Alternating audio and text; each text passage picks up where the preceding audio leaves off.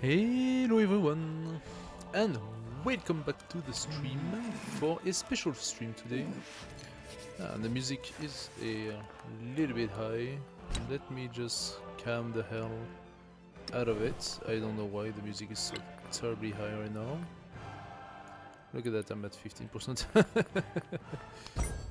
Anyway, welcome back for Civilization 7 Tides of Power, the new DLC, but free DLC this time, that has been released by Firaxis yesterday with a little bit of a tiny bit of a problem. So today we are on, and he has actually, he's so beautiful, this Edward with his fuming beard.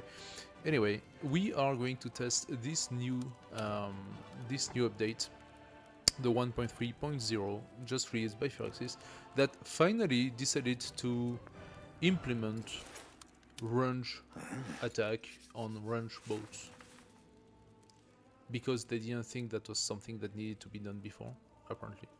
So, strangely enough, I was always wondering, why are my boats shooting from 2 of distance but then moving into the place of where they shot? And that made no sense at all. Oh, that's because they had never implemented the mechanic of shooting. Like, how hard was it? It's very strange. Very strange. In any case, so some rework on the naval behavior on the boats. Finally, the boats are going to have a little bit of a distinction, and I'm very happy to see that, because it is true that the the light units, which are the melee units on boats, basically the ironclad and follow-up, were basically never used because irrelevant.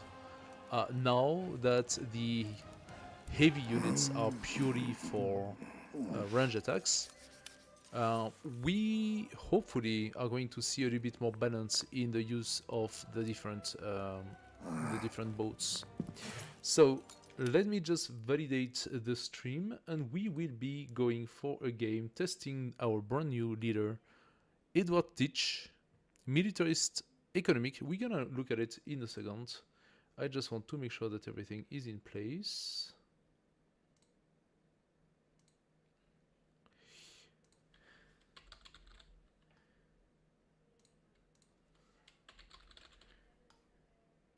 There we go.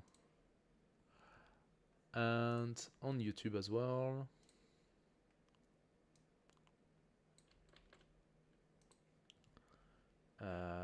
That is unclear.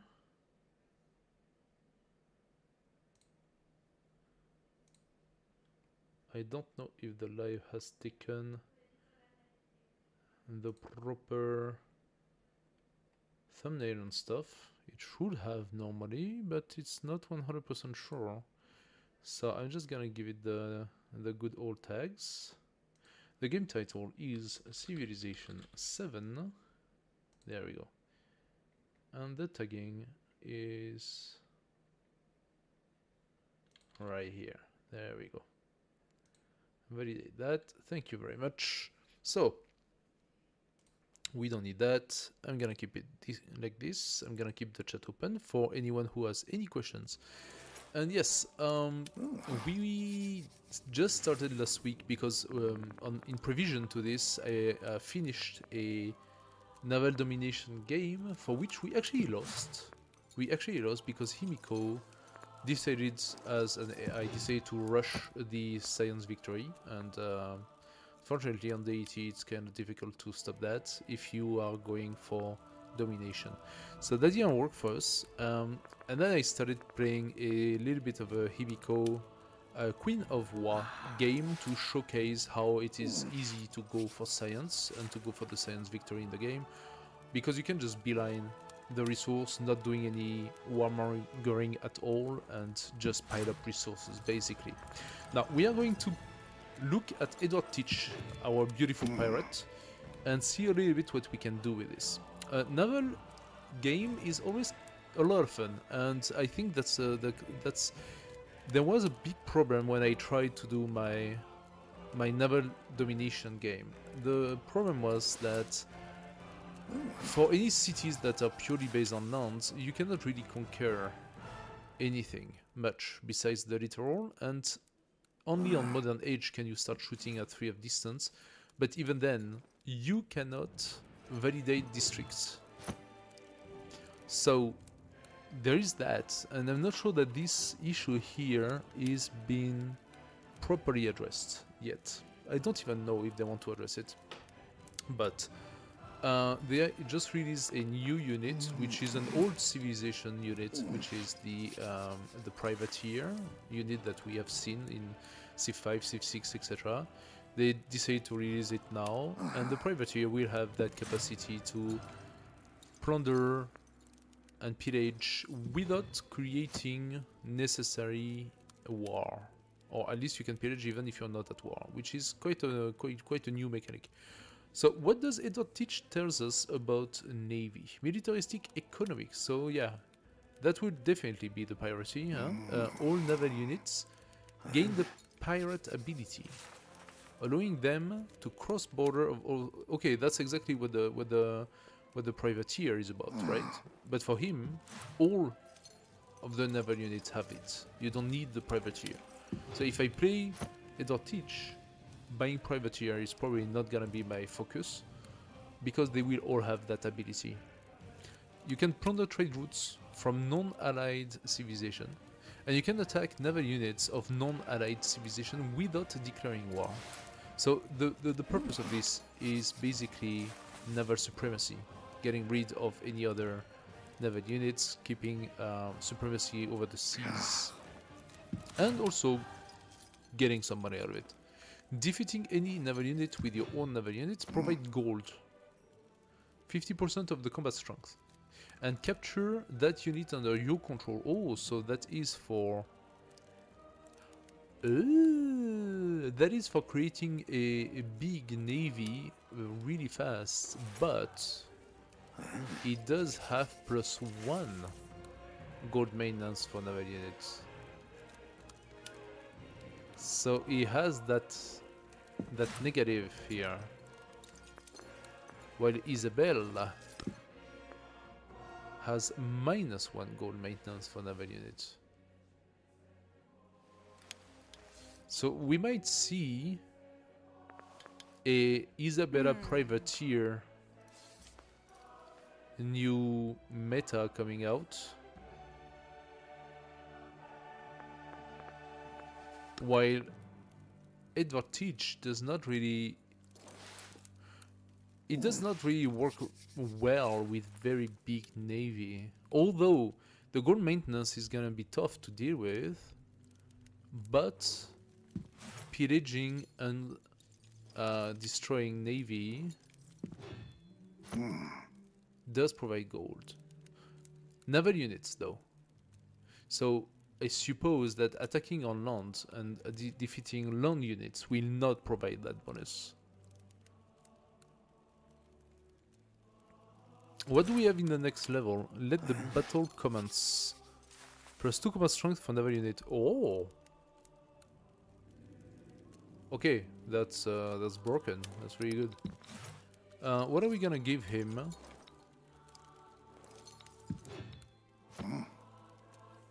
Pays a -1 gold maintenance on cavalry. Is there a -1 gold maintenance for navy that could counterbalance this?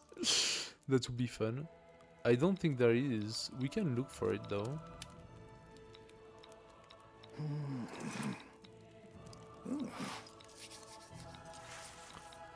I don't think that's the case.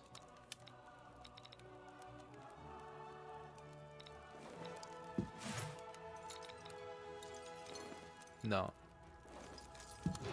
+1 combat strength for all units for every city set you sovereign of. Reach level 9 with Tecumseh. Okay. That is specific.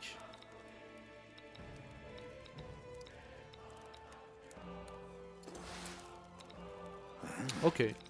So what are we gonna do? I think militaristic attribute makes sense, obviously. Do we want the economic attribute? Because he's a militaristic economic. I'm not sure. Although That would definitely help. What could we do if we go for... What sort of game can we do with Edward Stitch?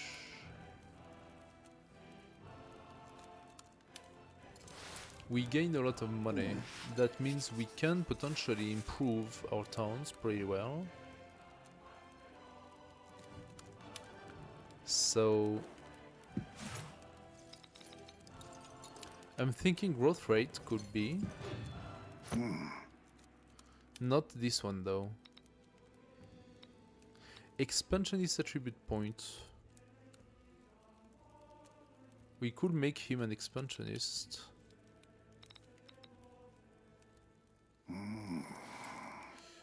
Influence is going to be weird. I need to see what the mechanic is when it comes to attacking and plundering with your navy, people who are not your allies.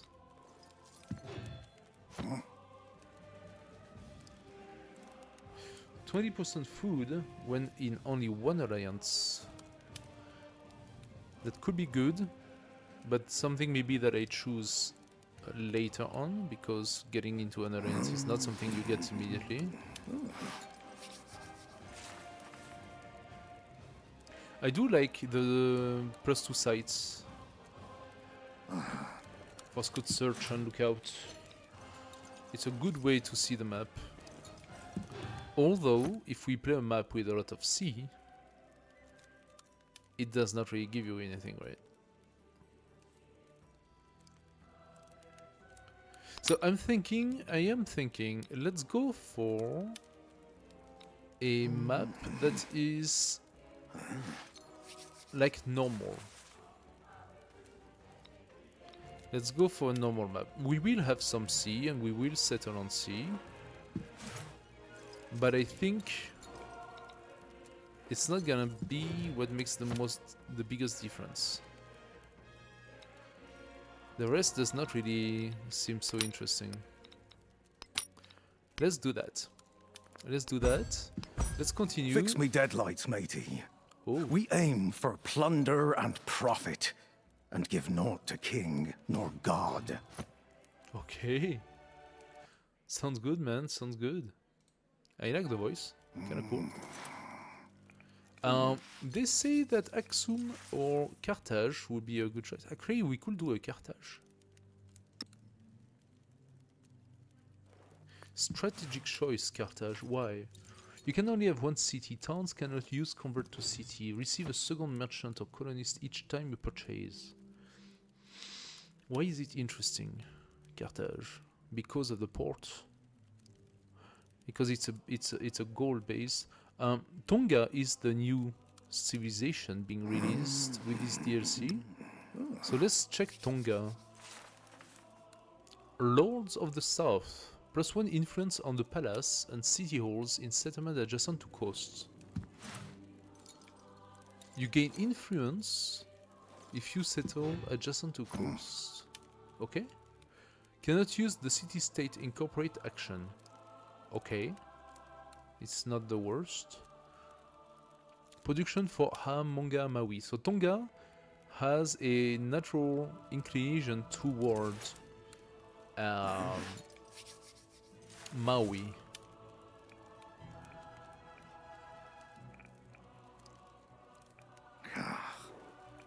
Yeah, I think Tonga goes towards Hawaii. Yeah, exactly. Unlocks Hawaii in exploration age automatically. Then they have a unique scout, can enter ocean, does not take damage. Wait a second, what?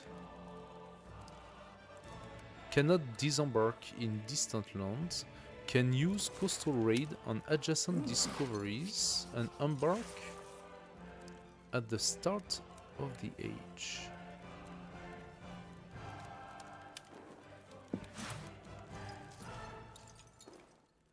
Tonga is super cool for a archipelago game.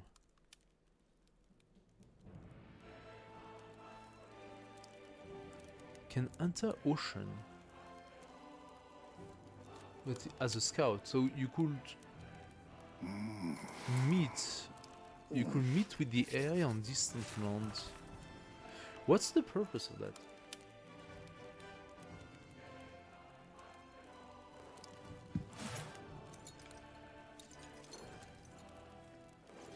And Kalia, Tongan unique naval unit. Plus 5 combat strength against 45 districts.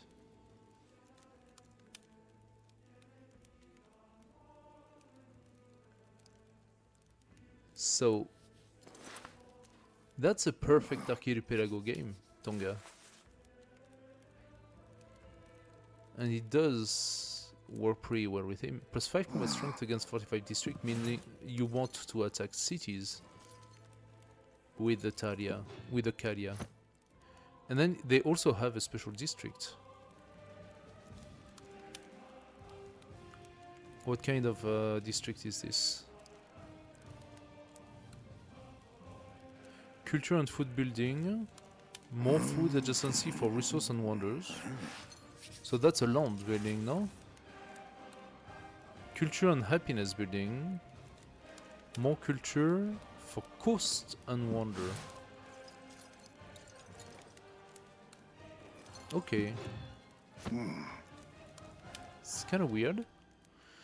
It's kind of weird. It can be by coast with coastal resources, I suppose. Why is Tonga not a strategic choice for Teach?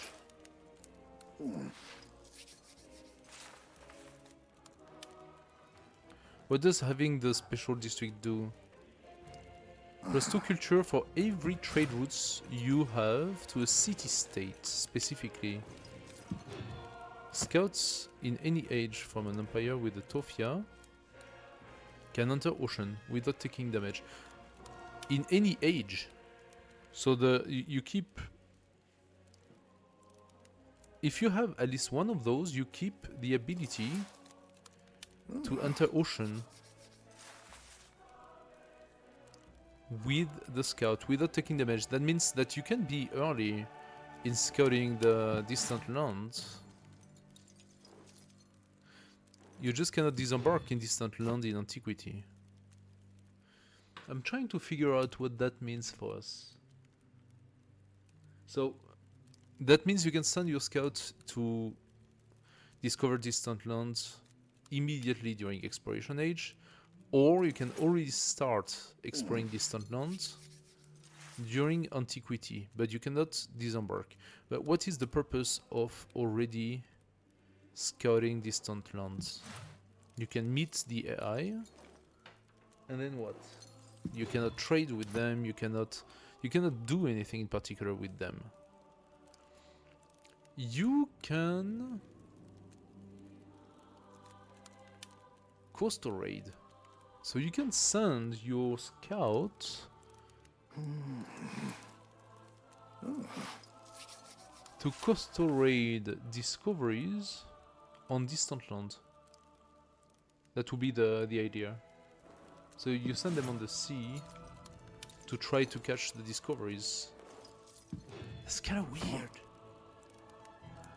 It's kind of weird. It's interesting gameplay, but kind of weird and difficult to see how to implement that, really.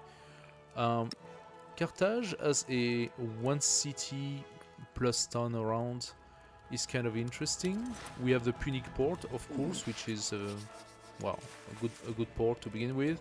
I understand why it combines well, because you do get the dockyard. Can be purchased in town, so you can do a lot of gold, and that kind of fits to his gameplay. Double merchant and double colonist is cool. That means you don't need to purchase so many. Unique settler, embarked movement and population if settled adjacent to a resource. Oh, that's new. Oh, true. They have reworked quite a few of the civilizations. I would need to check the detail of it. I know that they reworked Persia, for example. They changed the Paradaisa.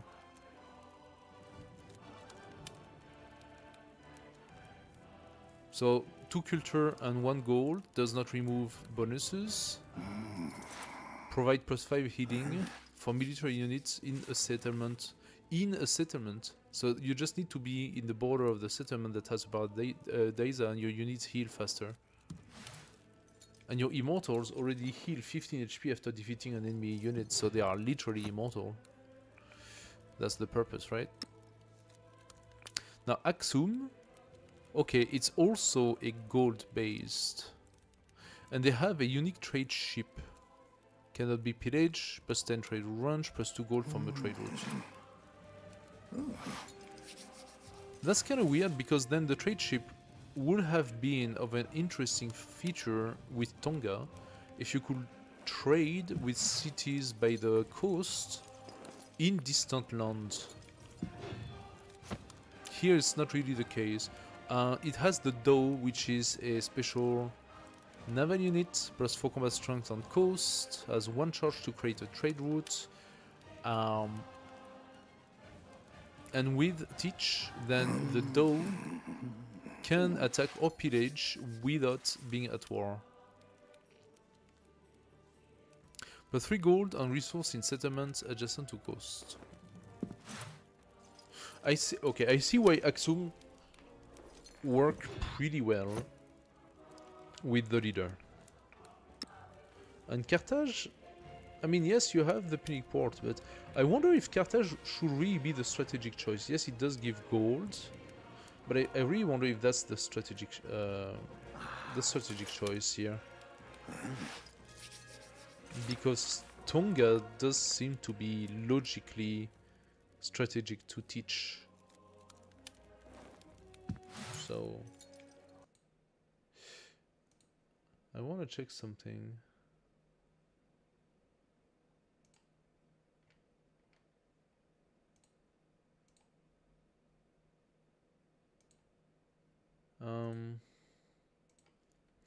I want to check something, and that is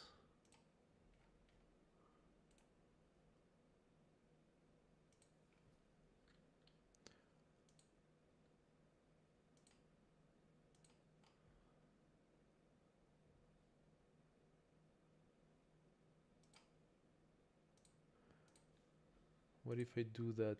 Does it work?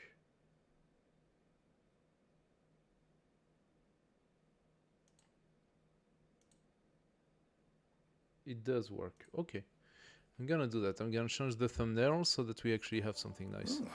Okay, that does not really answer what I want to play. I'm interested, of course, in testing Tonga since it's the new Civ. Let's just, yeah, okay, let's just test Tonga.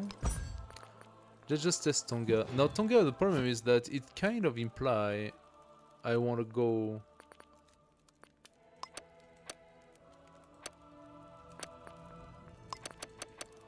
No, I'm staying online for sure. Continent on islands. I could do continent on islands. Panja on islands. We're gonna go map size standard. I played large priori, and that kind of like blocked me from doing stuff.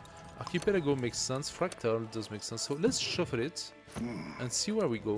It's more fun if we shuffle. Options. Are we gonna go with the plague again? The plague makes sense. We are playing a pirate game, so let's go plague. Revolt could be fun. And happy settlements, revolt and petition other empire for aid. As pirates, they would be like betraying you, sort of. I don't know. Invasion doesn't make sense, really. Plague, we can enable plague and revolts, and disable invasion and revolution. Doesn't really make sense to me. Let's see where that goes. We're gonna play Tonga. I mean, that's a new one, so it's not the strategic choice, but we're gonna see how it goes.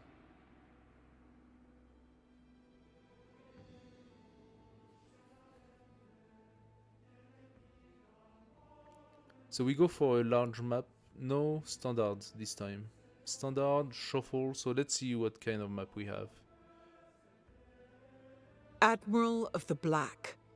You know well it is the name, not the gun, that is the deadliest bullet. And though you were born Edward Teach, it is the name Blackbeard that causes sailors to quail. Cast off now, as there are ships and caravans alike heavy with plunder. Prepare the Queen Anne's revenge again for war. There's booty to be had.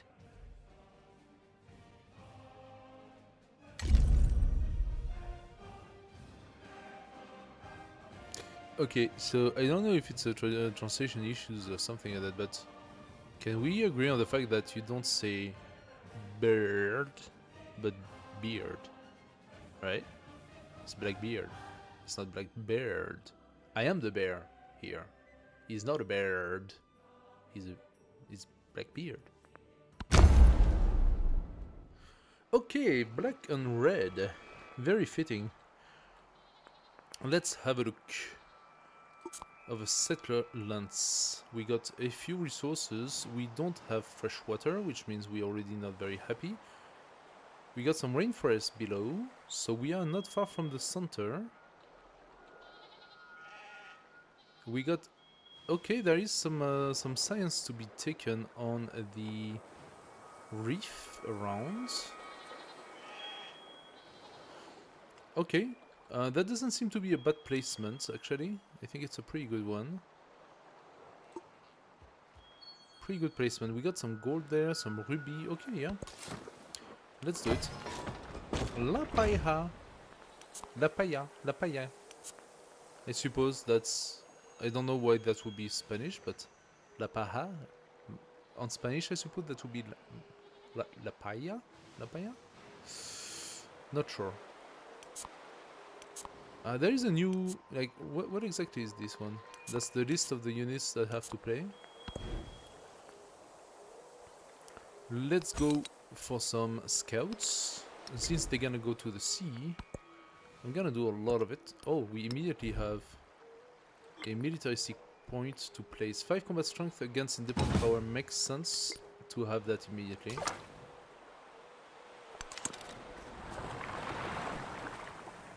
I'm gonna send my scouts on the sea. We take sailing. And we start with... Hey, the +1 on the... on science. Turn 2, that's kinda cool.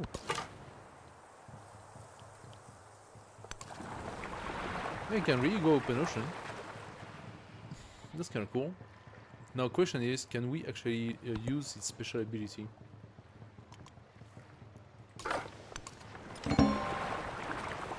We found a new continent. Ah, that's pretty nice. Okay, that's looking pretty cool. A noble task. Like others before him, the youngest sibling of a noble lineage, I think, takes on the mantle of Tehina and all the charges that come with it, to herald the family's name on far-off shores and keep its ocean-going tradition alive. So Tonga would be like set as being previous to the Maoris. I don't know if it's historically accurate, but yeah, okay, cool. And I can see the follow-up on this. This name will be known far and wide. Meet a distant land civilization or independent power. Oh, interesting. Okay. So that is an incentive to go distant lands. Yeah, we're gonna do that. Absolutely. If the game is inviting us to, we're gonna do it. Let's put on some farms so we can immediately start working those resources.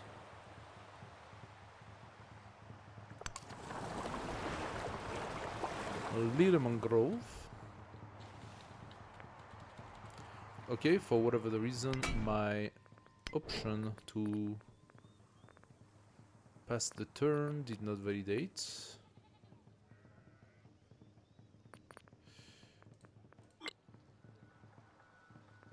Auto enter. No, I don't want to auto enter. Certainly not.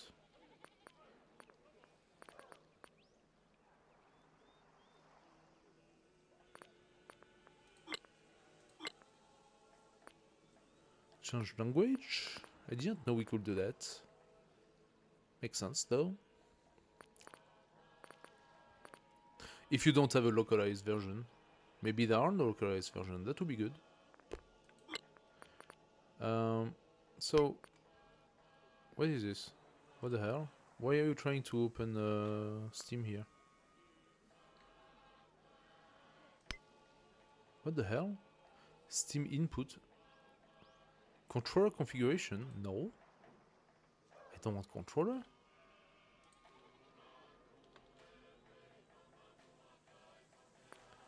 Oh.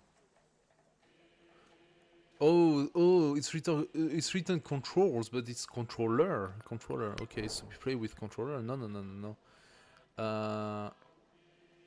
Next action.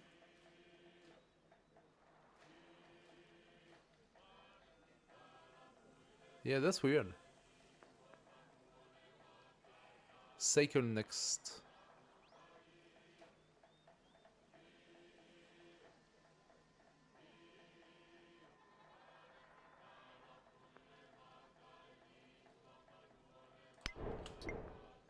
Yeah, that's what I want to change.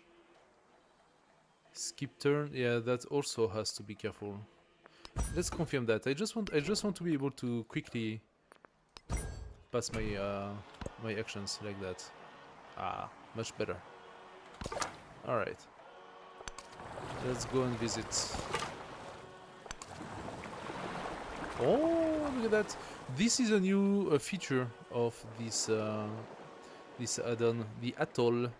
So the atoll ends your movement. You have to know that. If you go on an atoll, you will lose your movement. The fair. Funny. I had 2 turns for sailing, but for some reason it still decided to stop. Let's go pottery because we have some stuff to work here. I can immediately start working my special districts, and I think we're gonna do that. We're gonna go food.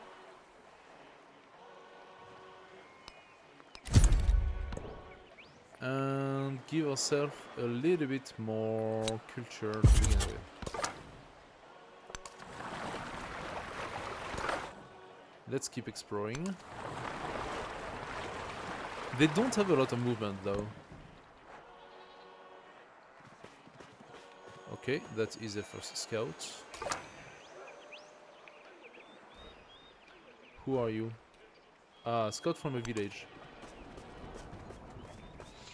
So I haven't checked if I could use the... No, apparently I cannot. I cannot use the special ability. And this would be distant lands. Implying that I cannot... Okay, so already I can see... I can automate exploration as well. Ah, that's cool. So you can automate exploration of your scouts on first age. I'm gonna do that. I can see a first shortcoming here. You cannot go on distant lands, which means since you cannot use the scout special ability to search or look out on the sea, then you basically cannot use your scout special ability if they are going on distant.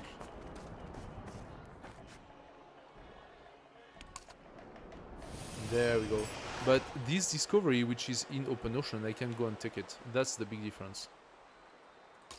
Okay, I want you to In come an here. enchanted world, Oh, Mount Fuji. the sun I'm in bumps Japan. her head on Fuji's peak. I'm in Japan, as everybody knows. This is where piracy started. Let's take the ruby. Ah, that's excellent. Plus 4 gold. Love it. All are made. Let's take the science. Ari team, what do you need to become friends? You don't need much. Alright, let's go writing to have a quick... Ah, true! Now, okay. They also added the harbor. So you only had the fishing quay until now, which was the benefits of food on fishing boats. Now the harbor was missing, which has been a building that always kind of existed in civilization. And this one is adding production on fishing boats. So if you play a game that has a lot of, by the way, did we end up into an archipelago game? I have a feeling that's exactly what happened. Sorry.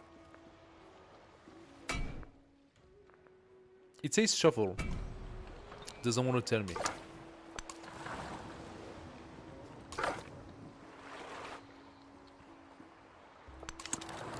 Then I think I'm gonna do...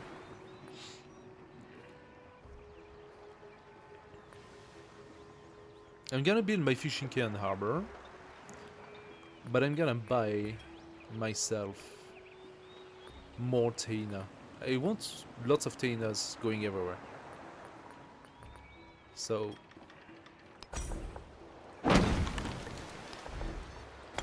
And I should of course do harbor first, so we can benefit from the production. Purchase, how much is a Taina? 60.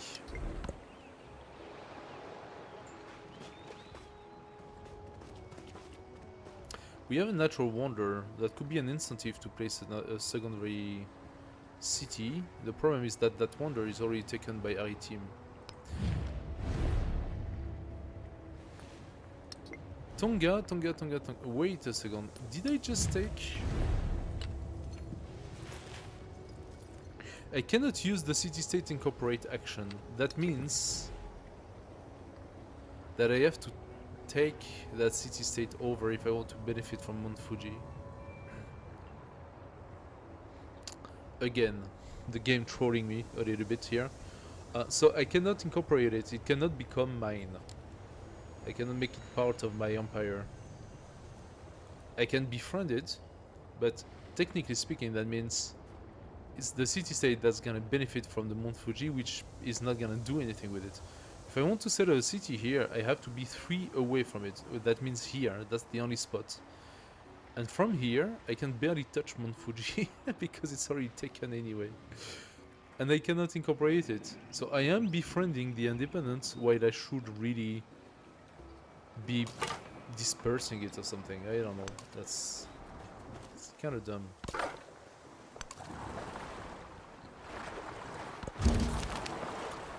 Okay. Surveyors have devised a specialized rod for measuring coastlines. Interesting. Sizing up the world one calculation at a time. What? Sizing up the world one calculation at a time. Map makers will be eager to test its worth. Okay, give me 2 seconds. The spoken word. It's kind of weird formulation. Yo soy Simón Bolívar, la Simón mano que Bolívar. desbarata la tiranía y guía a las naciones a su libertad. Yeah. Simon Bolivar, let's... I don't remember what his agenda is. Let's try to be friends. Because he seems to be close. He seems to be close, so... Oh, it's right here. I'm going to immediately test the pillaging. Oh, it's not a boat, so I probably cannot. Okay, he has the Maya. Lex leader with the least unhappy settlement. Okay.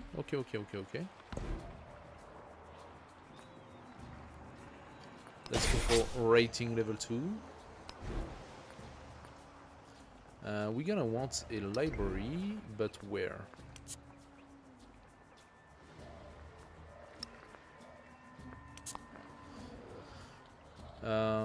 We could have one here. That would be pretty good, I suppose. It's not worse than anything.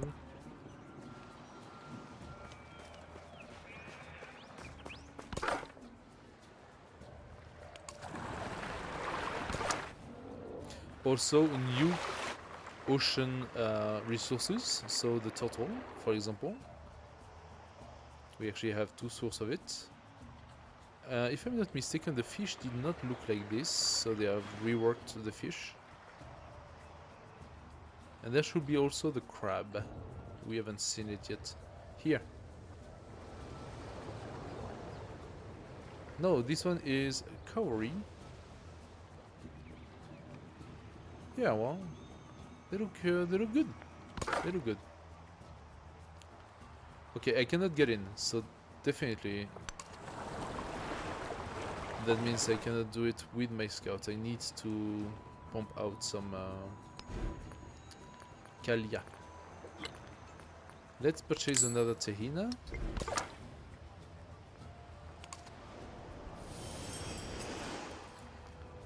Okay.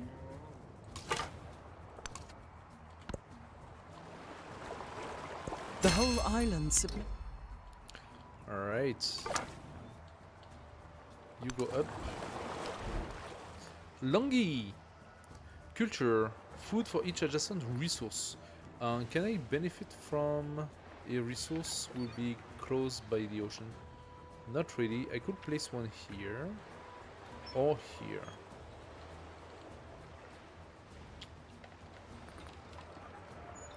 The other one wants coastal. They both provide 3 coastal. So maybe I just place it here. Better than nothing. Okay. +1 settlement limit for the upgrade. Let's go for the other one.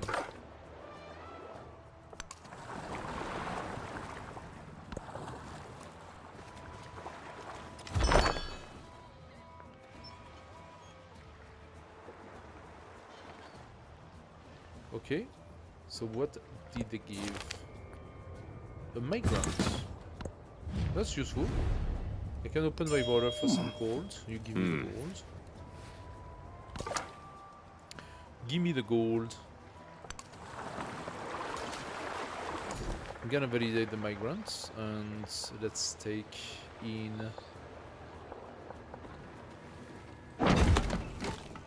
a woodcutter. So we open those resources here. From here, 1, 2, 3. We can actually not get the ruby. What a shame. I would have loved to have a double source of ruby. If I knew that, I would have come one down. But I can get the turtle. With one down, I would have had the ruby. Ah. You cannot know. It's part of the game. Okay. Another city-state here. This one is aggressive and being befriended by Simon Bolivar.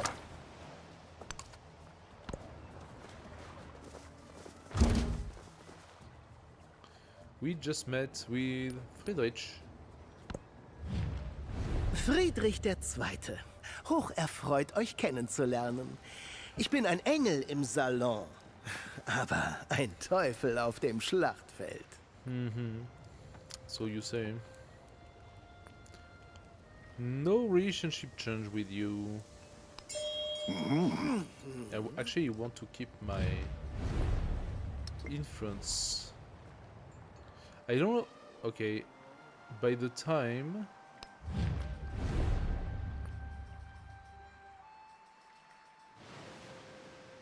he has 2 turns, by the time I have 80, it's 4 more turns.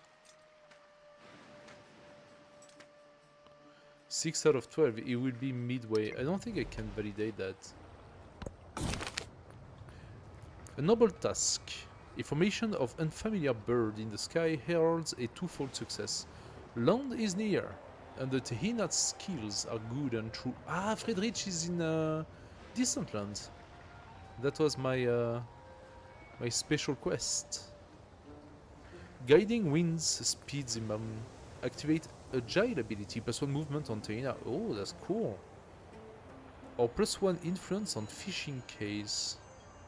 No, give me the speed.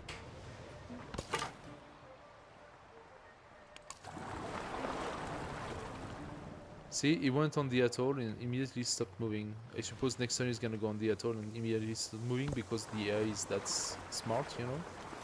The spoken word Okay. Now we got a codex, that's pretty good. We're gonna want to place in definitely a granary.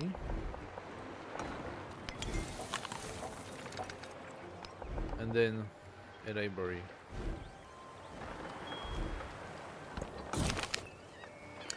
Behind the bird. The bird. No, I am the one saying it. Behind the beard. Sailors whisper as Edward Teach passes. Hark ye, on beard. What's in you got under there? You what? I can do that. I can do that. I can do the pirate English accent. I have no idea what the heck they're saying. A chain of gold, say me. Have 2 trade routes. Daggers, the other replies. Train 4 more naval units. I'm gonna do that. I get +1 production on fishing K or +1 gold on fishing K. Another smaller beard. That's fun. That's funny, this one. No, we're gonna train some naval unit now. We could go currency though. Animal husbandry will be good for the pasture. We don't really need it just now. Okay, the AI is not entirely stupid, so they didn't go into the atoll here. Actually did the tour.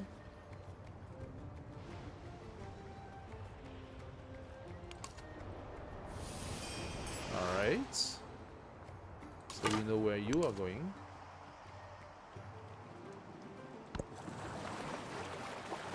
Oh, come on!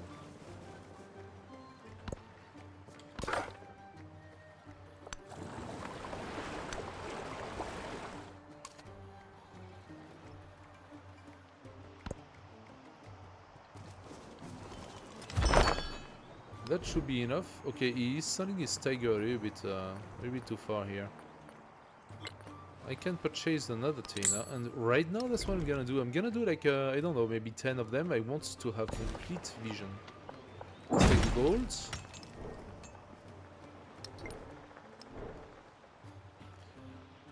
+1 gold and happiness in all settlements. Nice. Military unit costs you 20% more production to train.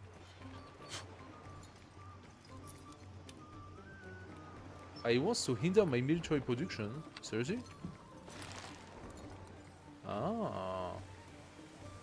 What do you have in mind? So basically it's telling me don't be a threat to me.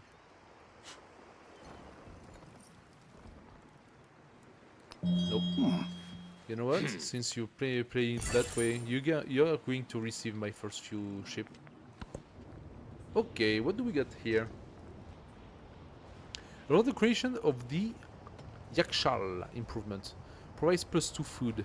+1 food on farm. On desert terrain in the settlement. Interesting, because I do have some. +1 food on... yeah. Must be placed on an existing improvement on a desert tile. Cannot be placed adjacent to another Yakshal. Ah. So best case scenario, I'll be able to have 2 of them. That would give me +6 food. Alternatively, I can get +4 food on food building. That should work with the granary. So that will be +8. I could get a settlement limit. This is golden though. Receive a free settler in my capital. Ah, that's also golden. But no, I'm going to produce my settler because I'm doubling them up. Influence per age, happiness. Let's get the influence right now.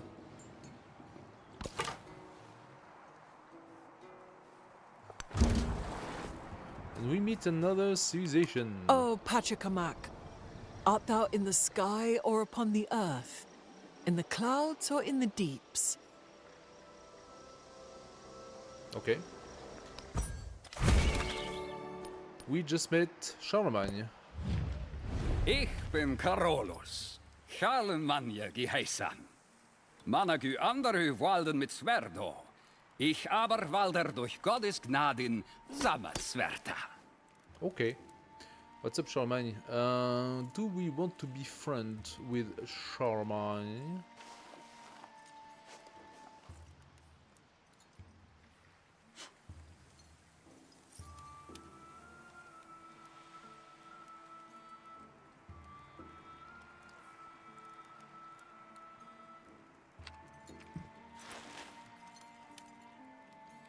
Let's be friendly. Gets me to know a little bit more. As long as I'm not allied, I can still do some pillaging with the boats, specifically. Because I have piracy. Stand firm, and the waves will break. Okay. So obviously that's gonna go here.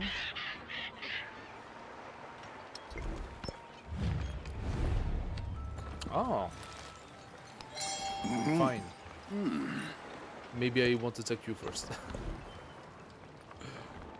More settlement limit. Influence on monument adjacent to coast. That is very weird. Monument adjacent to coast. Culture on warehouse buildings. Naval trade route range. 100% influence toward the initiating and progressing of the befriend independent. If the independent power is in distant land, that is actually very interesting. You come out.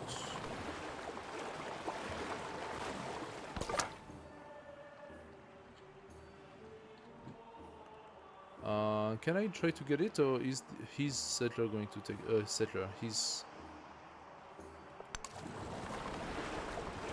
jaguar going to take it? A temple complex has fallen into disrepair. Despite his residents' best efforts, the foundations are too unstable, but the acolytes won't leave their shrine behind. Devise a way to move the shrine safely. That cost me 25. I gain a population. Now give me the culture. I don't have so much money right now. I should have been able to come here and pillage that.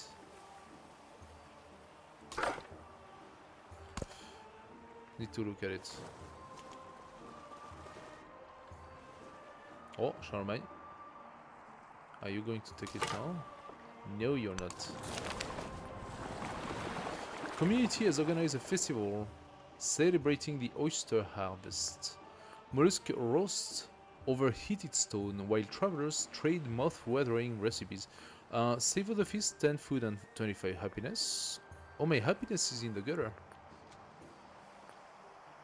Or culture. Give me food and happiness. Why is... I am studying civics. What are you... What? What's happening? That's weird. Okay, give me more fish. I can accept that tile. I will accept that tile in time. I'm not in a hurry. Yeah, that's already the max where the city can go. +3 combat strength or some gold. For now, give me the gold. I actually don't really need the combat strength, so I'm just going to use my ship to pirate around. Nice.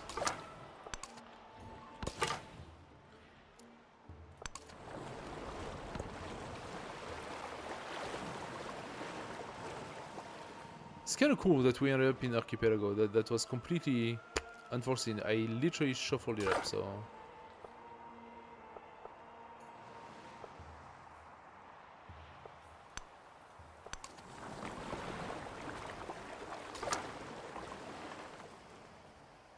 Unclear if I can just pillage that.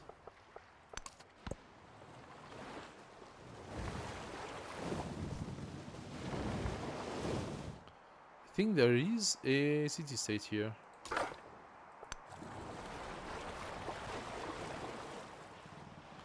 Kalaharia.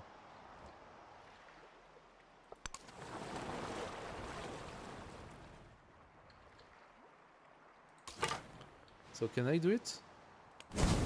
Yes, I can. Explorers have discovered a network of hot springs. These vapors offer respite for the weary traveler and inspiration for the poet. Paradise does not remain secret for long. Charge for access. Do we want the money? Yes, I do want the money. Because... Combat strength. Nah, give me the gold. Oh! Oh, are they gonna go to war? Are they gonna go to war together? He's neutral right now. But they are both going a little warmongery.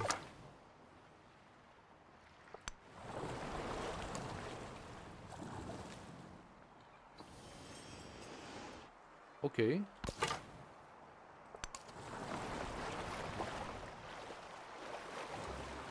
Sivash is falling into his pit.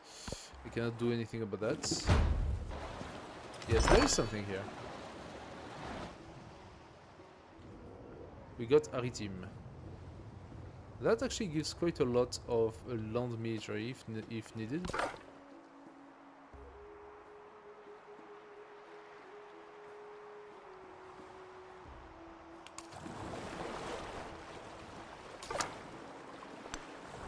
We found Gondai.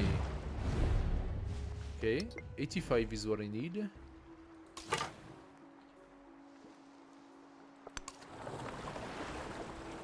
The atolls are pretty nice looking, right? It's like you can see a little bit of land coming out. It looks very cool. Where do I go from here? Let's continue north. I want to see what's this. I'm gonna have to find some... Oh, just did. I could set up... That would be this... Wait a second, that would be distant land. I cannot do that. So those are already distant land. Where can I set up my next cities? Because that would be a really dope city here. Look at that. I could even do a meme on setting up an island like this and just get the nice resource around. Okay, so those guys attacked me, not nice. We found Seleucia.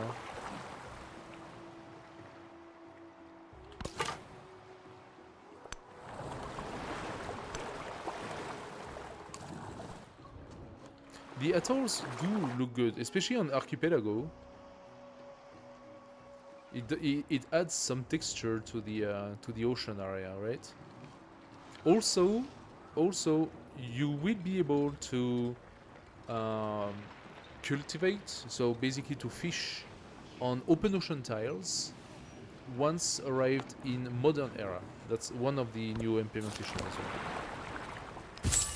Give me the money.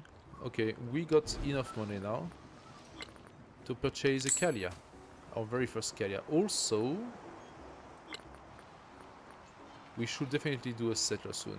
So let's do the settler first. Where are we gonna send that? Wait a second. We do not produce 2 settlers. What am I saying? No. That would have been if I played Carthage, but I'm not playing Carthage.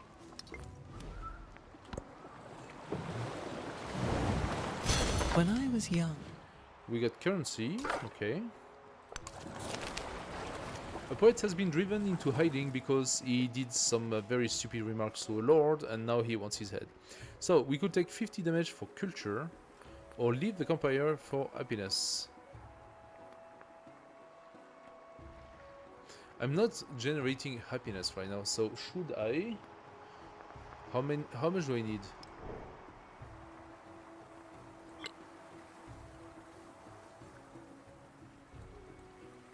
Next celebration, how much do I need? I could take the 25. I have a feeling that's not gonna be enough. So I'm tempted to take the 30 culture instead.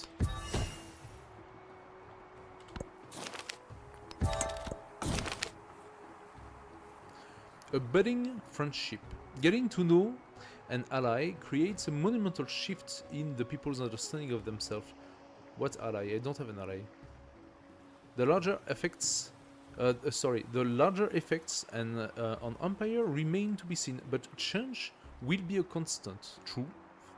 Formalized diplomatic procedure will give me an influence on all settlements, or just a flat 12 influence. That's 12th turn.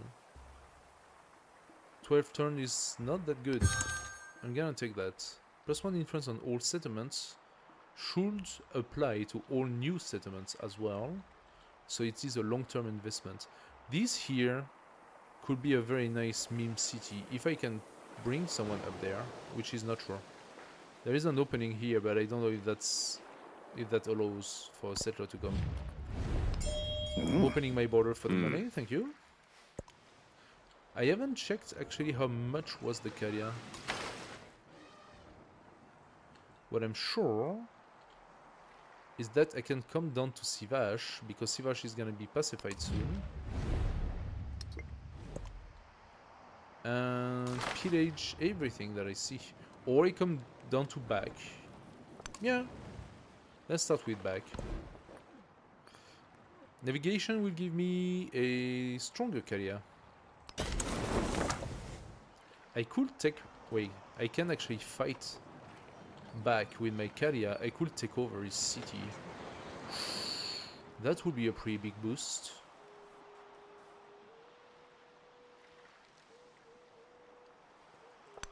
Next time I'm gonna go for Gandhi. Wait, I need 85. Yes, okay. 2 turns. 2 turns I need.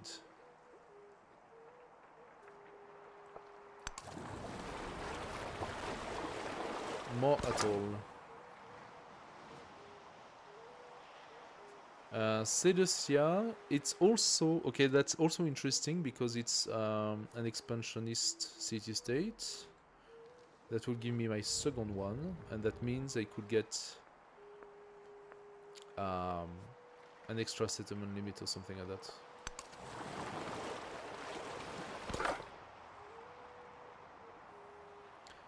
I'm gonna go on land and explore. Okay. He only has 1 settlement. If I steal the settlement, he's out immediately.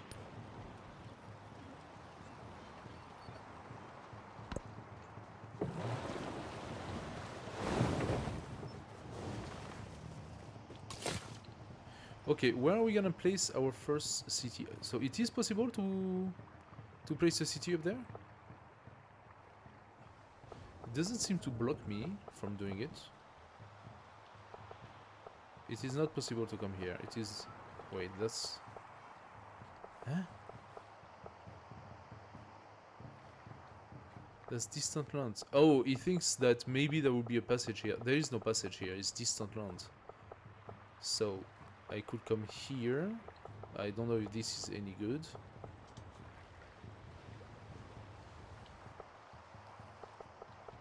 There is open ocean here, which means this here is non-available for me. Okay, that makes it really confusing, actually.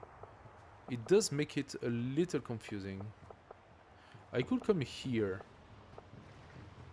I would grow to get those 3 resources. But I'm really tempted by the meme up there. Let's go.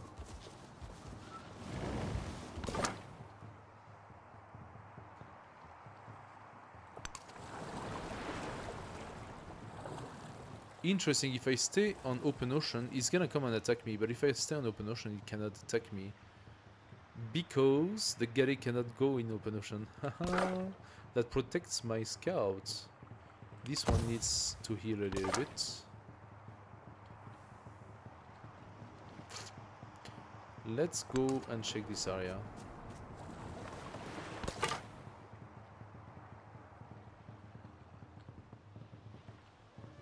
Do I want to know more about this?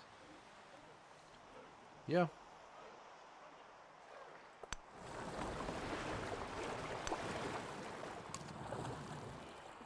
It's kind of interesting to be able to scout from open ocean. It changes the perspective of the game.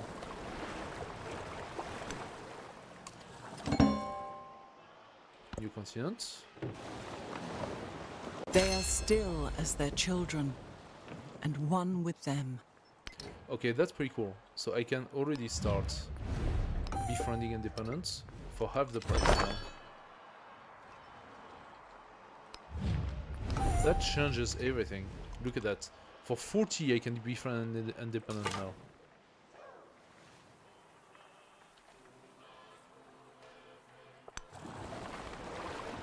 Friedrich has, okay, settled up there. Interesting. This is distant land, which means I cannot come on land. And that's what I was talking about. I cannot discover by going on lands like I wanted to.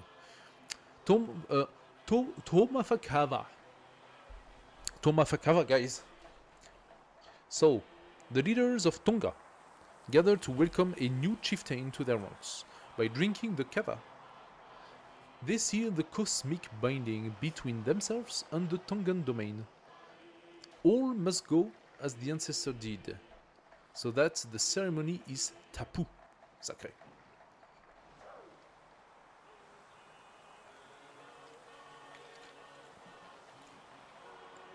We can go expansionist or diplomatic.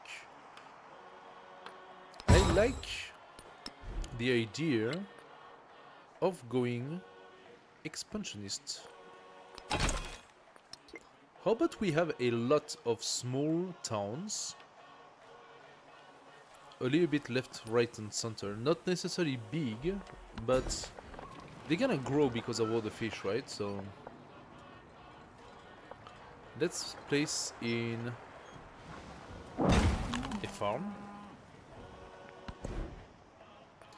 Kava ceremony, and that will unlock the Hamanga Maui, which is an interesting +1 culture and food on fishing boats. This is not the settlement that's gonna have the most fishing boats, but it's still gonna be good.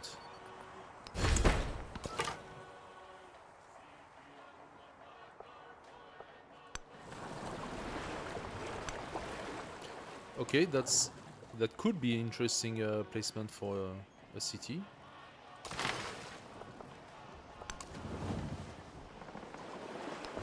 Lapaya, can you give me another Kalia? No, it's 100 gold, the Kalia. That's not for free. That is definitely not for free.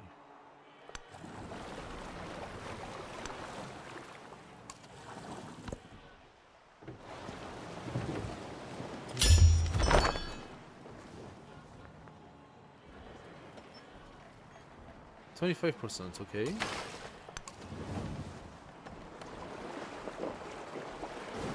I wonder if it is possible to take back with the Kaya. That would be hilarious. We found Babylon. Very nice, not taken. Okay, but Babylon is kind of in the middle of the land right now. That's not really great. This tile is not taken though, and this area is not taken. This area is actually pretty good. That's a pretty good area here. This tile here is good. It has 1, 2, 3, 4, 5 potential resource, and take all of these islands for expansion. You can also block quite a few passages once you grow. That's an interesting potential here.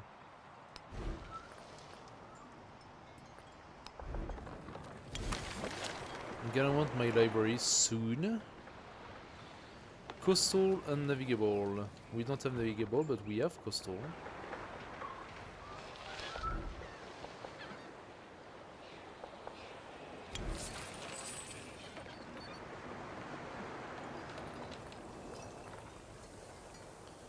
Next turn.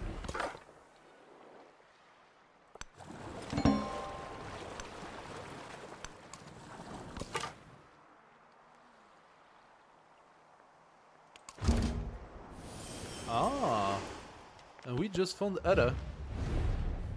Ada, a Ada. pleasure. Sorry, Ada. Tell me, what are your thoughts on calculus?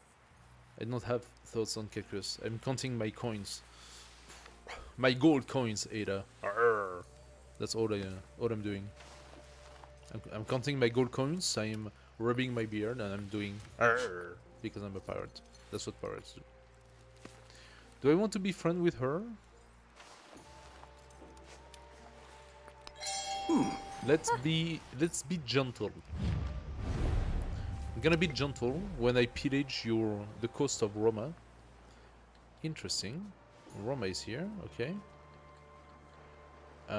Silvash is turning in one turn, okay. One of the most spectacular, Nice. complex, but fragile ecosystems in the world. Just found the Great Reef. Now we would want to have that island. Fortunately, this is distant lands, so we cannot just settle here.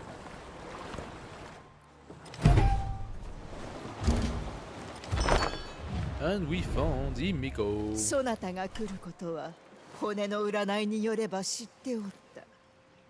Okay. If you say so.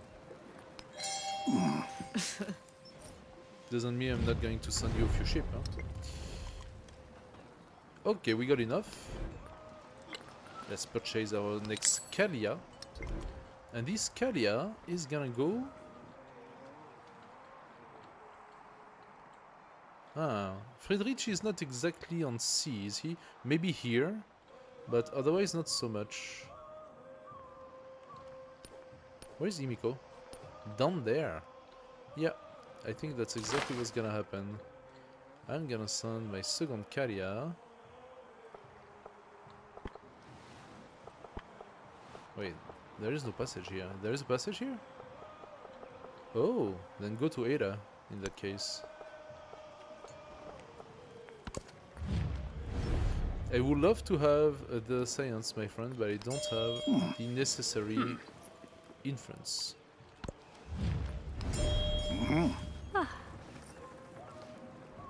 Now, in terms of resource, I am very far behind. Like, I still only have one city, maybe that's the problem. By the way, I still haven't made another city either. So what happens if I come here?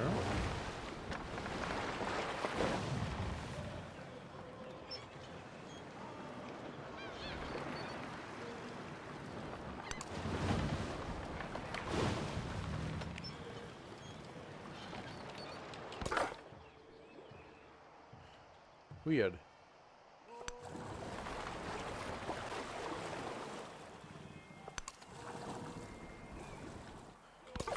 Okay, let's just wait then.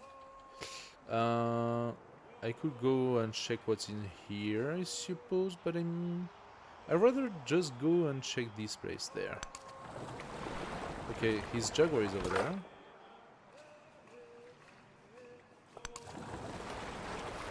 Silvash has been turned. There is a city-state down here. Yeah, I got attacked. Of course I did.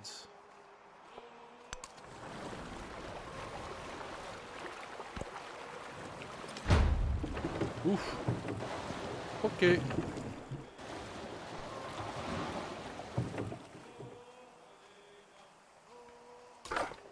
I am afraid this is not gonna go well. I can go on open ocean, and they can't. Haha. 3 combat strength.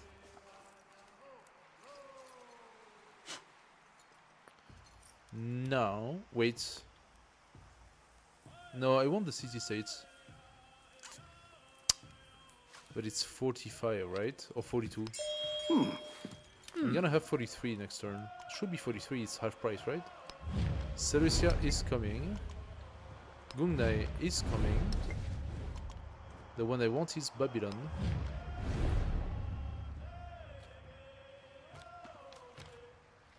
Wait, what?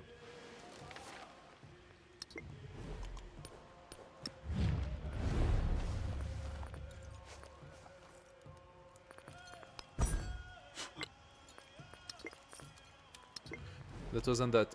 It was my Tonga stuff. Why is...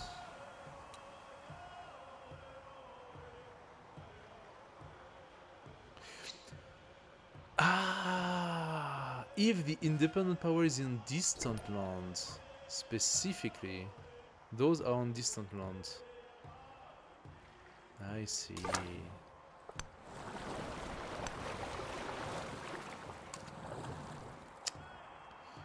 This is not distant land, this is homeland. Ay, ay, ay, okay. Oh! My Kalia took damage. Did he get attacked? Yes, so he can attack my Kalia. Interesting. Why can't my Kalia pillage?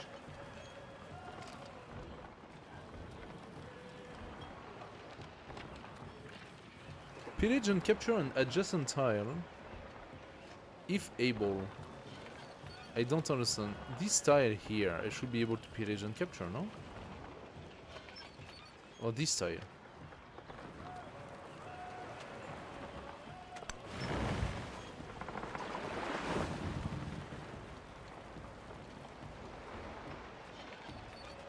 Why is it not working?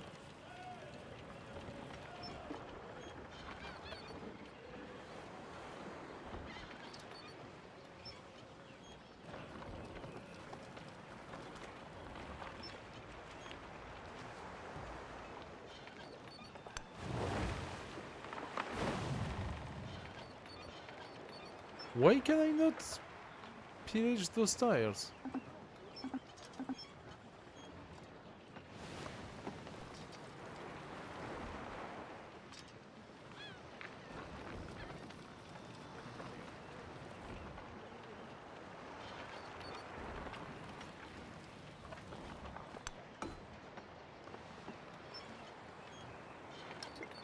I shouldn't... Wait, I am so confused here. I should have the pirate ability. It doesn't seem to be working.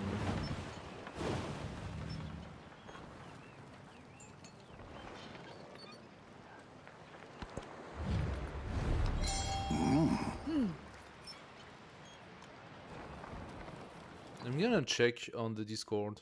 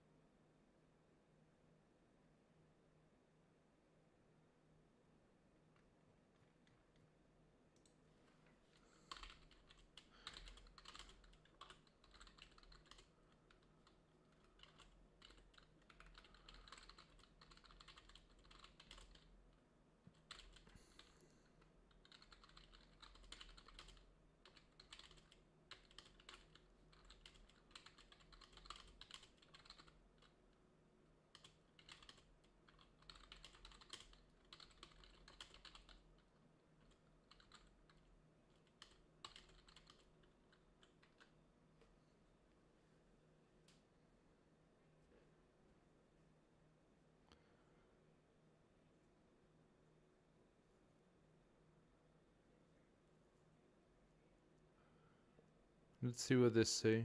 They just released, so maybe there is some problem. I don't know.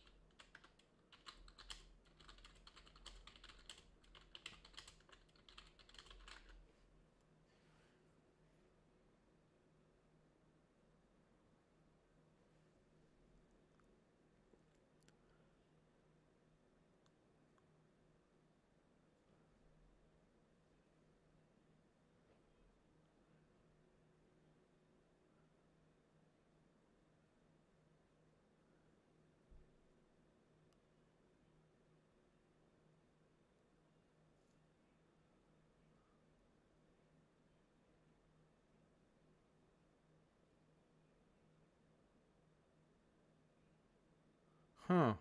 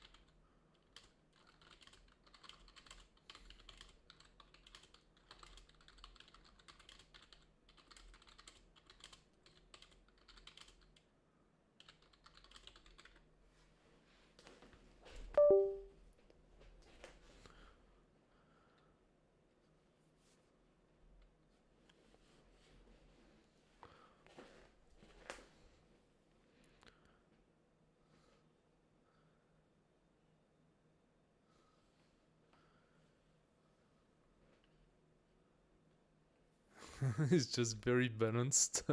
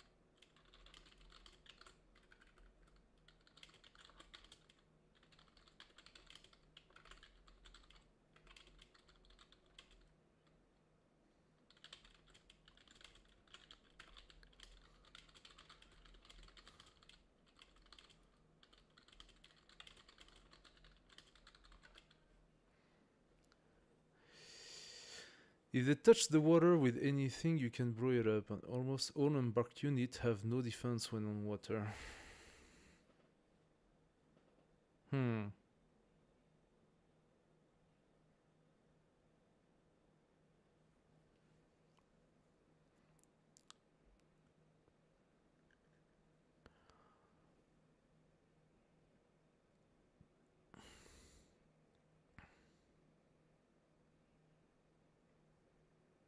Okay.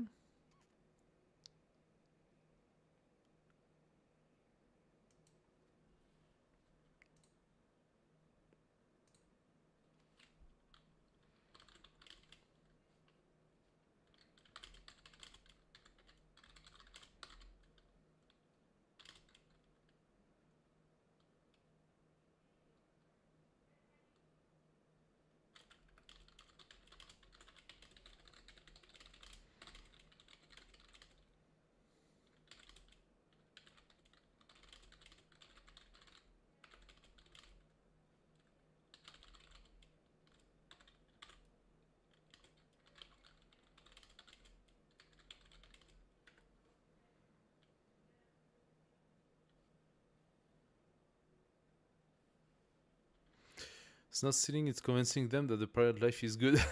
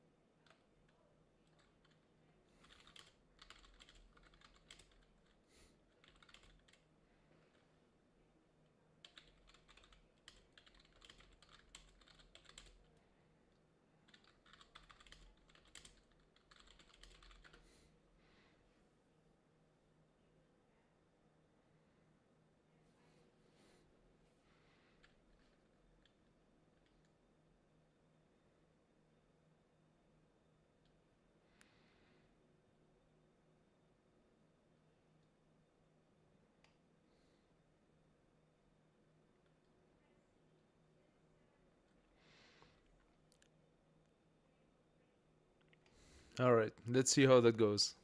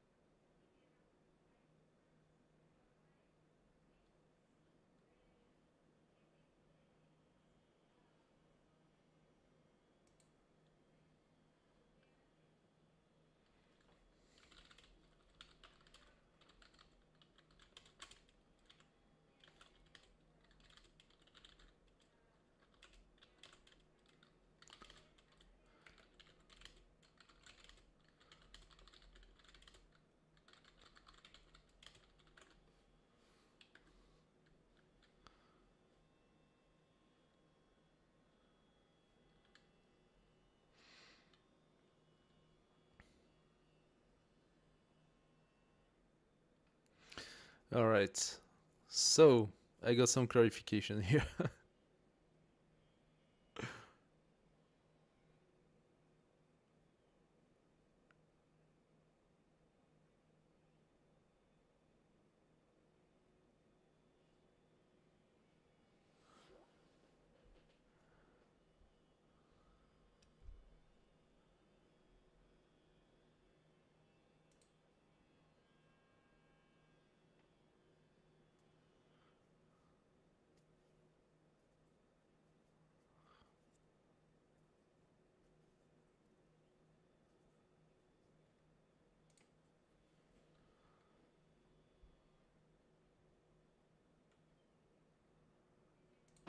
Alright, back to it.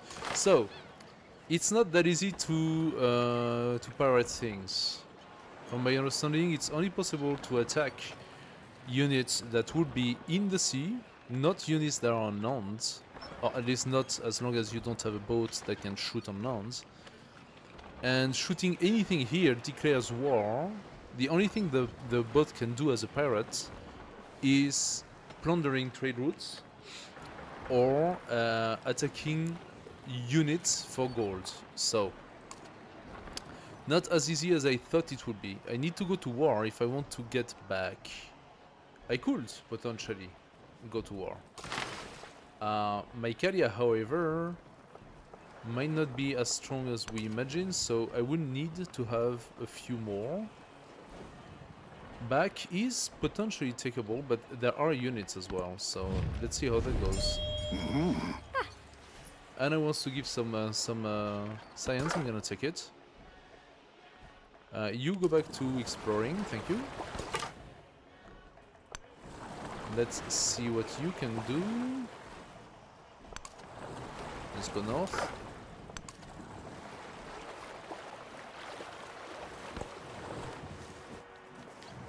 Aha, now that is a unit in the sea. So how exactly that gonna do?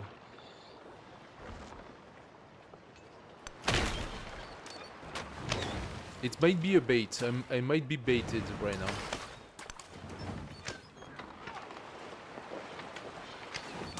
I suppose he's going to go away from the sea after. But that's a good way for me to start attacking his units. Happiness, thank you very much. Okay, Fonwa. A chieftain and his Matapule Bath in the Vaikoko. Oh, seriously, those names. Why their forebears rest nearby in royal tombs, covered in hibiscus flower gardens. In the stillness of the water, in the constancy of the earth. Mana. Mana. So, legends of it. Legends of it. What do we do? Mana holds Tonga together. Person, culture, and Longi. Okay, but that's ultimately a +1 culture, right? Mana gives its strength influence on Vaikoko. Waikoko. Okay, that means I validated the special district. So let's get the influence. That would be the Waikoko, right? Yeah, Waikoko. Let's look at it. Oh, it looks good. Looks good. A little bit like a spa resort. I am waiting for this guy to go there. I won't have any land over there, so Babylon 85. It's not just for now. I could get the influence to get the city-state faster, or the codex to get another science. Let's get the city-state. I don't have the library yet, and I'm already overflowed with another codex. +2 per turn, yes, thank you. Now I am definitely getting a little bit more. Do we have another city-state that we have not yet validated? There was one here.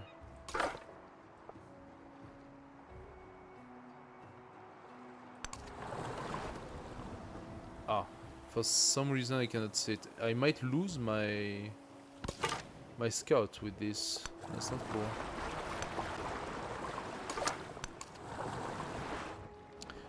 I might lose my scout. Okay, La Paija. I think I need to prep for... I need to prep for another city somewhere. Probably here. Probably around here. That would be a pretty nice city, I think. That would be... No, this is too far and this is too far. It's actually not that nice. Had it been here, it would have been much better. Plus this cuts my path to this.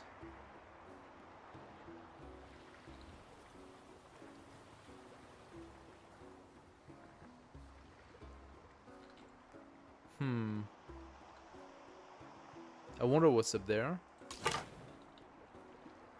So we are gonna take this meme city here. Yeah, maybe another city there. We could have 4 resources from this island. Wait a second, that's open ocean. It's open. I can technically come here. So I could try that. I could try to set up a city there. I don't have any money, so I'm gonna have to hard build the thing. They are My still carrier was as attacked? their children. Of course it was. Wait a second. Is that a trader?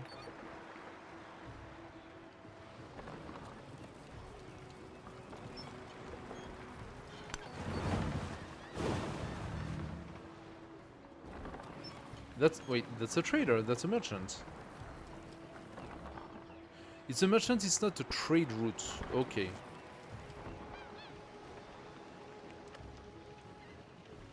Now he has Urche and they're all archers. Unfortunately I cannot do much about that. I can do a lot of damage to his unit in the water though. I'm afraid I'm gonna lose the carrier doing that.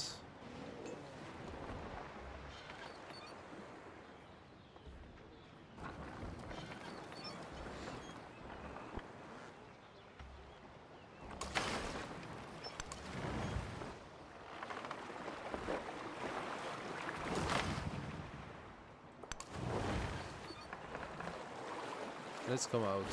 It's possible that he shoots at me, but there is vegetation. No, it's mangrove. Yeah, we're gonna see. We're gonna see what happens.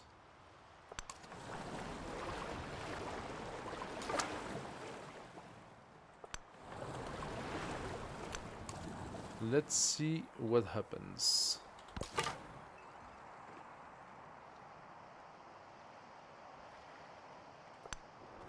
Okay, that was just pacified. Good for me.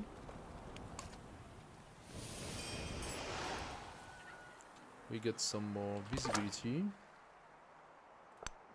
I cannot go up. Ah. True. True. Okay, he's going in the water. I like that.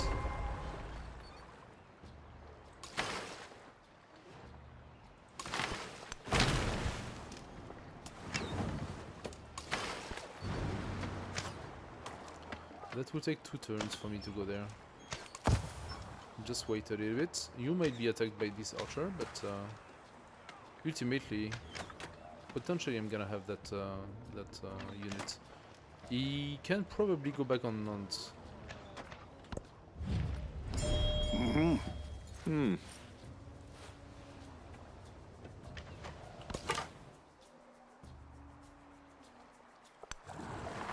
Okay, we found the city of Arna.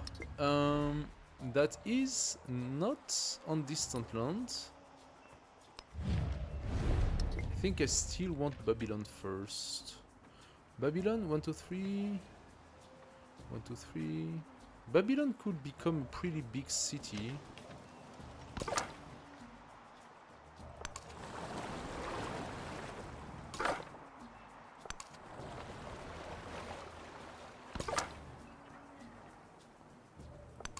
Let's go and visit this island a little bit. Let's continue on distant lands. Okay, we got attacked. Yeah, he went back on mount.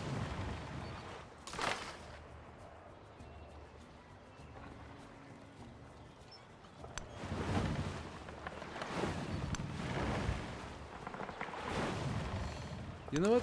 I'm gonna wait for it, because ultimately that means he's gonna create the trade routes, and when he comes back I can plunder it.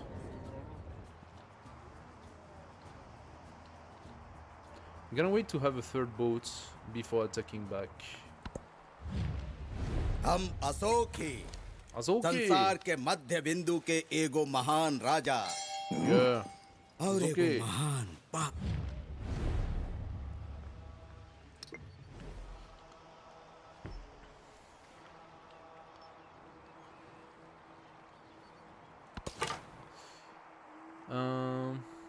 Let's continue the turn around the world.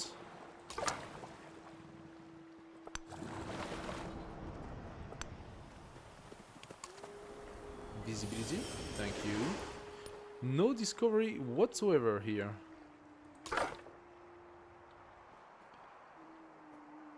What you are gonna give me some vision here. I wanna know what's up there.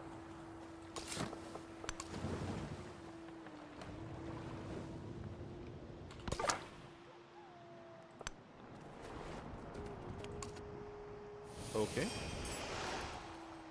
Good visibility. There is like a big landmass here that I need to check. Seleucia is gonna be pacified soon. There might be a city-state here. Silvash has been taken. Let's start pacifying Babylon.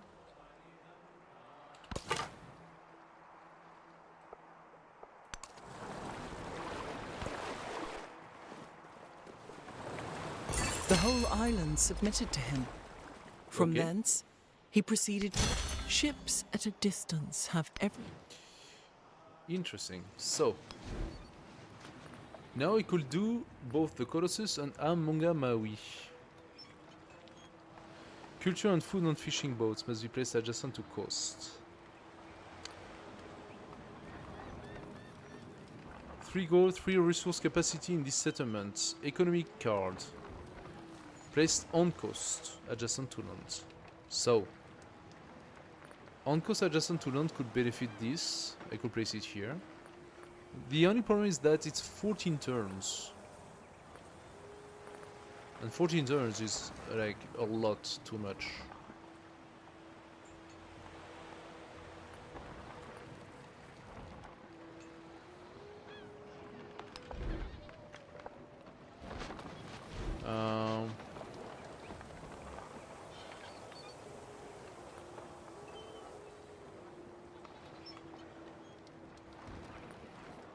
Yeah, the placement here is not the best. That could be an interesting lighthouse to place here. If I place the codices here. And Amonga Maui, we would want to have adjacent to coast. It could be here. There you go. Now that would be an interesting setup. Almost no chance that it ever happens, but interesting setup nonetheless.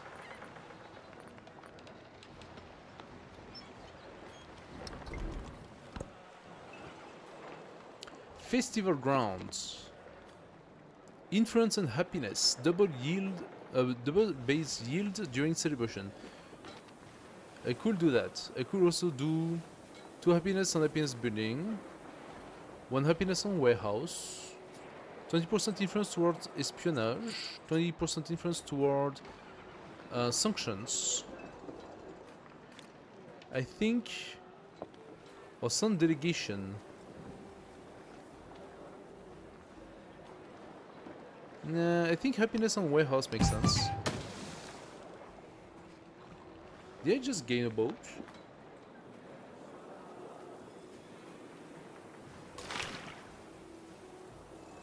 A trade ship? Really?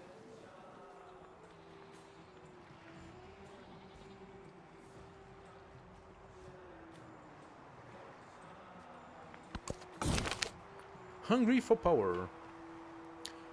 When word returns with confirmation of Gong Nai's loyalty, many of the lesser nobles vie for hegemony over its lands.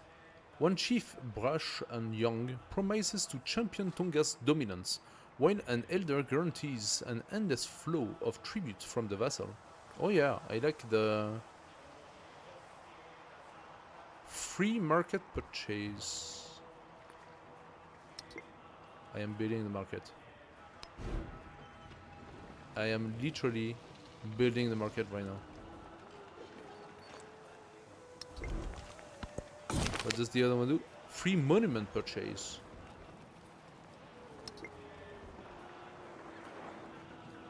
So there was a thing about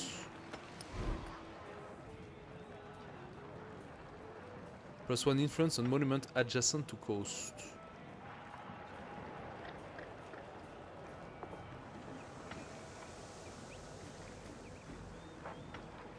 It's kind of weird, no?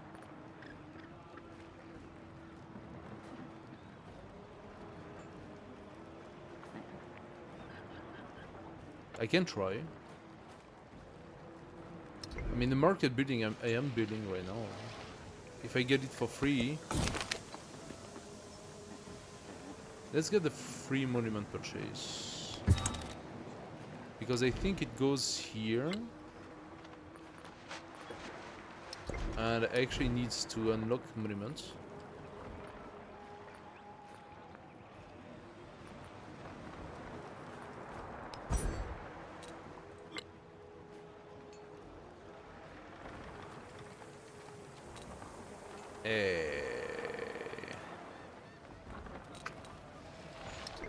Weird.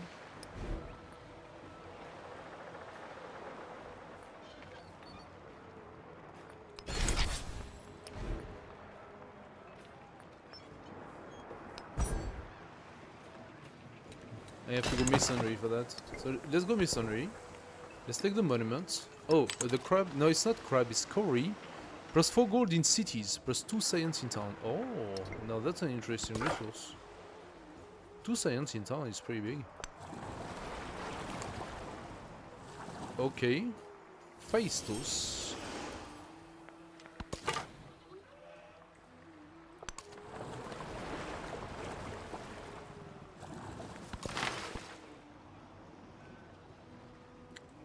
So he should be validating the... Am I just waiting? Oh, he went back on the sea. I love it. Can I attack from him?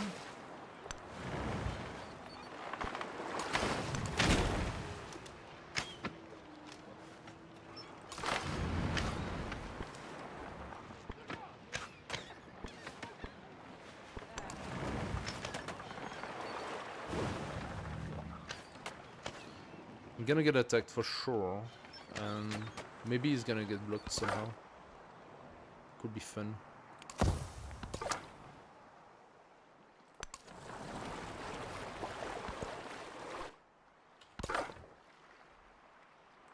So what do we have here? Nothing more. Okay. Ah, we got our meme city. Interesting. This guy, I'm gonna send him in this direction.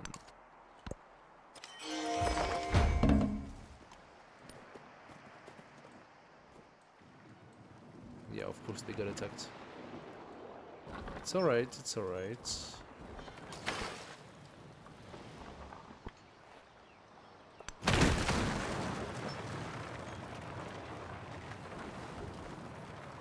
So that destroyed the units.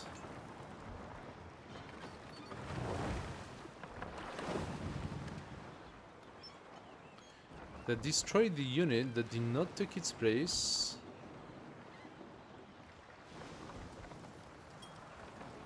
And that did not validate anything in particular for me.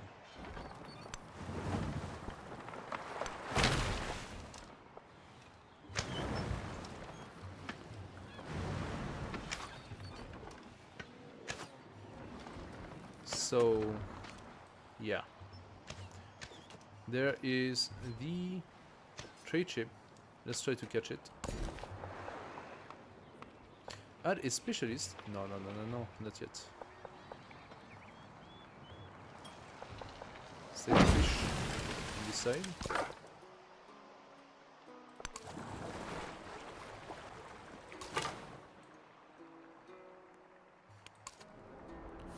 There we go. Some visibility. Muah! Muah! Why don't I see the resources? I like to see the resources. Thank you. Interesting. Okay. We're gonna start with more food.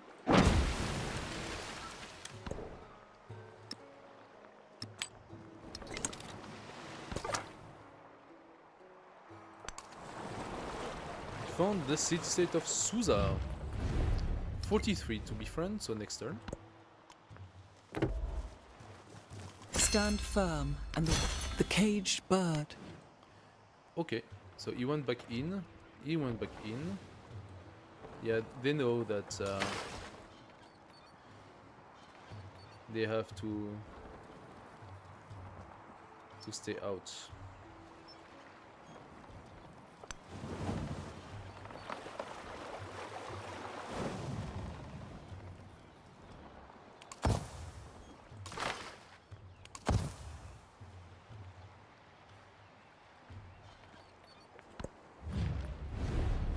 Let's take the +6. Oh, okay. I'm gonna need 2 more turns now.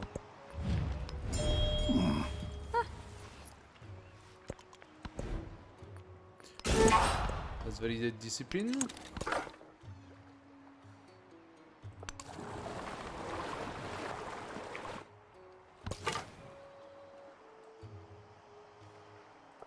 The land is always stalking people. Now, what is that? The land makes people live right. Hurry, Vago. The land looks after us. The land looks after people. No, it does not. The land doesn't care about people. Just like people nowadays don't care about the land either. Let's go here. And that was a bad idea. I was pursued by Vyadapura. Aye. We lost that guy. No? Lucky!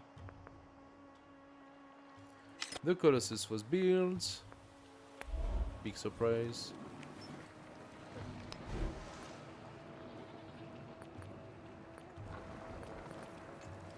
Like, I love how you're supposed to have an advantage over getting the wonder with, like, you know, 30% or I don't know what. I still need 10 turns to build it, so anyone else is going to build it for sure. There is no way the AI at that level is just gonna give the wonder to anyone.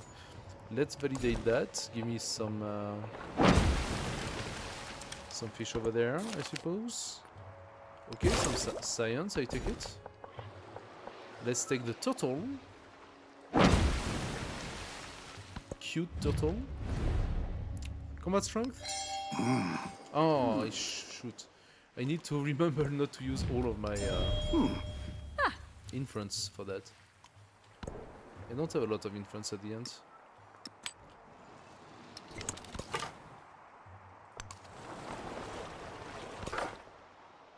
So already we almost how do you say? Circumnavigated the world? Circumnavigated? Is that how you say it? Found Phaistos. It is on homeland. So this is still homeland, all of this. Those are actually good land to take, potentially. I need to send some settlers over there.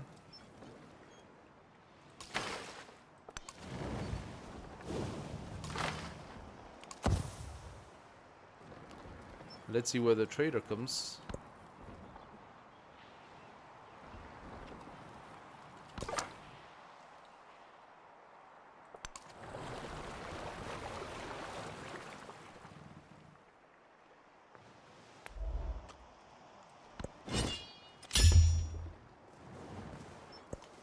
He was the first. Where is the trader? Is he coming? Because he has to come back here, huh? Somehow.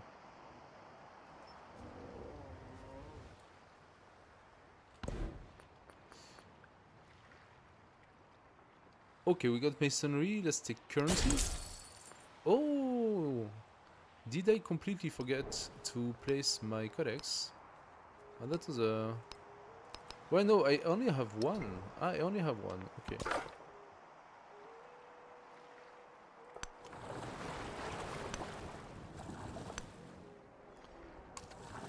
Sneaky, sneaky Galay here, trying to catch me.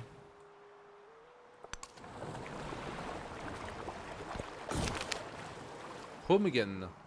The wanderlust that often possesses explorers drives them to discover the wonders of far-off places. But this Tongan discovers something far greater. That if you go far enough, you'll find yourself at home once again. Ha ha ha ha! That is because I did the whole turn. Okay. Have wanderers return with tributes. Plus 5 sea trade routes range. Could be useful. Or happiness on lighthouse. Yeah, let's do that. Okay. That is not great. This is a pretty cool wanderer, apparently. Let's go up. I'm gonna do the tour around.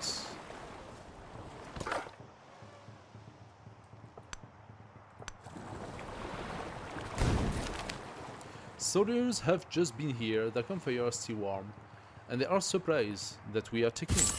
Thank you. That reminds me, I have enough money to purchase something. I can purchase the monument for free, so the monument is available now. Let's place it here.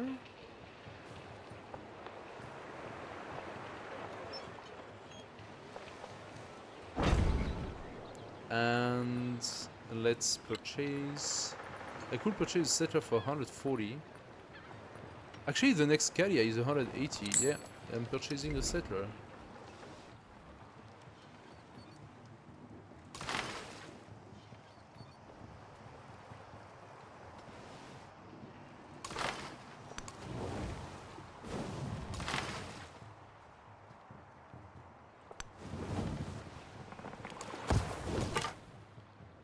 Okay, that guy is full life. Let's go. Do nothing which is of. Now, let's see.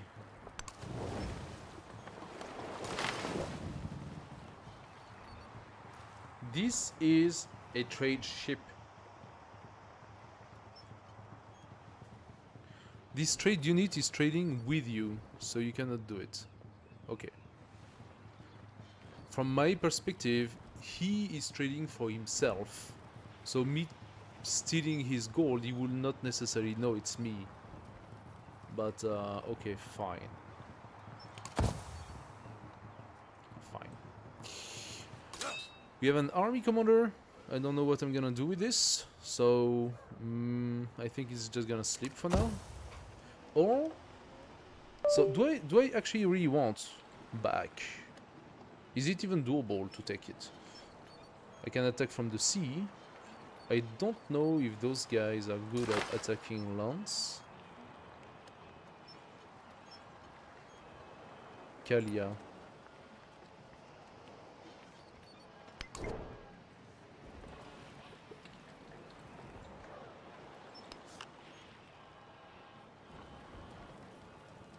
I mean, it has combat strength against fortified districts. It does have bombard strength, so yes. I can attack land with it.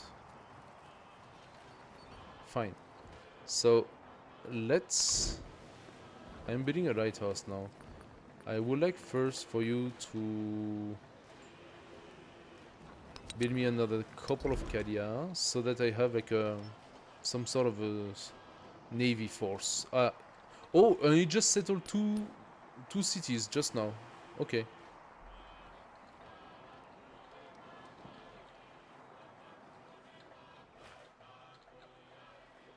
I cannot go here. This is distant land. All of this is distant land. I am literally at the border, at the edge of distant lands.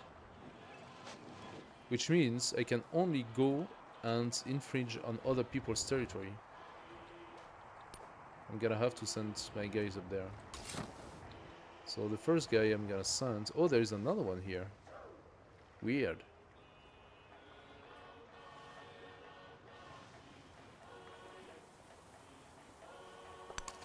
Sending you here. And the other one...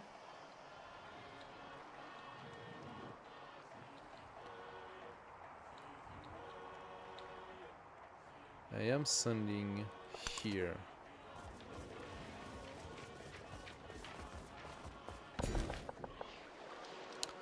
Okay, let's take some dice, I suppose. He wants to decrease my relationship. Friedrich, you're on distant land. What do you want?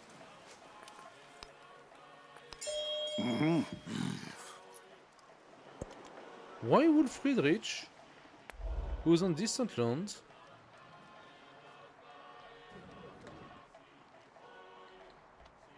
he cannot see or do anything to me? That's so weird. Does he benefit from that?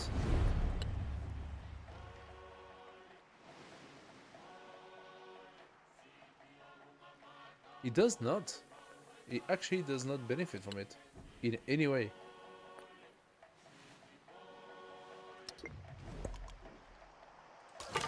This is strange. Okay, that's not really cool.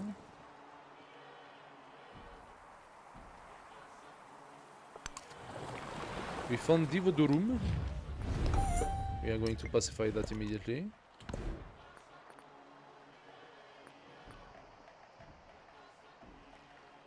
Let's take discipline, so we have a bit more strength.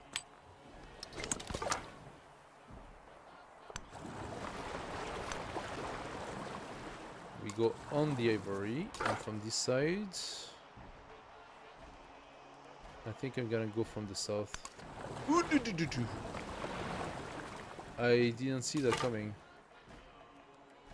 Fortunately, they have no range unit, but this one is gonna hurt.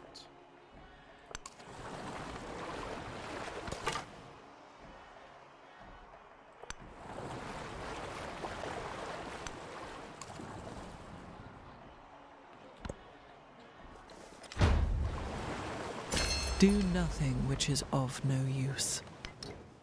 Okay.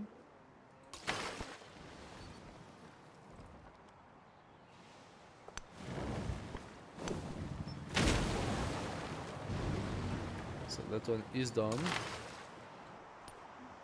He still likes me. He doesn't care that I destroy the unit.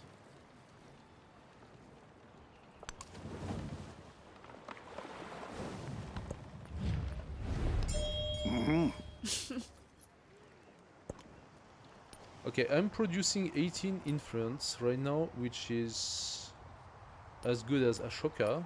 Difference being that I can actually influence the city-states in distant land, which is kind of cool. Also, there is something right here that I didn't take.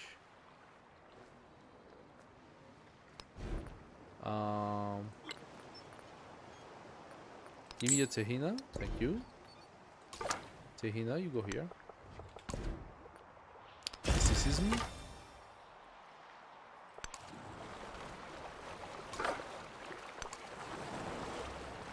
I don't know if the galley can attack me on open ocean.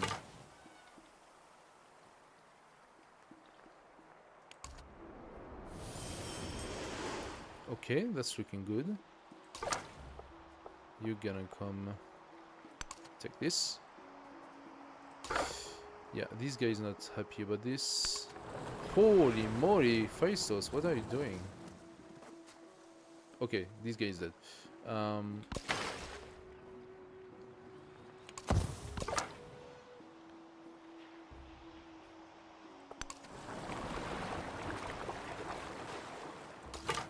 Stop doing that.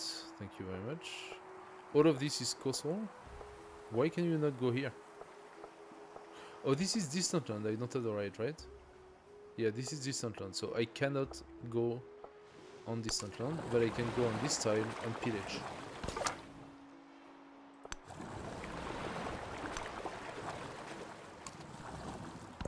Alright. I lost my guy. When I was young, I knew that would happen. Okay. Mausoleum of Theodoric is gone.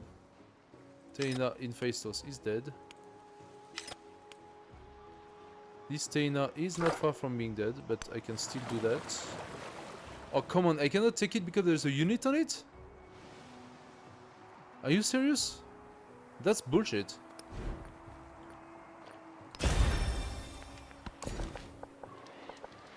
Let's take another source of die. Open my border for +2. Okay, we got Babylon. Babylon. +2 seconds on displayed codices. Or receive a free technology.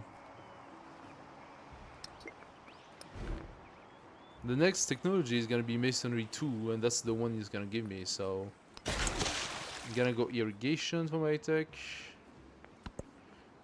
Let's go for science on...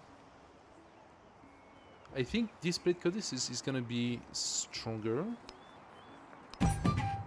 in the immediate terms. Okay. Expansionist, receive a free settler. Or 4 food and food buildings, which is already 12.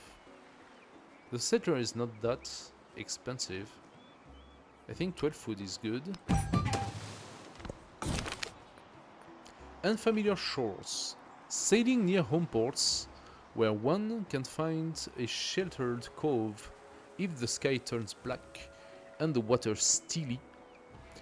All but the most incompetent captain is assured of reaching safe harbor.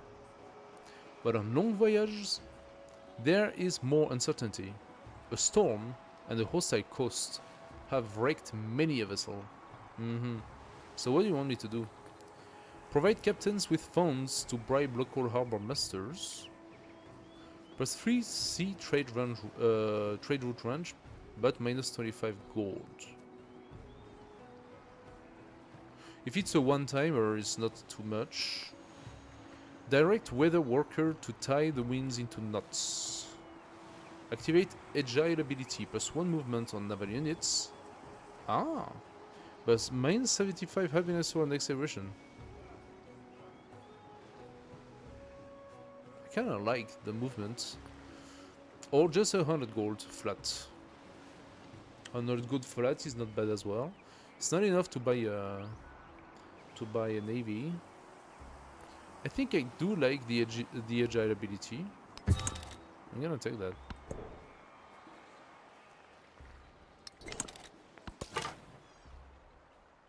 Okay. Paratiputra. So let's go and check what's on here.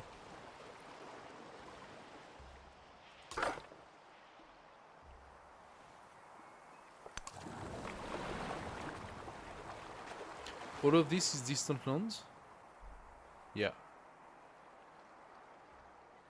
All of this is distant land, so I can only clean up the fog. This guy is full life.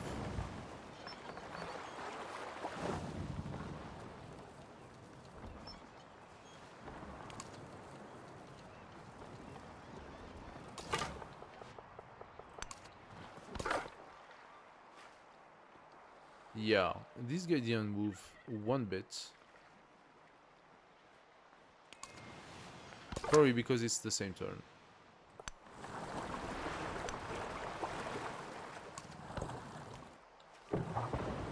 This one is dead. There is another. So we got mysticism. Mysticism. We're gonna have 2 more cities coming. If we are not being bothered, as we can see. I think we should still be first.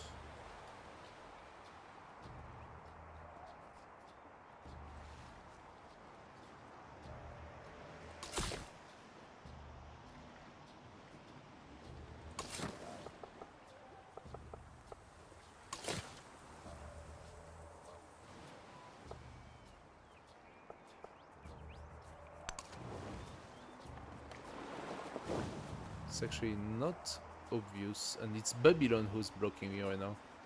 Hey Valdec, what's up? Barbe Noire? Ah, Barbe Noire est vraiment cool. Regarde s'il est pas cool le Barbe Noire. Il fume.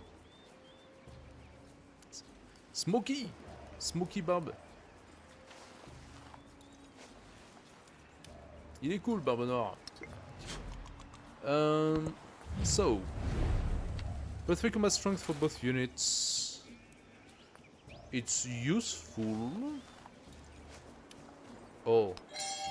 I'm gonna have to fight him, so it's useful, but not that useful. Unless I don't fight him, and that's the thing. Am I not fighting him? That's the big question.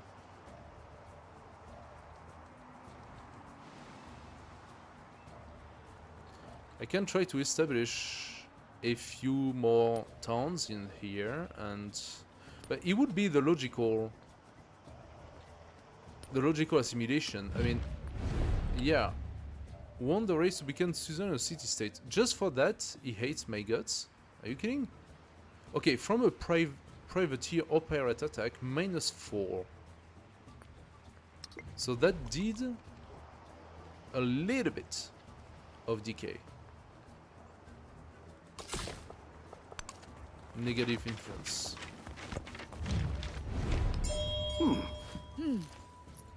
Tu essayes ce soir? Oui. C'est gratuit, donc vas-y. Hein. Let's take the color of blow. What are we gonna do now? God of the Sea is taken, obviously. God of the Forge.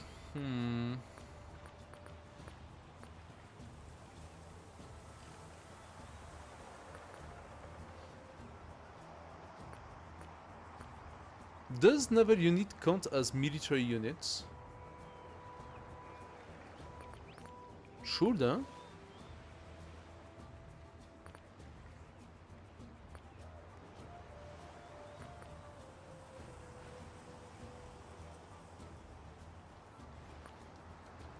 I could take the fertility right. So I get 10% every time I put an altar in the city. I'm gonna do that. It's not just cities, by the way, it's settlements. So that should work for my towns.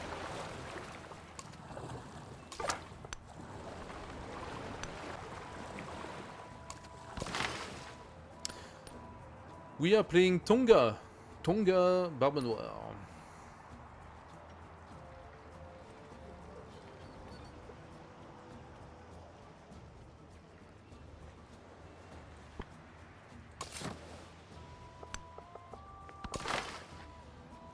What am I gonna do with you?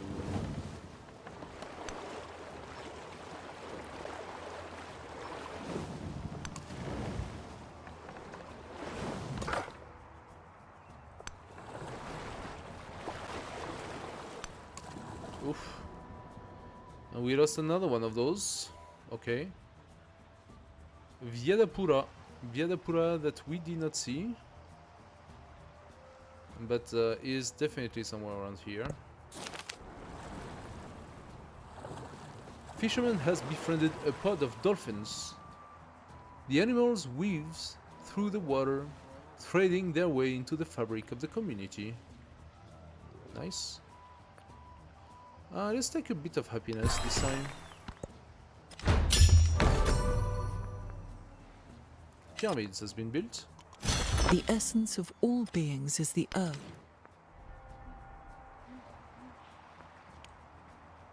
Of course, Maitina is dead.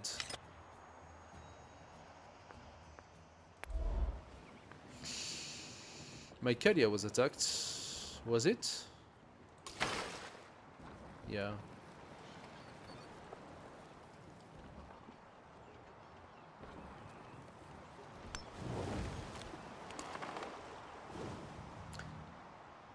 So, wait a second. How the heck did he go all the way there? Why would he be faster than me? I'm on water. I swear, if he can actually travel faster... Can he? Can he travel faster? He does not have anything in particular. If he travels faster and can just like put his city the way he wants, I'm gonna be so annoyed. I actually need 5 turns to do that. Oh, because of this stupid scout here. So I cannot pass the scout. Let's see if he can pass the scout. Give me the gold. We got 48. That should be enough for us to validate Susa. It is. SF navigation.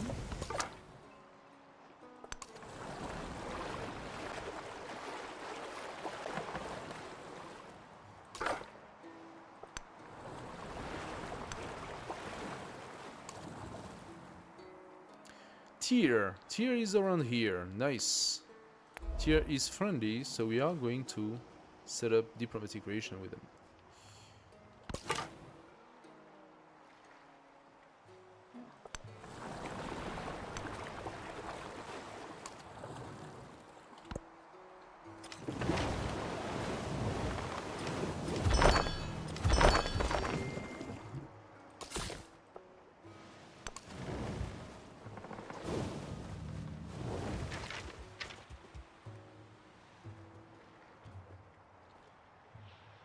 I think he wants to place a city around here. If I can manage to bring that here first and set up my city, it will be a pretty big win. Let's place a pasture. Thank you for this. How's my situation? Really bad. Oh my god, this is really tough. I can build a fishing quay. And a harbor. I should probably go harbor first. +5, that's also +5 gold.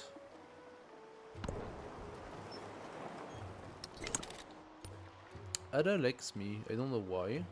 But fine. If you like me, you like me, yeah?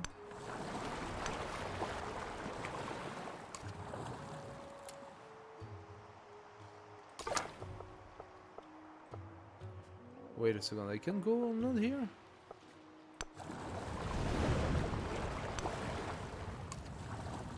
It's just the game hallucinating. It's the AI hallucinating. Okay. The salvage team has pulled a fractured religion icon from the wreckage of a sunken ship. They believe the icon's desecration cursed the voyage, but one engineer insists an unbalanced keel caused the vessel to tip. Okay. Minus 100% science for 1 turn. Give us 10 production. Excuse me, What? An eye for an eye. Why would I A exchange tooth for a tooth. 31 science for 10 production? How does that make sense?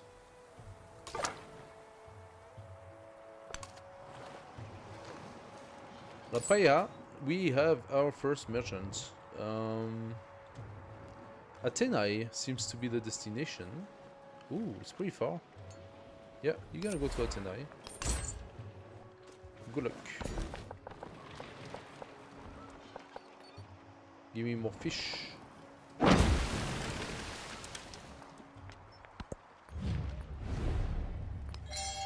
More combat strength, I take it. Okay, what's next for us? Citizenship?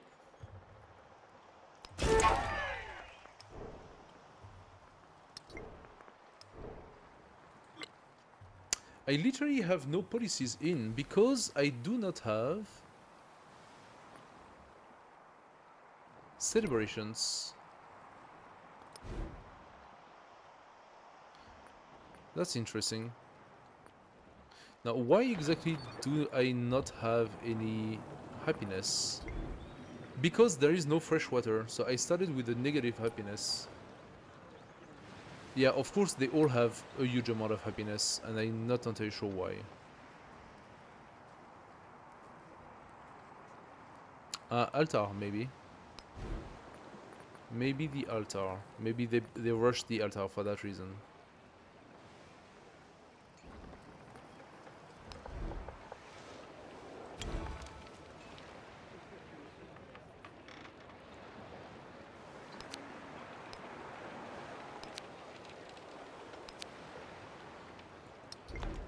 How much will it be to buy a altar? 180.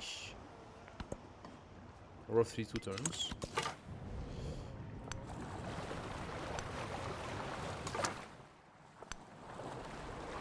I think we found tier. Yes, we did. Perfect.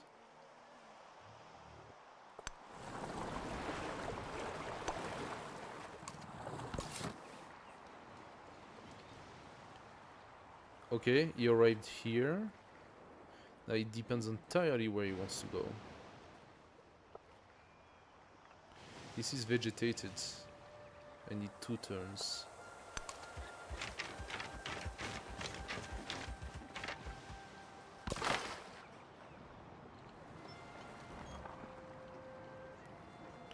So I have 2 boats ready. Do you think I can do something with that? Oh, and he set up the walls. He knows that I'm up to no good.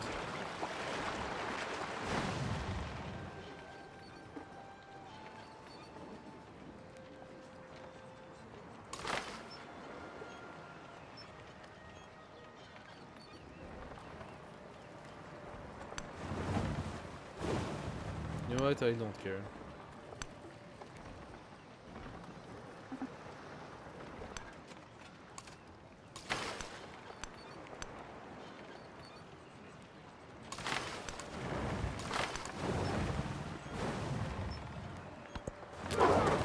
Oh, okay. Well, that just popped in, and he only has archer as well, and he just founded Tikal as well. Wow. Fuck me is what the game is saying.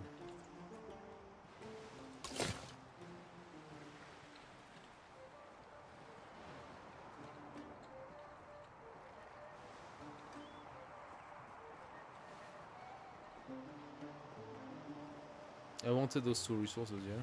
1, 2, 3, 1, 2, 3. Yeah, well, he's gonna have them. Not much I can do about that. 3 resource is not really good. I still need to kind of block him. Alternatively, I could try to go here.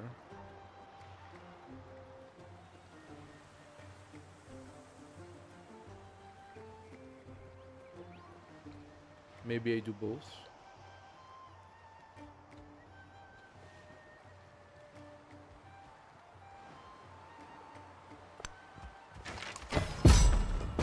I'm gonna do both.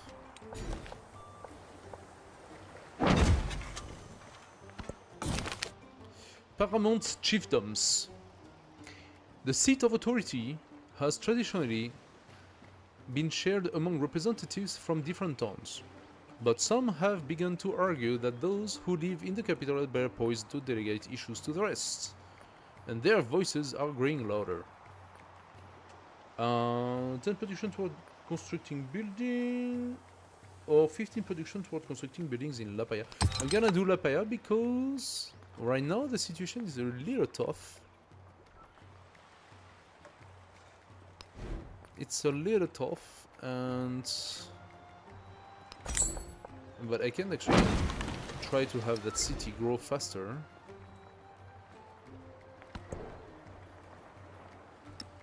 %% science, I say yes. I say yes to that. Can you give... Is that Nukuleka, the new town?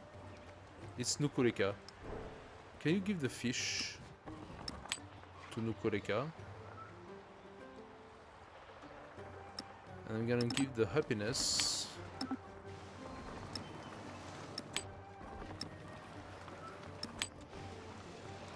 There we go. More happiness.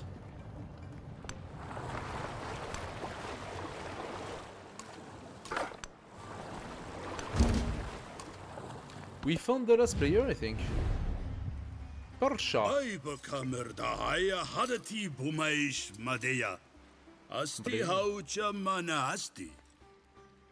As you say. Friendly greeting, Parsha. I don't need to go at war with you. I can pillage you. But the pillaging, okay guys, pillaging is not easy. Things are not easy.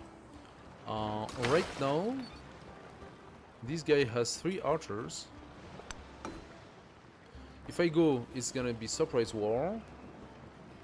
I think he's gonna kick my arse.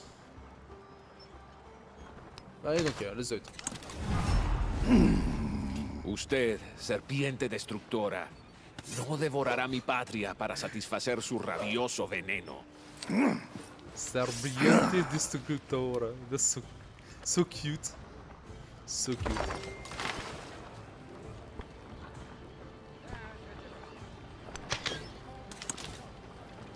Okay, so they do some damage. They're gonna take some though, and they cannot really do anything against that. That's a little bit of a problem. I can, however, pillage for a little bit of strength, not strength, a little bit of life. So I'm gonna need to wait. Acadia is 180. Why did I lose so much gold? Is it related to my exchange with the people?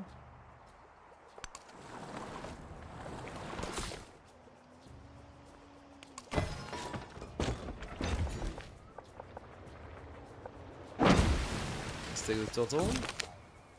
Expansionist, yes please. So 5% growth rate in cities. That's a little bit, I take it, but it's just a little bit.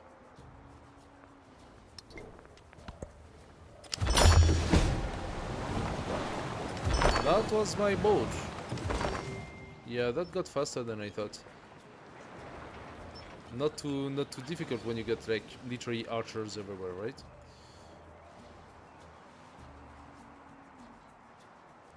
Babylon, I'm counting on you, huh? To do some work here.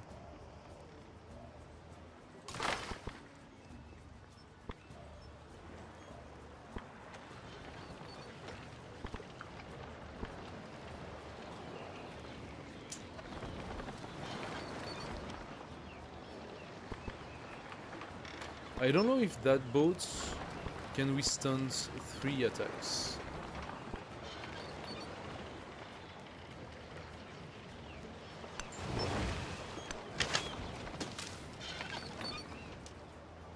Let's see. If not, like, how do you take a city like that? Like the AI, oh, it benefits from -5 on top of the rest, huh? because of the surprise war. So he got +5 against me, +5 from the... oh, that's why his archer was so strong. Okay, that's a little bit much of war support. Like -5 for surprise war. Isn't that completely overpowered?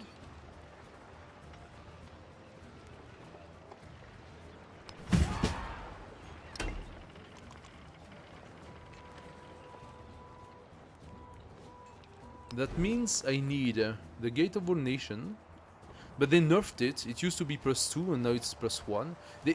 They made everything harder. They nerfed the gold income. They made everything cost more. They nerfed the war support, and they made the war support on the surprise war completely impossible. Like, what's the purpose? Blocking people from playing? I'm not sure to understand the strategic decisions here. Let's take another 10% science, because I think that's pretty good. -5 happiness, just like that, on the capital. I was at +13. I go to war. I am down to +2.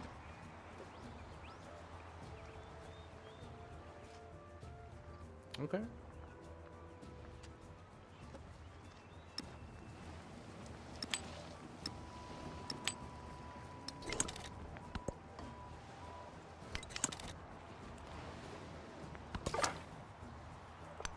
Suffering war weariness. Yes, I think I saw it. I think I saw that.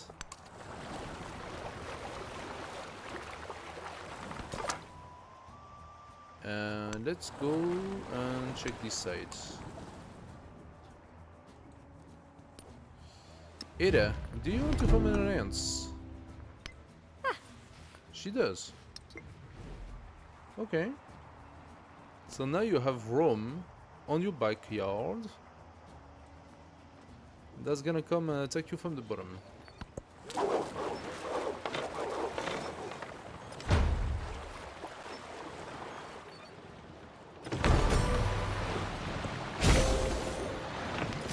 Ships.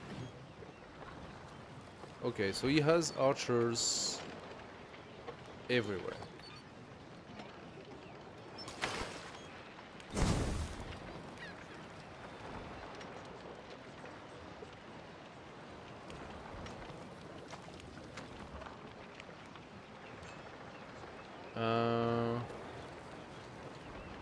I can do only one raid, and for what reason?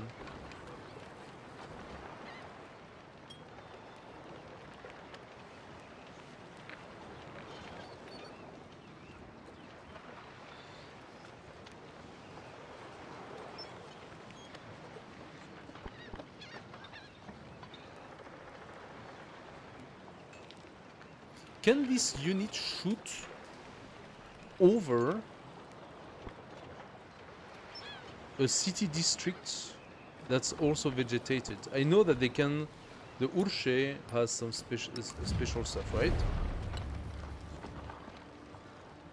They can see through vegetation, and vegetated terrain does not end their movements. But that's also a district. I think it might not be a blocker for them.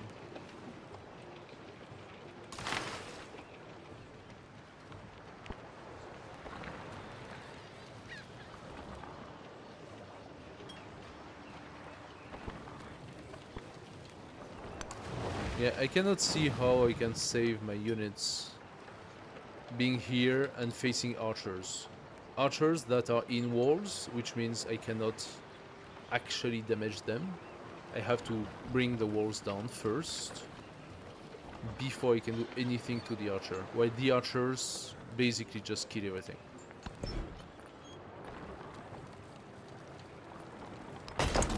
So the solution to that is gonna be bringing in ballistas Oh, of course. No, my ballista can't shoot here. Okay. Bringing a ballista here. Those are mangrove, but that's vegetated. That's vegetated. So the ballista will be able eventually to bring down that wall.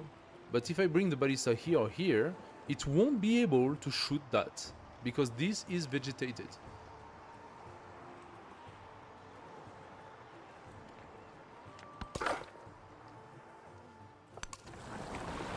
Ah, we found Ur. City-state of Ur. We take it.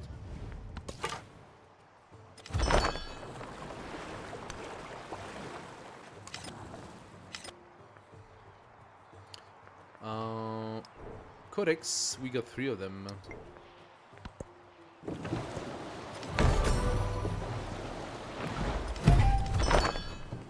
Look at that.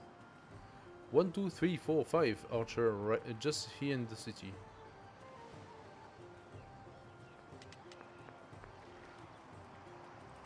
Terracotta army has been built. Arapan has been defeated. Charlemagne likes me. Okay, how about we ally ourselves against this guy? Okay, Charlemagne is interested to join the fight. Bolivar, you're gonna have a tough time if those two are actually also against you. Unless if they decide to not move ever from their place, which is also a possibility.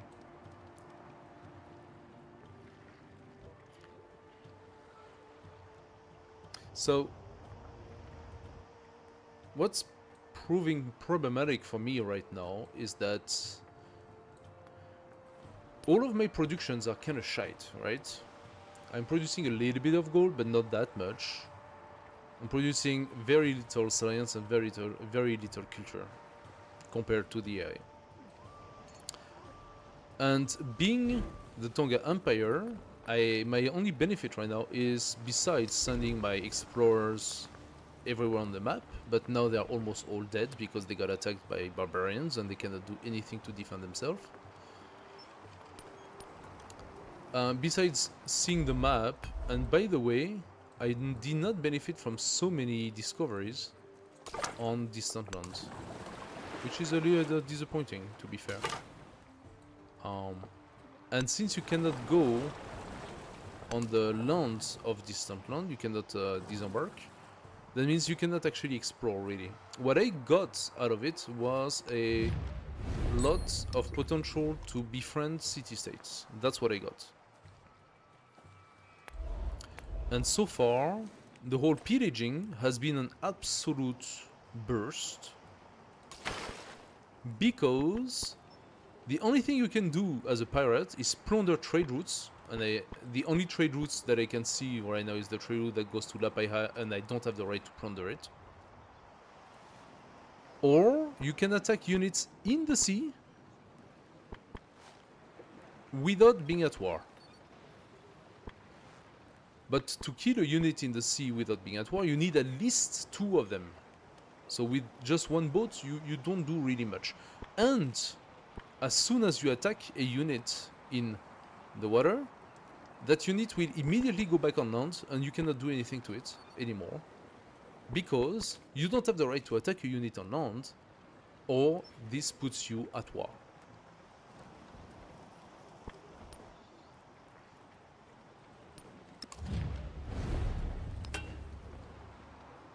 I think Charlemagne bought a token. I appreciate that, Charlemagne, thank you. I'm gonna bring my unit back and heal a little bit. Oh, my unit is not even the max level. Okay. I'm gonna start building a fleet, basically, and bring back a fleet to try to do some damage, although I'm not even sure that's gonna work, really. And that means I'm gonna have to wait.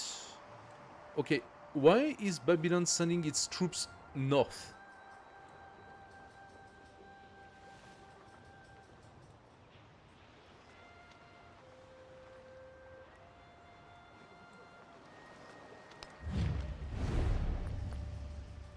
Babylon, you do realize we are at war with your neighbor, right?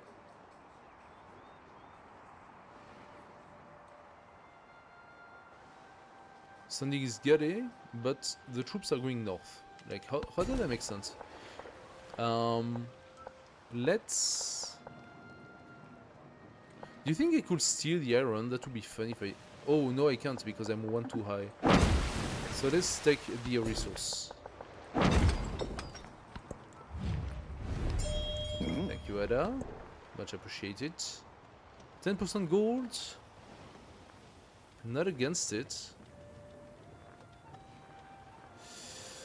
But the others are giving me more science, and right now I do desperately need it. So I'm not gonna do that.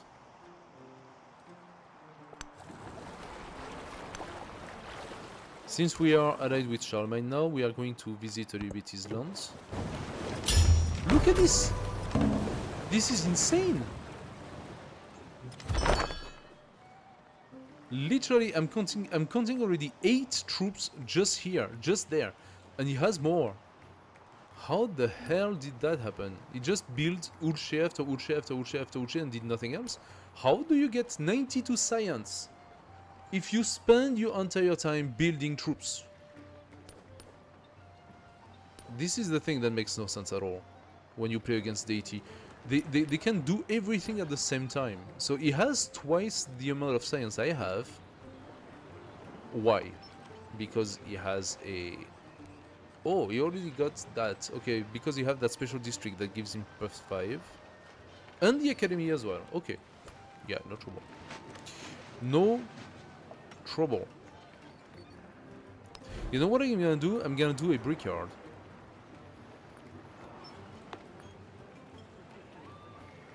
But if I want to be able to reach either that tile or that tile, I think that would be that tile. Although, maybe I can just put the academy here.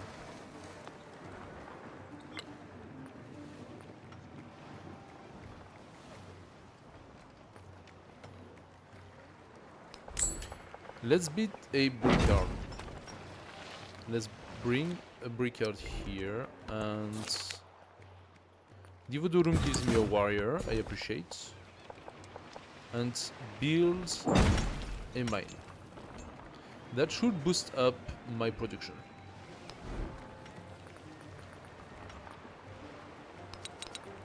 I'm gonna pump out quite a few Caria and see how that goes.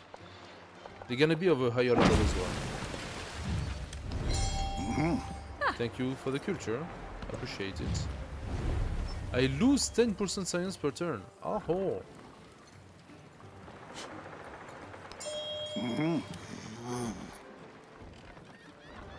Okay. Good one, Friedrich, good one. But I am befriending Ur, and that's gonna help.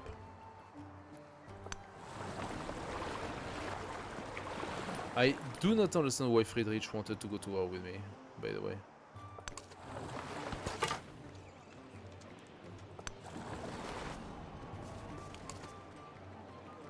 Okay. Little bit more visibility here. Nurika has 5 population, that means soon I can buy myself a settler. It's 220.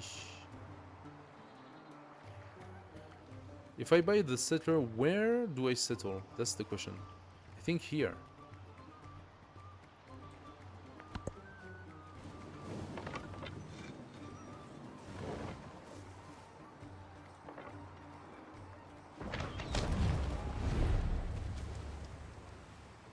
What do you want? The river there is like our veins. Inventor. Now. That was weird. Okay, first celebration. Give me some food. And a new policy. How about gold? Thank you. Vyadapura. Okay. Good stuff. How did I gain that visibility here? Vyadapura. 43. I don't have it. I do not have it. I would love to be able to see a little bit more. Like, I think that's a pretty big piece of land, this one here. Ah, Susa was taken. That's how I got to see that. Let's go up. Oh no, come on. Come on, don't kill my poor little scout. Let's take the fish. I also need an altar for my growth.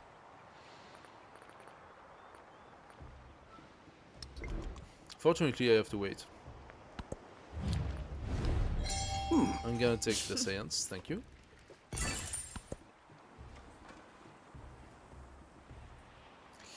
We could get a free technology or the step pyramid. +2 science, +1 happiness for every adjacent river tile. Okay, I don't have a single river tile. So let's go for the...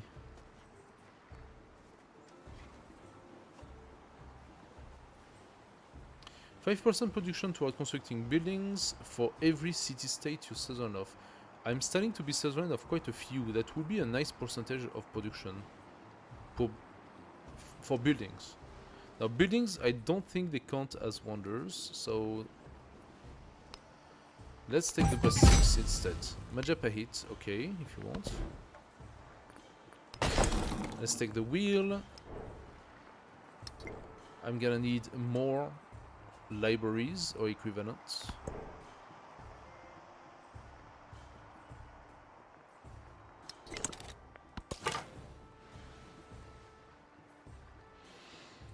Where am I gonna go? So I cannot pass here. I have to do the tour.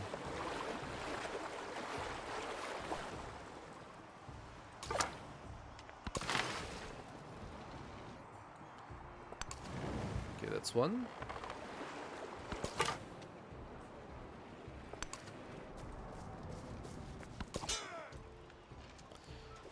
Oh, Nukureka, okay. He actually got his walls. Webcam now is falling. Nice.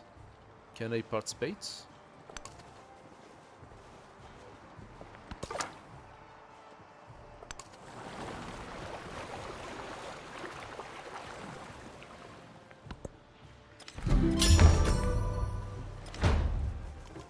After the assembly gathered, Webcam now the refoil. elders gave their answer.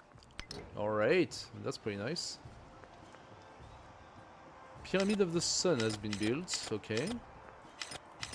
So, good job, Charlemagne. She is sort of attacking Khan. Should I go for Tikal? I don't know if a warrior can take down a wall. I don't think it can. Okay, I'm not a big fan of seeing that. Phaistos. Phaistos, you're being a problem. And I need 85 to continue.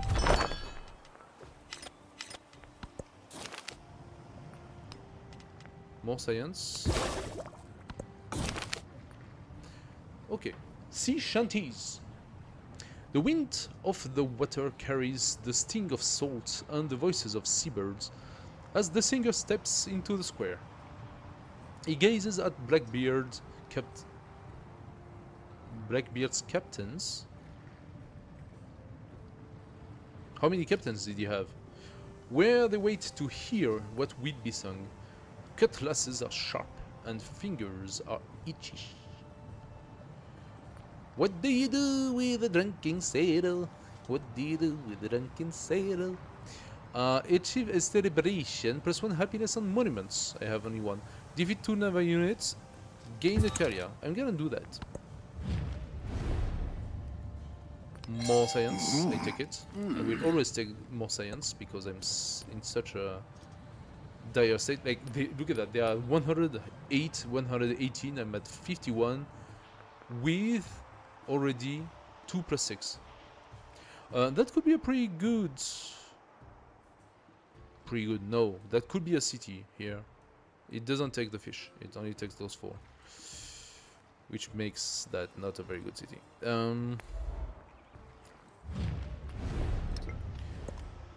What do you do with a drunken sailor?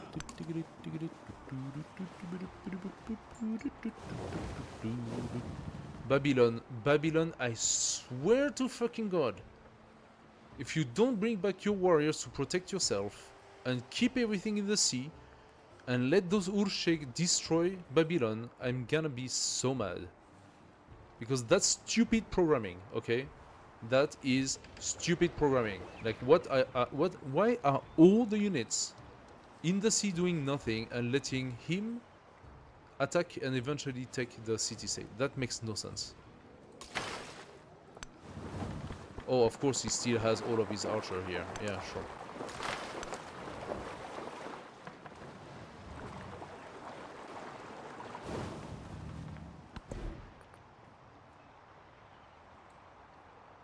Like, I swear, and you know what? I'm going to screenshot that shit. I'm gonna screenshot that shit. Because this, for me, that's not okay. I'm gonna send a feedback on this. I'm like, this is not okay. Babylon voluntarily putting all of its troops in the sea for no reason and letting attack. Like, that's not okay.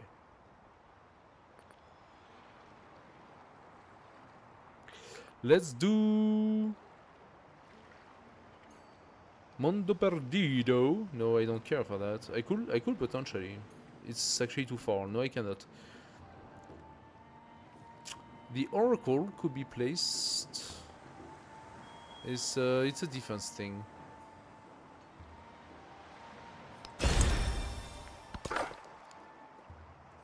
Okay, I was not attacked. That is kind of cool.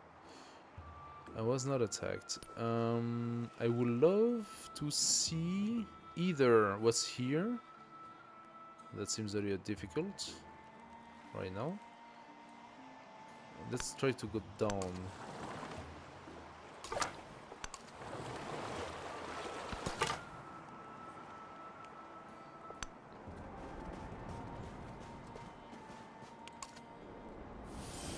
Okay, there we go. A little bit of visibility.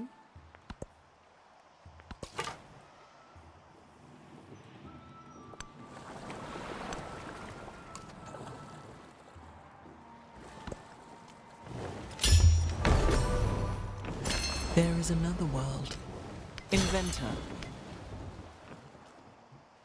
Stanchi Stoop has been built. Yeah, it's not like I even have time to build a single wonder. Like, I'm not even doing a lot of warmongering or anything like that. I'm literally not doing much. I'm building a few ships right now, but I have one city and that's it. That's all I can have. I cannot do anything else. That's kind of crazy. I'm like, how do you want me to build a wonder in a capital that has 26 production? I do want Gate of All Nations though. I should have kept that open instead of putting the brickyard.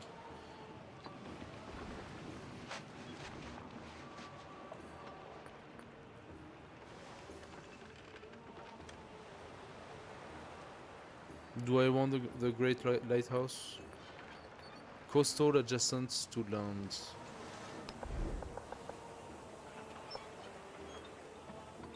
It would be pretty good if I can manage it here.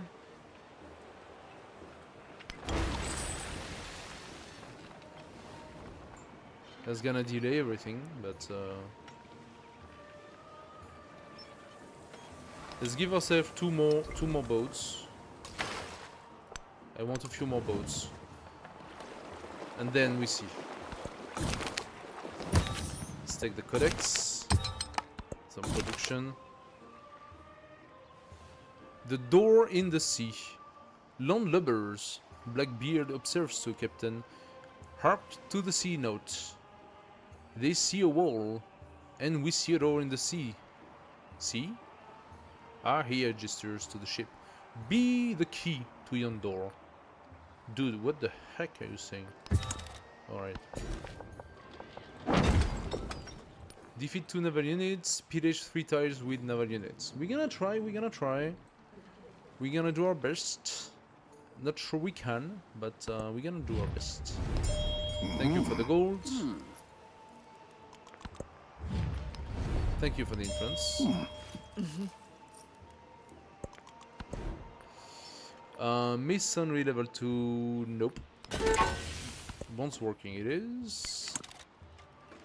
Nukurika? Oh, it's just because of that.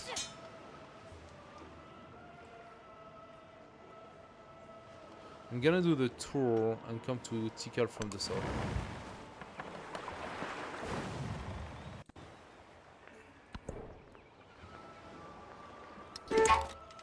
I have a lot of resources, I cannot put them anywhere though. That's because I'm lacking warehouses. I actually got some gold. I needed 220.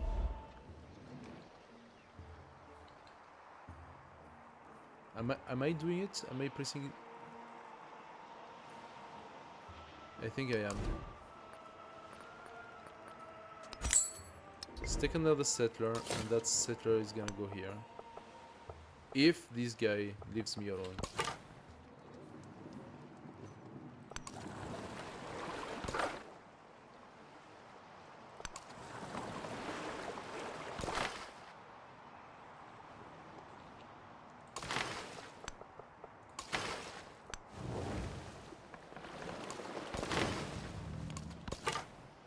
Okay, let's keep looking around. We have a bit more vision. So here's the thing.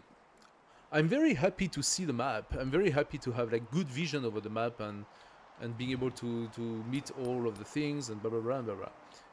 But does having a lot of map vision, which is the benefits of this Tehina, that and potentially taking any little benefits that are on the map, right? So their benefits is being able to go on open ocean, and because they can go on open ocean, that means you can see the whole map on antiquity, right? Gives you good vision, okay. But is this more valuable to have good vision of the map earlier? Is it more valuable than being able to grow your empire? It did give me the possibility to befriend city-states. So the AI is mostly using its influence now for endeavors because they don't know more city-states, but I can see the city-states on the other side and in the middle of the water, and they cannot. So I can befriend them, which gives me, in my turn, some advantages. But here's the thing, those advantages are nowhere near enough. I am at the same state as Ashoka, and I think that's because Ashoka is probably being at war right now. He's hostile to Persia. Are you being attacked by Persia? Like, what's happening? I don't know. Ashoka had better results before, but right now I'm at the same level as Ashoka.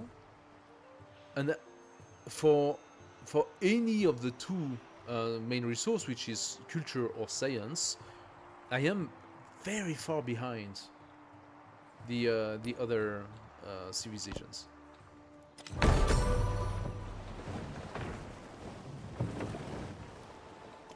Okay, it followed me. That's actually good. Keep following me. Phaistos, you're not distant land, so I need 85 for you. Arna. Okay. So Arna is being taken by him. He managed to find it.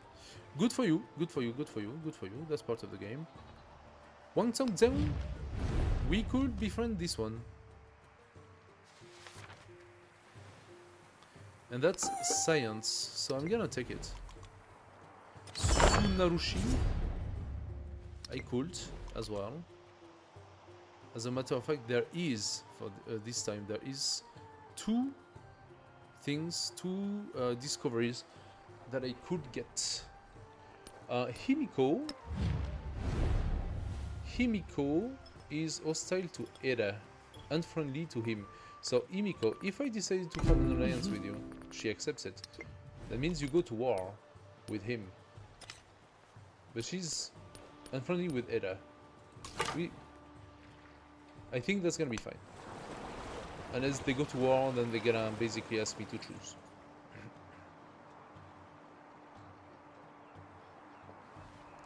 This is distant land, I cannot get in. Maybe I can ask for open border.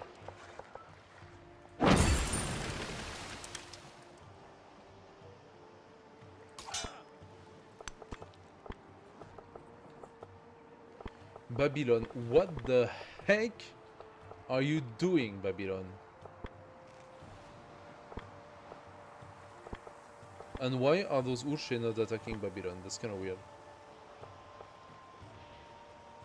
So he's literally just letting the Urshe pass through, so they can come and attack Nukurika? Like what?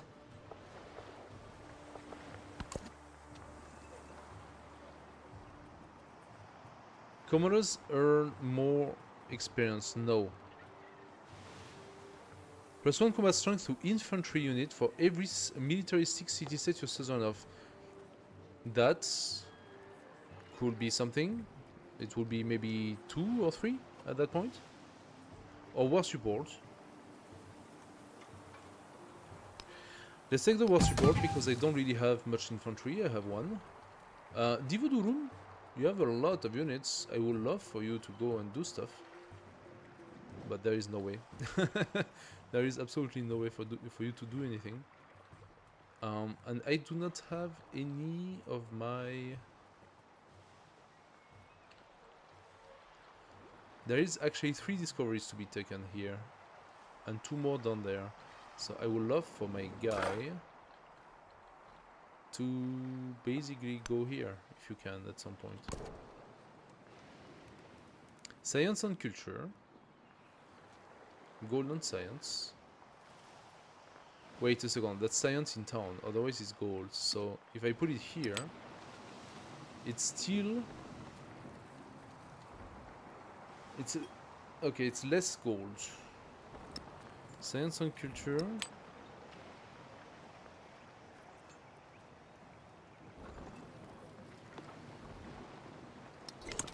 Is there a point in turning any of those into a city? That's the thing. And I believe the answer is no. What I need, however, is to start buying fishing case and arbor into each of those.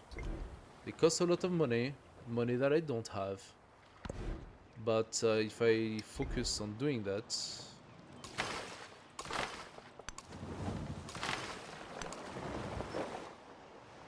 Maybe that's gonna help at some point.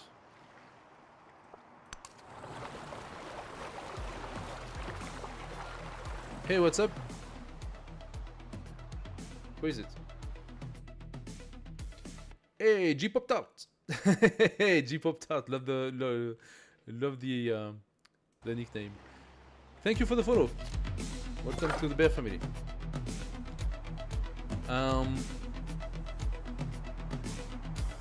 Did he attack me? No, I think I was already damaged, huh? So this guy here, can he do something? Yes. He can go south. Let's try to do that. I got 3 boats. 2 more coming.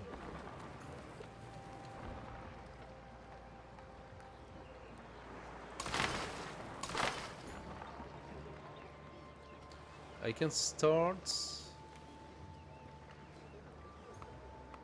Requires clip it, but this is built. This is a villa. No, it's in progress. I need to wait for him to finish, and then I can pillage it.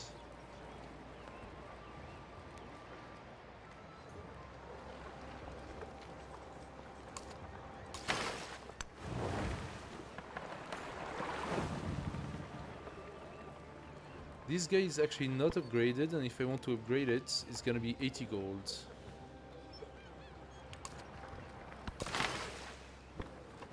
Pass your turn. Pass your turn. Scavengers have unearthed an ancient clockwork device. The heaven themselves cast in miniature. To know our place in the cosmos is to know ourselves. Sure.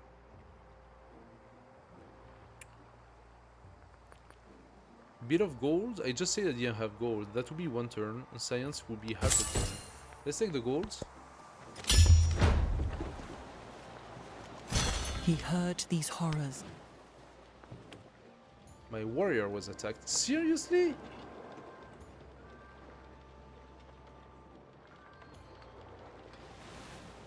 Yeah, makes sense.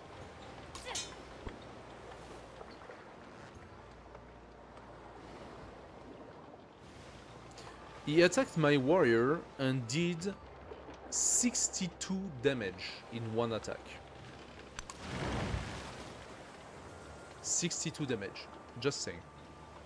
I don't know since when a archer of antiquity can do 62 damage. Power at the center. The crisis is starting. Alright. I'll take that. We'll take that. And we said we want the altar, we want the fishing quay, and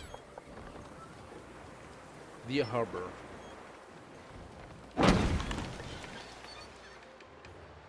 One at a time. One at a time. Military unit costs me 20%. He likes to do those sanctions. Yeah, no trouble. If you want, I don't care. 20% more to pump it out. So you see that I'm making boats and you're not happy about that. It still only takes me one turn. So now what's gonna happen for you is that you just finished the villa. Thank you very much for the villa. Much appreciated.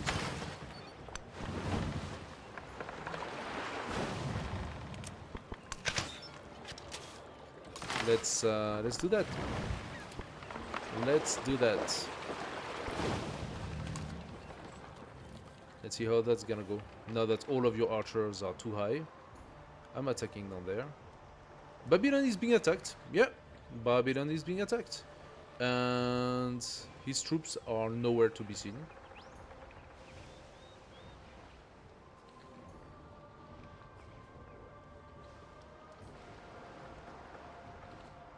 No idea where the troops went.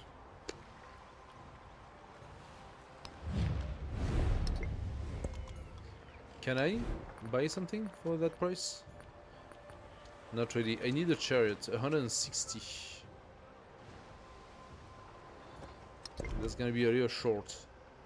So I don't know how long it's gonna take for Babylon to die, but Babylon literally wanted to die. Didn't produce anything, just yeah, open the doors.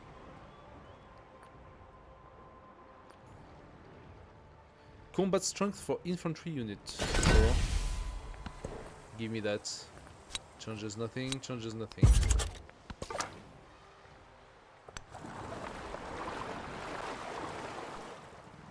Okay. Don't really have vision, huh? Don't really have vision.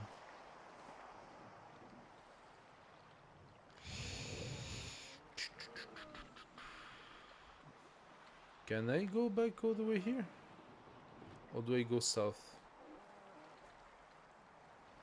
I have him.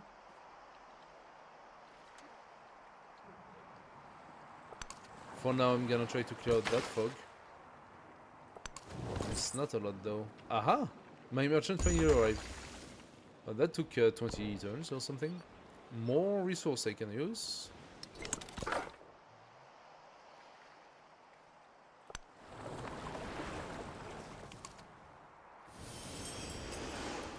Okay. I do have a little bit of land to look here, so I'm gonna go south.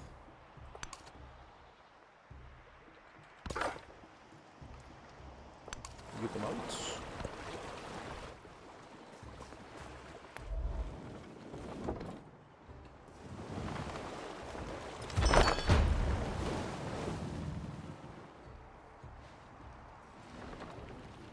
Ah, now he has a ballist. Okay.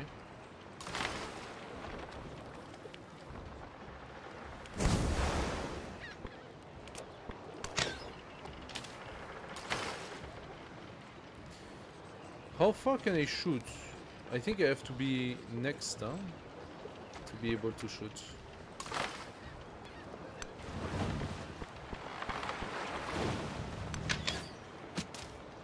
Okay, that was a nice attack.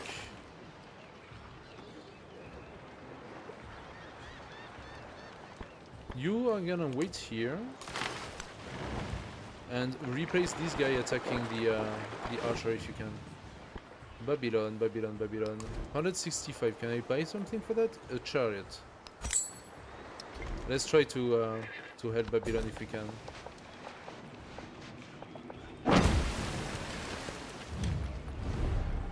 You want me to lose? No, you know what?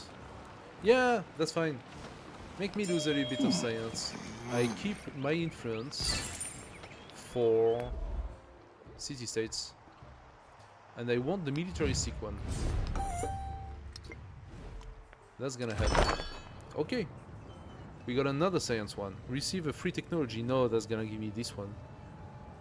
2 science on science building. Yeah. 5% production. No, I'm gonna go for production this time. This is going to be good. And yeah, the rest is not that good. But another boat. Thank you.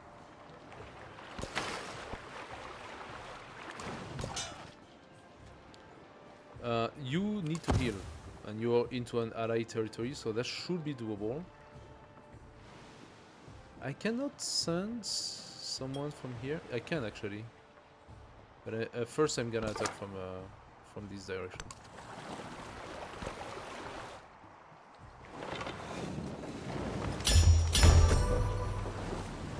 Okay, he did destroy he heard these the horrors, Cororem. and his spirit stirred, and Cool.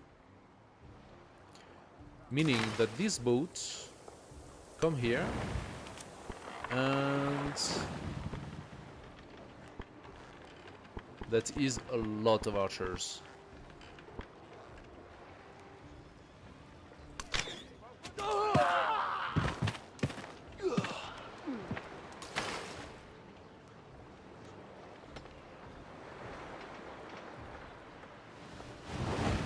Come here.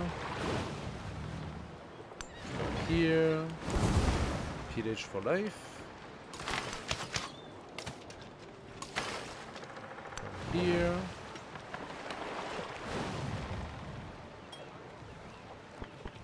Attack. Join the fun. We are trying to place a wonder, and maybe after that, if we can, we do Gate of the Nations. I do like Gate of the Nations, so let's just place it and see if that ever happens. Maybe I will invest a little bit also in reducing the wariness,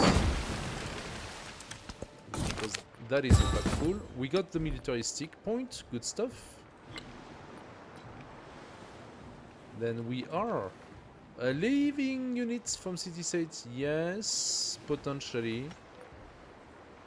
Potentially, I consider it. Wariness for now is down to 2. How much does paying another one? 45. Is down to 1. Is down to 1. That's better. But yeah, 6 science. I take that. I take the 6 science every day, guys. Every day. Military training. Sounds about right.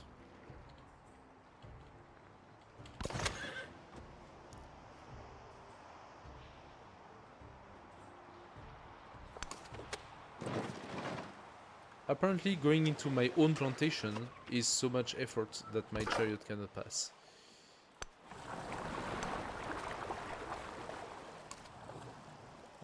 Those are pretty cute at all.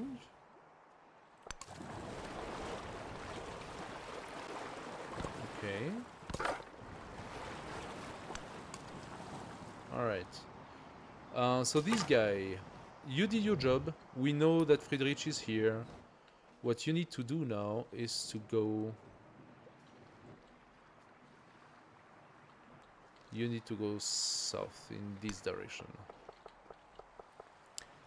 Yadarapura in 2 turns. I will be able to pacify that, so...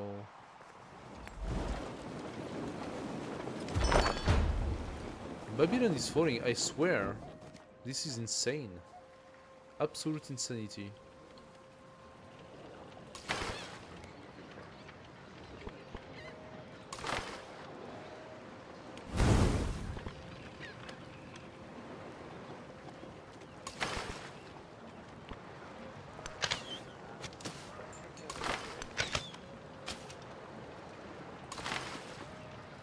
I need to pillage a little bit more. Can I not pillage? Start pillaging that?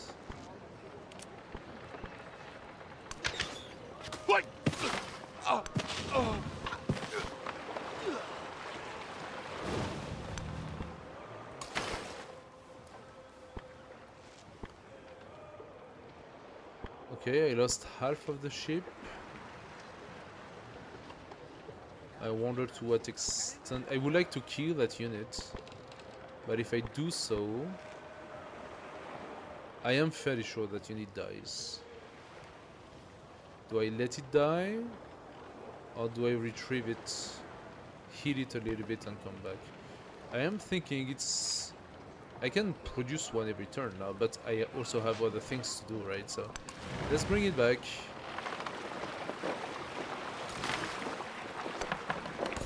I delayed his archers a little bit. I really don't know. Like we are at 78%, and I give it to you that up to 100%, I will not have been able to destroy that city enough to take it. Even if I set up all of my troops on it. And I love the fact that his archer actually damaged me first. Yeah, because of that stupid vegetated. This is insane, guys. Insane. I'm gonna do a ballista. Maybe that could work. Insane, guys. The AI is too smart for me. I can't. I'm not good enough. The AI is too smart.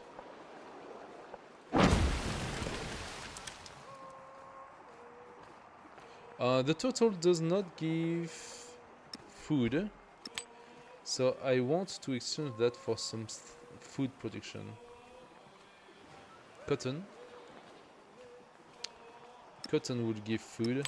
It's actually surprising I only have one source of fish. There is a source of fish here. I should take it. No source of fish here. And one source of fish here. Weird. There are now more turtles than fish. The problem is that the turtle gives culture and warehouse building, so it's good for culture, but it's not good for production.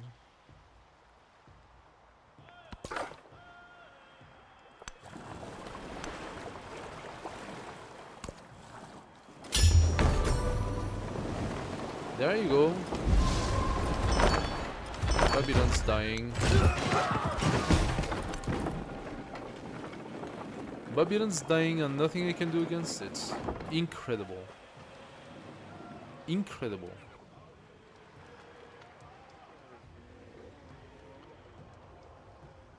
Where are Babylon's troops? Oh, I'm sure that the galley being here is of great use to you, Babylon. Where's the other? He literally had 3 warriors. Did he just let them all die? Oh, his archer is not there anymore. There is that though. That's a little bit of a problem. Phaistos, you're being a little bit of a problem. 85. Ah. 85, that's 2 turns. 2 more turns. I don't like that one bit.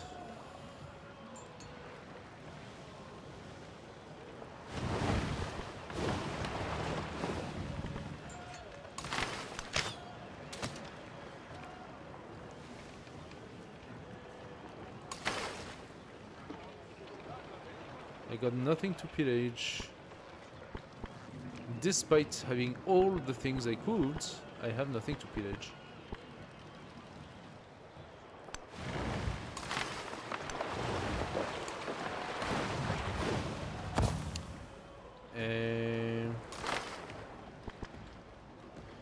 3 out of 5 of my boats are already almost dead. I have to come back.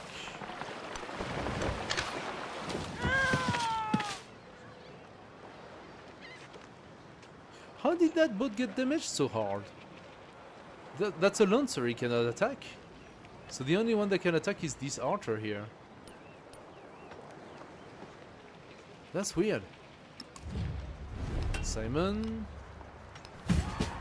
We bring you down to 0. Save the fish. Thank you. Thank you, thank you, thank you. You heal. Maybe I can try to catch that.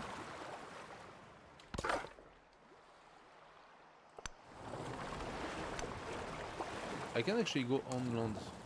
This is homeland here.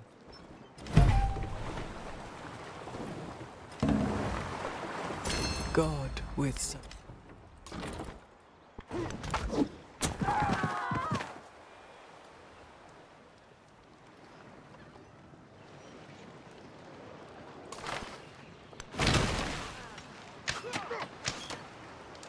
Did I see wrong? Why was the estimation so much higher and it actually did nothing?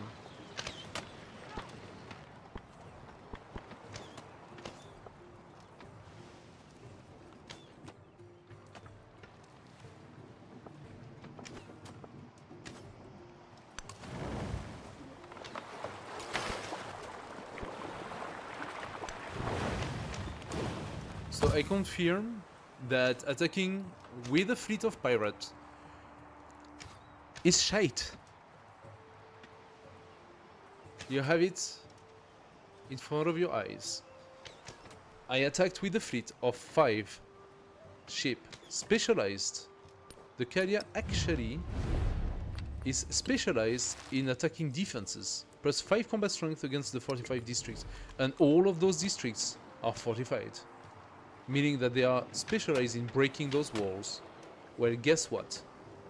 You put some basic archers in them, you destroy the entire fleet. That's it. I did not even have time to destroy the walls. And that boat, I'm fairly sure is gonna die. Now I have to wait for all of them to heal up before I can come back here and try to break down those walls. But you know what? I'm giving it to you that you will have repaired everything.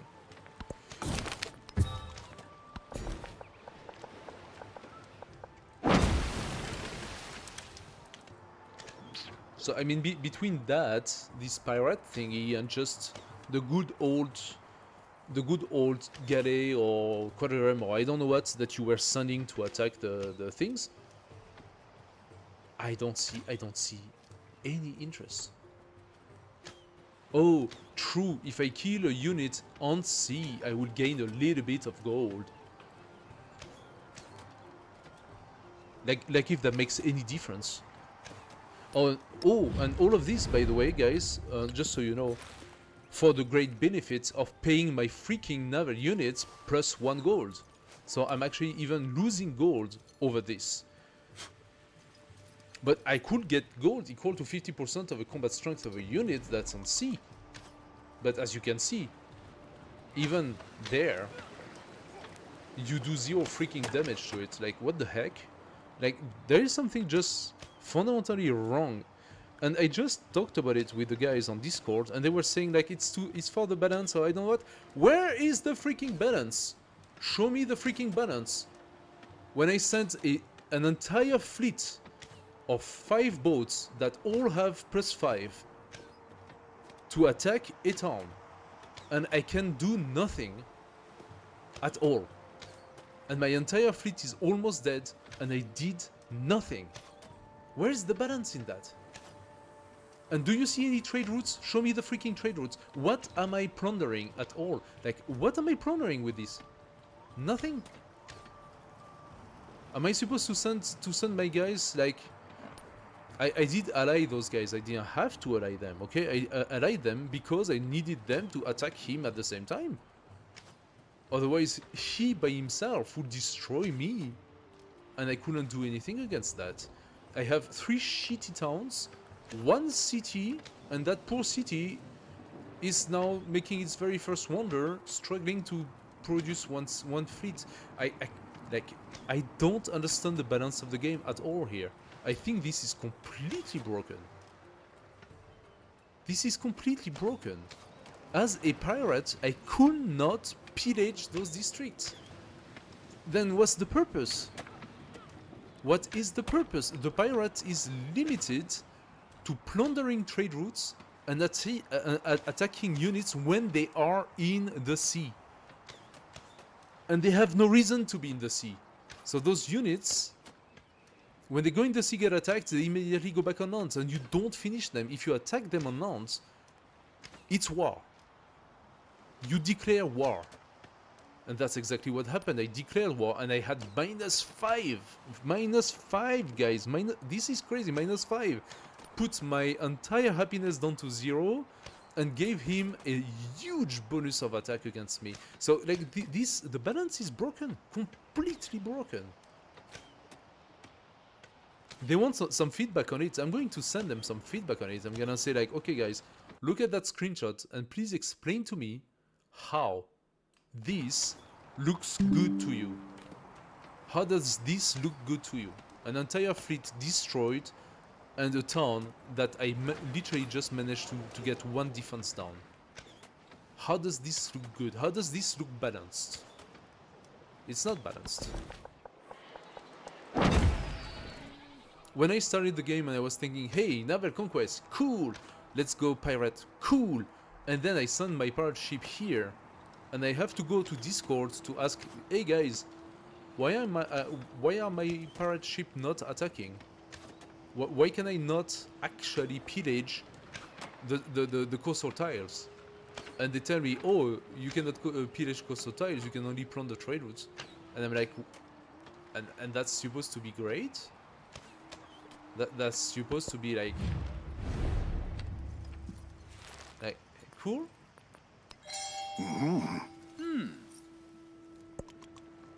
Don't get me wrong, I mean, pillaging trade routes, even from people you're not at war with, but that are not trading with you. So basically you have to send your ship along the coast far away from your lands. And those ships that cost you twice, by the way, with Teach, it costs you twice the amount of gold. Those cannot pillage. They can only attack stuff on the sea, and you need for that at least 2 ships, otherwise they just go back on land and you don't get the kill. So they can do that, or they can pillage specifically trade routes, and that's it. That's all they can do.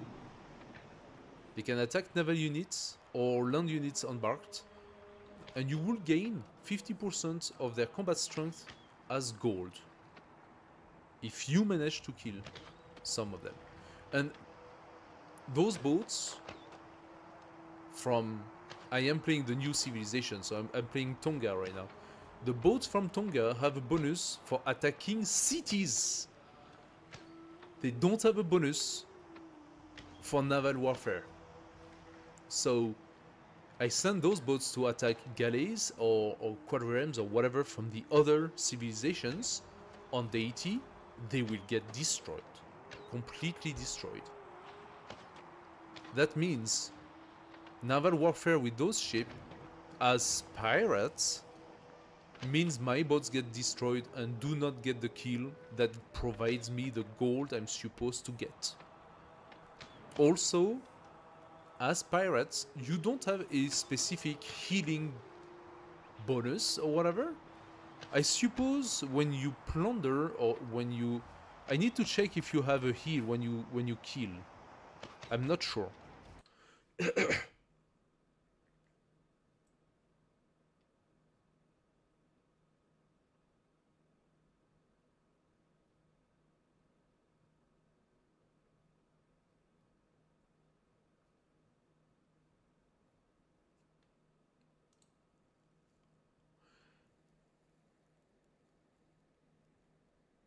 So Unique can cross borders of other civilization without open borders. Unique can plunder trade routes. Plundering a trade routes this way cause a slight reduction of relationship. So eventually that does bring you to war. Units can attack non-allied units without war. Defeating a unit cause a slight reduction of relationship with the Civ. Attacking an independent power this way cause them to become hostile.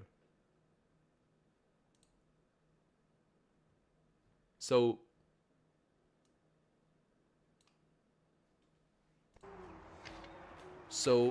what are the benefits in all that?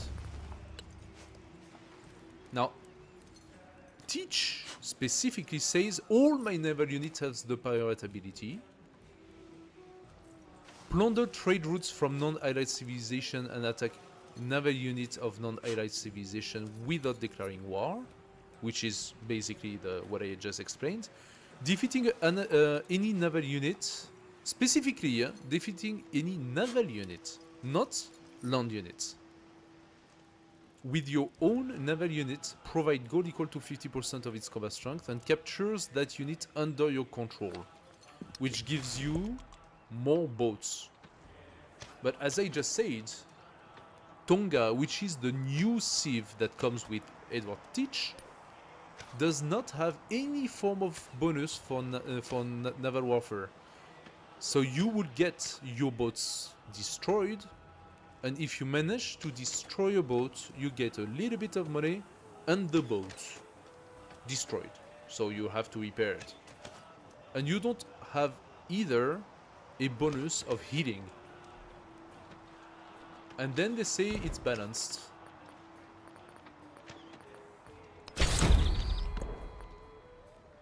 I don't find that balanced. -6 happiness, I suppose.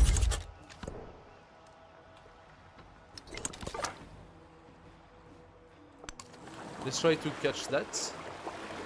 This is the only it is a little bit fun to play the Tehina. This is my special scout with this beautiful little dog. By the way, can you pet the dog inside the thing? No, you cannot. You cannot pet the dog inside your little junk. The only thing that's kind of fun is that I can catch this discovery while staying on the sea. And if I get attacked, I can go into open ocean to stop the attack, to protect myself.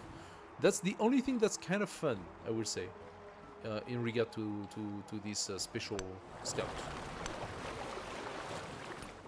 You get to meet all of the civilizations. You get to have global visibility over the map. Okay. I don't know if that goes much farther than that. He built the tower at Pharos, Okay, we got it. the greatest and most beautiful work of all, I'm gonna so take a that a minute to light might shine for sailors far across the sea.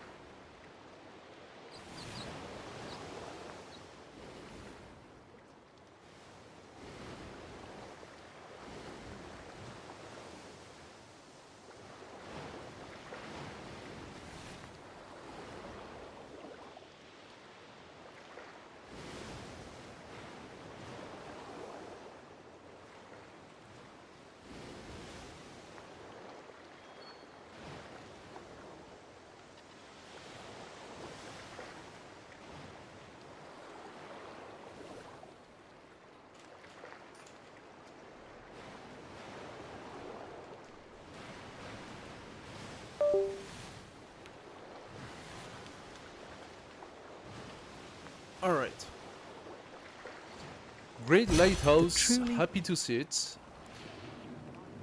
We can try to get the Gate of All Nation. I would love to see maybe a blacksmith or a village. What do we go for? What is it?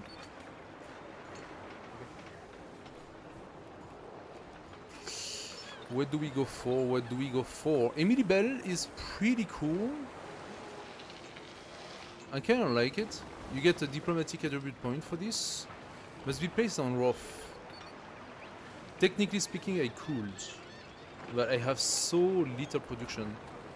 I don't know if I want to. I can have production on fishing boat, but that's only one production on fishing boat, right?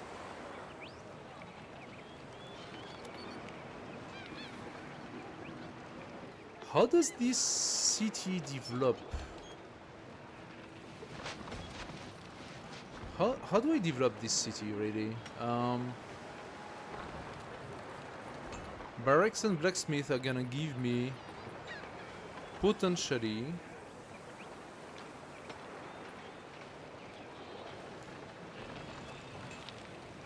seven production. To get there, however, I need either a bunch of money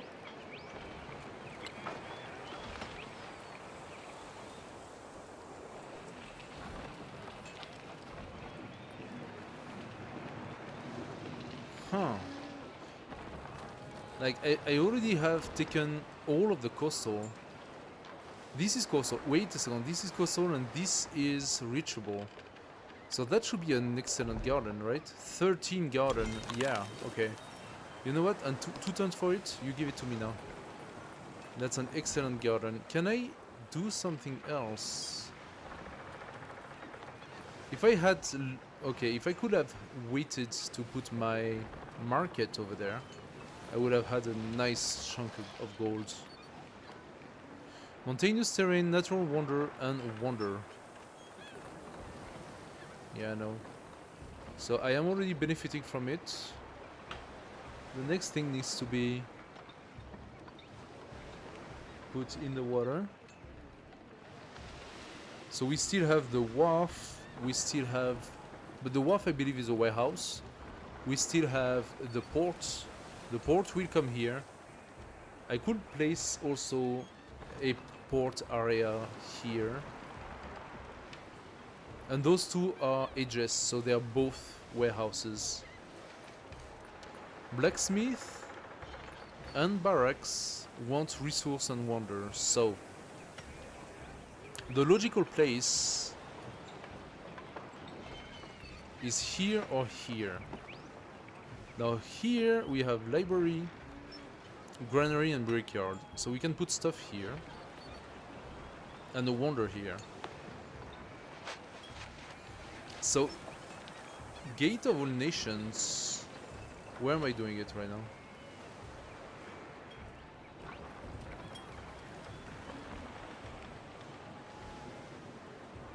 Wait a second. Where am I building the Gate of All Nations? Did he take it back?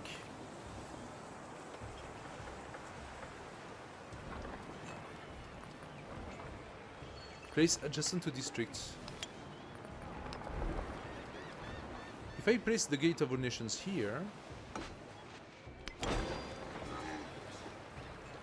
then this tile becomes really good. And then we're gonna have a pretty decent plantation. We're gonna have a pretty decent production then. It's not gonna be extraordinary, but it's gonna be better. Better than what I have right now. Okay, so let's do that. Let's do that. We have a bit of money, and I would like, if possible,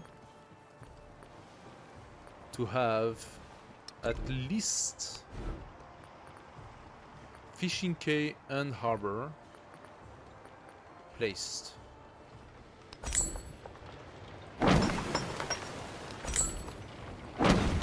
For each of my towns.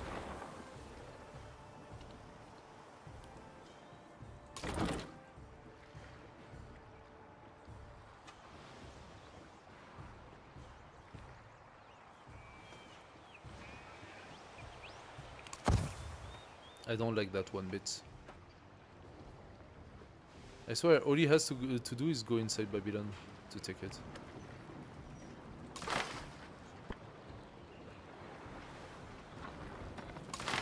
Is he tempting me? I think he's tempting me right now.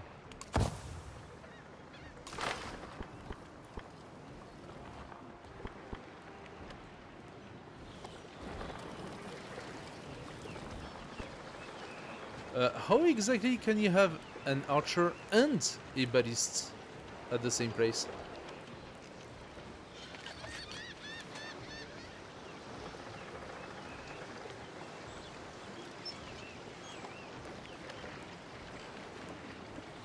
Hey Juan! 10 out of 10 garden? Yeah.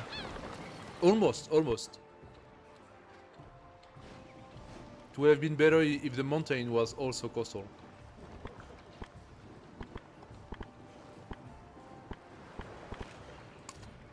He's tempting me right now. He wants me to go and attack the ballist.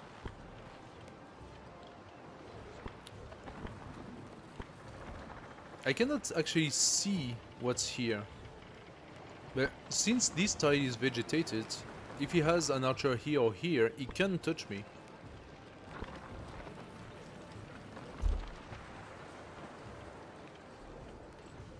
So...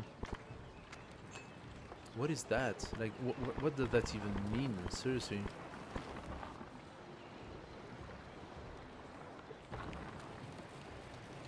If only I have 4 movements, if only attacking was not a move stopper, if it cost only 3, you know, like if it didn't just cost all of your movements, I would attack and then retreat a little bit.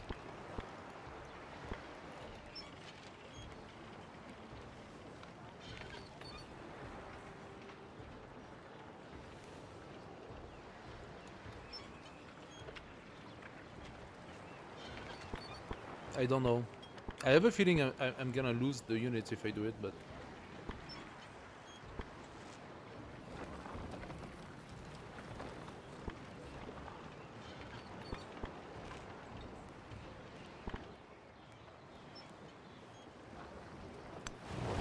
I'm gonna retreat for now.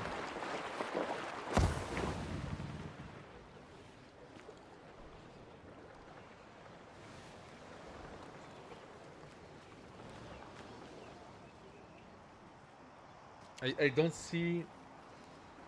I do not see a solution to this situation. He can actually attack me if he brings something here, so that's why I'm pushing a little bit farther. I don't see a solution to this current situation here. We don't have a naval commander, because that only comes at the next age.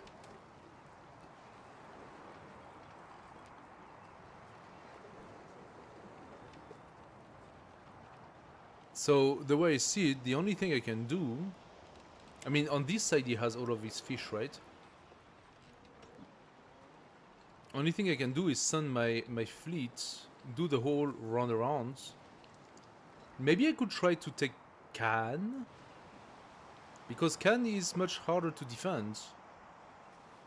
And then from Cannes, come here, pillage all of these fish. But I mean, in order to take those districts, I also need an attack from that side. So, strategizing, what I could do is send my whole fleet south, pass by Miko, come back up, attack Cannes, maybe take it. I don't know if it's doable, but we can try.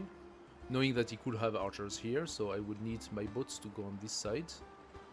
He could place archers in all of those little places here and be a major pain. But at least it's only one district, so we can take that. Now that I see it, looking at the border, that means he has another city here.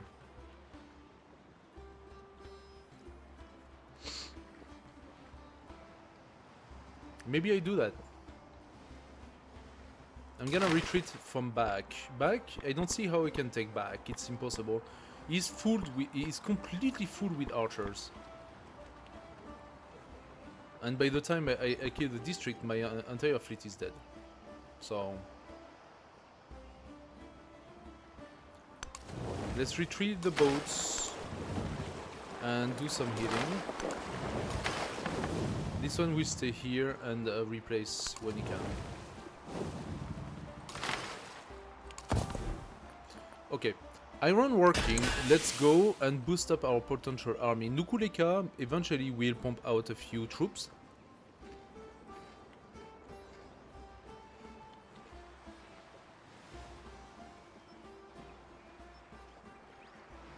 Maybe I need to build an ancient world in it. Merchant. Sanctuarium. So, I want to go here. Of course there is a freaking unit on it. Let's wait. If he moves. Like, the game is trolling you, I swear to God. The game is trolling you. It's like, oh, yes, a discovery. He's gonna come here to get it. Let's just put a stupid troop on top so that he cannot get it. And by the way, why would I not be able to get the discovery? Because there is a barbarian unit on it?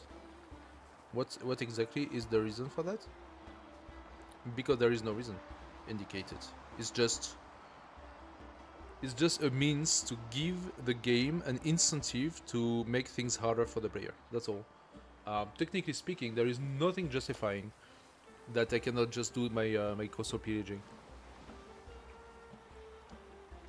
So you cannot coastal pillage if there is a unit on top of it. Okay.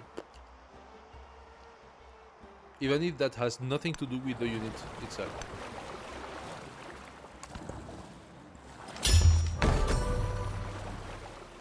Oracle has been built.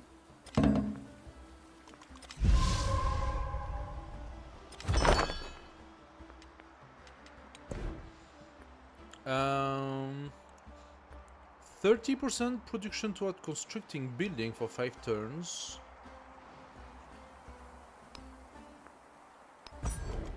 I think that's worth it. I'm also gonna take Takawaka. +1 production on fishing boats in cities. +2 science on fishing boat on reef. Now that is actually really good. Gonna leave that. I'm gonna leave that. I would love the growth. Getting +2 food in all settlements is also going to give growth. So the +9 culture though is kind of juicy. That's gonna help a little bit. Now having 35 happiness is gonna help for sure. See, 1 turn until the next celebration. So I'm gaining social policies finally. We take the turtle. We take the whatever that is. Sorry. The shells. We take the fish. You want me to lose science? Again? Whatever. I want to keep my influence. Probably for Phaistos. I could also go for... I'm already getting this one. Sunarushi. I'm already getting this one. So wait a second. What am I not getting?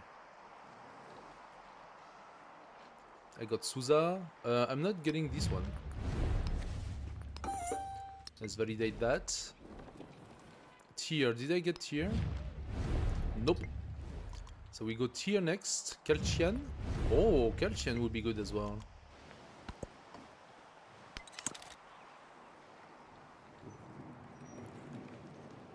Is he going to pillage my trade ship? I mean.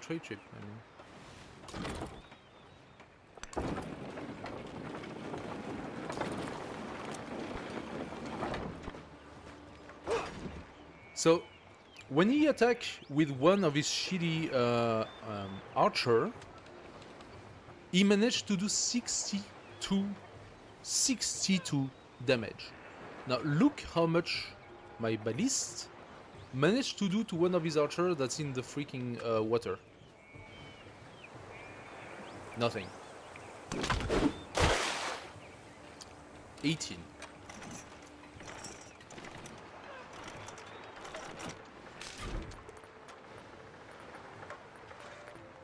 I could buy myself an archer. Probably gonna do that.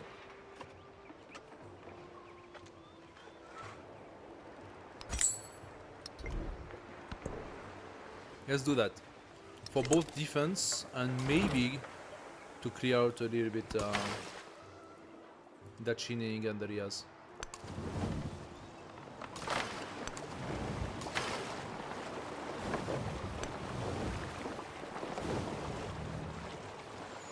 So I am not sure if this boat is going to heal not being in my own lands. And that's another thing that is kind of complicated. If the boats cannot heal, then how exactly are you supposed to do naval warfare? Because you need either the pillage for the heal process, or you need basically to send your boat back. And that's, as a pirate, is kind of impossible, right?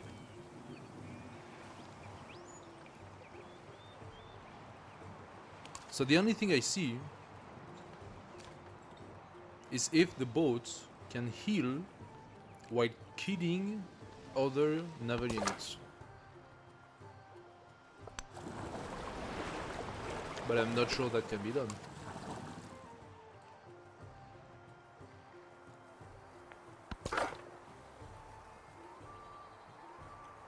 Now, of course, there is a galley coming.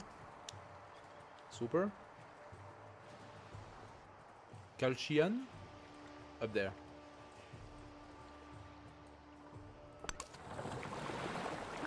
So I couldn't get it. I'm gonna go down.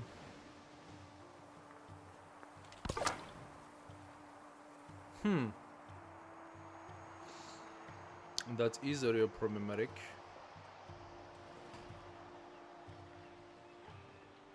What could I do to avoid destruction? I need to do the whole tour.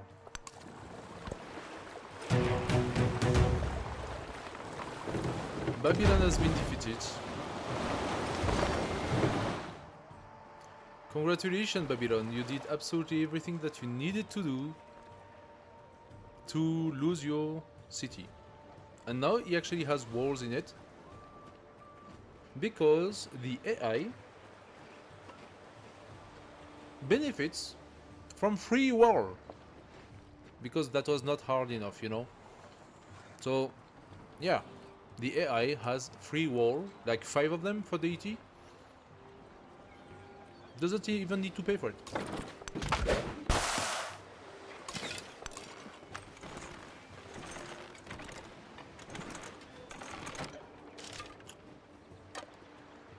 Is he coming with the archer?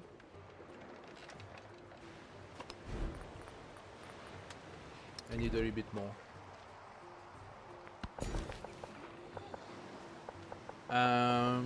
We still have 2 boats and a few farms. Let's take the boats. It's the best value so far. Okay, this one is finished. You're gonna heal.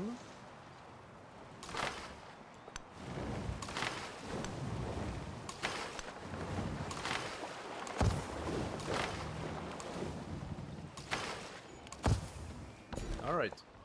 Take the fish. Happiness per turn in cities for both leaders. I would say yes, but at the moment I still want my my influence.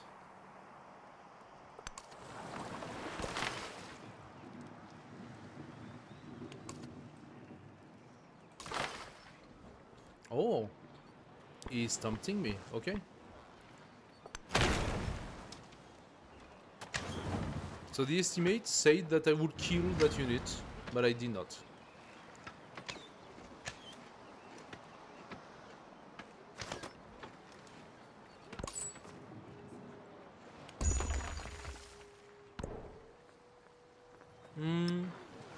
Camel, that's pretty good.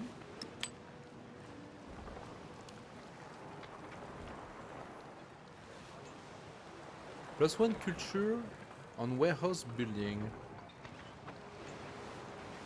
How many warehouse building do we have now? On the main 4, 5?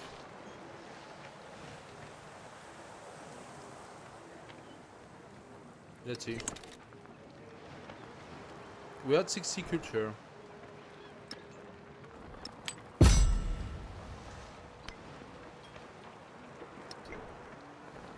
Ah.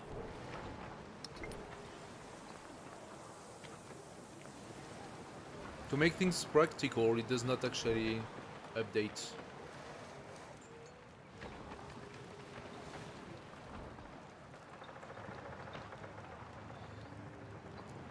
$64? Is that right? If I take the total out? 60. So 4 culture per total. That's not bad. It's actually really not bad. 10% science is also good.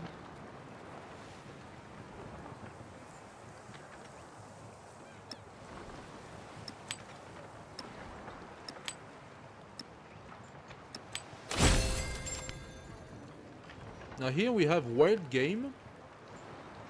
2 food in cities, 4 food in town. So that's a good source of food for town.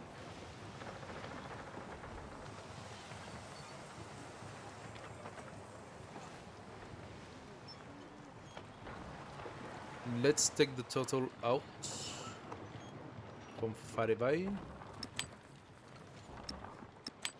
Give it some food.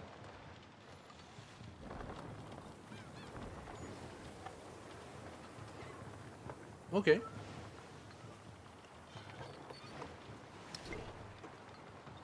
Farebai.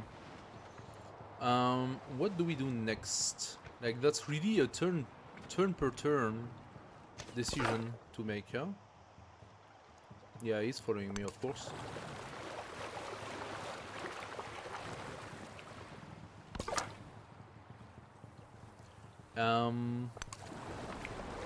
This one is going to clean up this last pocket of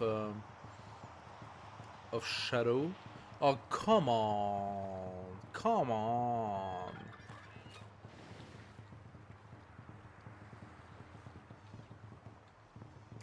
Now you know why they were still there.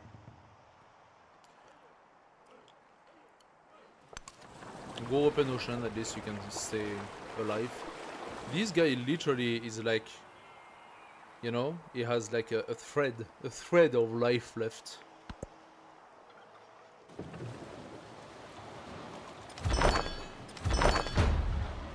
I got attacked. My ballista! How dare you?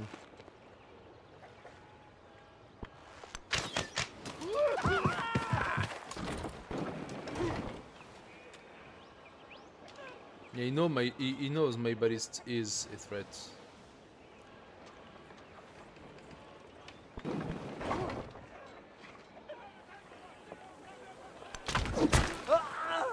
I should try to kill those units. Taking Babylon can wait. Actually,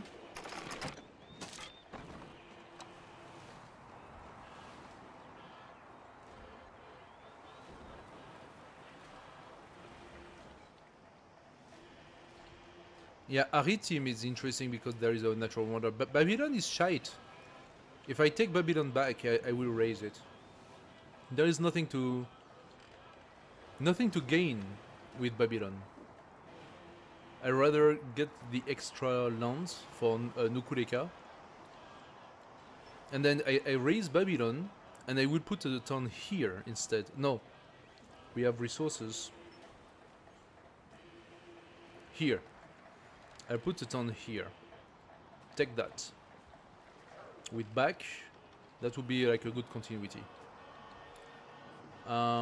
We have that town, we have that town, we have that town, we have that town. Do we want any of that?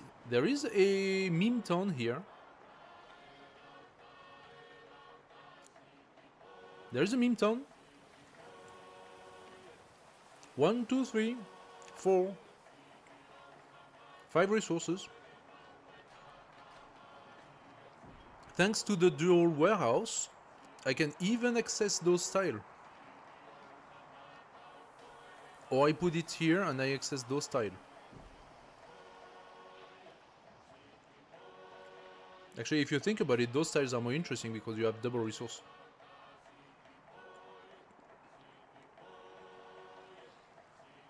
And then with the wharf and the port, I could potentially open those tiles as well. That could become a city.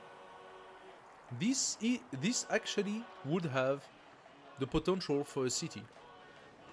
Not a big one. Not a big city, but interestingly enough, 2, 3. How do I link this one? That's actually a beautiful tile. If you think about it, that's a beautiful science tile or production. It's science or and production that benefits from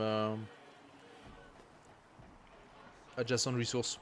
Oh, a wonder. If I could set up a wonder here.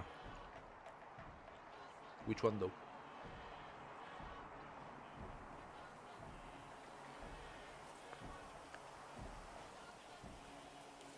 I think that that the wonders are gone.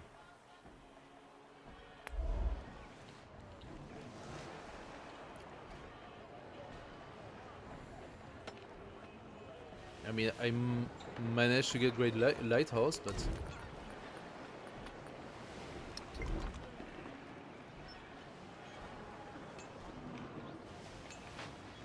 Colossus is gone, and my way as at blah blah blah is gone. I don't even know who did it.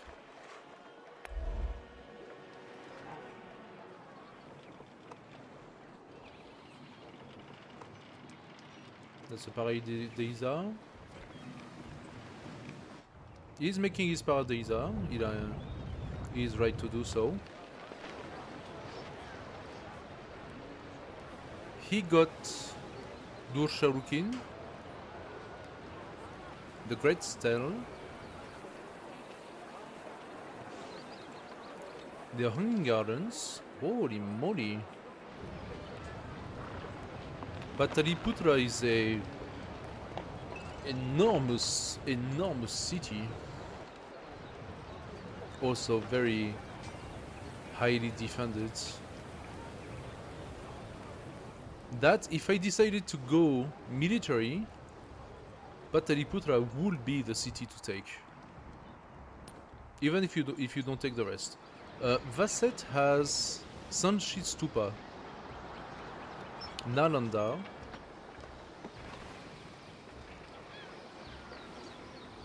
Mausoleum of Theodoric, Necropolis. That's not a wonder, but the pyramids. Okay, Vasset is also incredible in its development, and he has 2 necropolis. Friedrich is doing good, actually. He's doing really good. He has insane stats.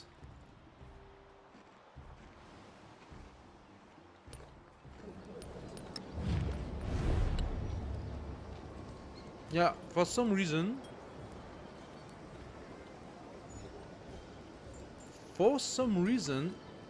he hates my guts, and he sanctioned me 5 times.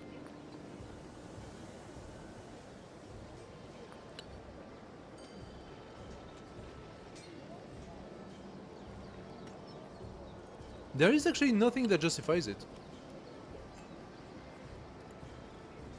Okay, his leader agenda didn't meet me because I didn't have a lot of militaries. But for him to sanction me down to 230 without even being at war, that's a little surprising, no? Does he gain something at sending sanctions to others as a leader?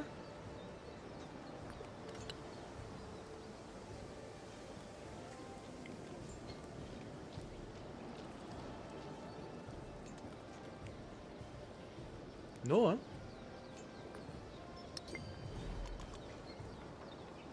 So what exactly would justify for Friedrich to have sanctioned me so often?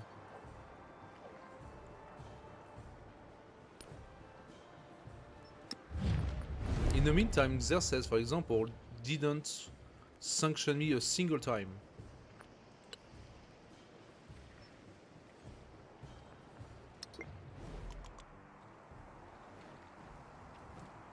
That's weird. Who else do we have? We have Ashoka, Xerxes, and Friedrich. Also Ashoka dislikes me. They all dislike me, all three of them. His leader agenda, he wants a lot of happiness. I don't have a lot of happiness. I have a little bit of happiness, but not a lot of happiness. And for that reason... But I'm not the worst, though. Himiko is much worse. So he should hate Himiko, right? He didn't meet her. But they all hate my guts. For no particular reason. That's kind of weird, no?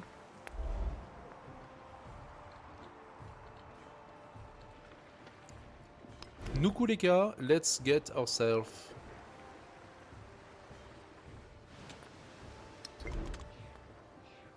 I am waiting. Because I'm gonna have iron working, and then I can actually buy myself a horseman. And I think the horseman will do a lot more work. So what I can do in between is buy another archer. Let's give ourselves some fish.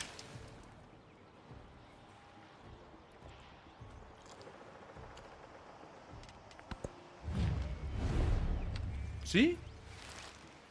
Another sanction for no reason.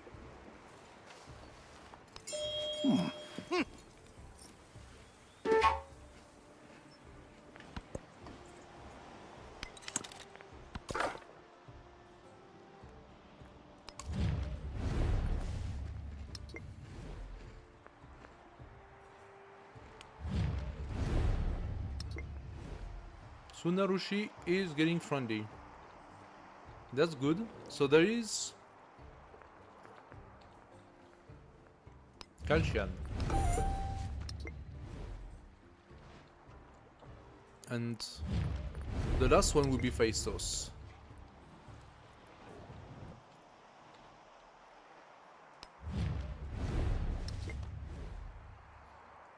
"13 turns, I don't even know if we're gonna get a friend with them.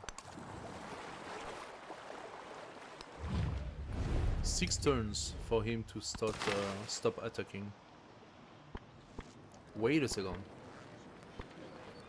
You did not defend.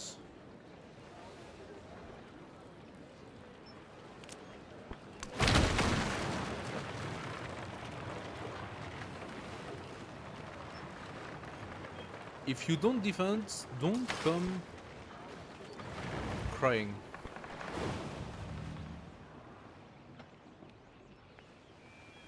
Do I want to upgrade the carrier? 80 gold, that's quite a lot. I need 2 turns to validate the...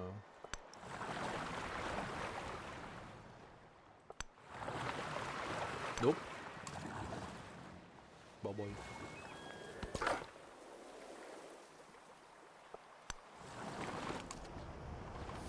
Okay. A little bit more vision.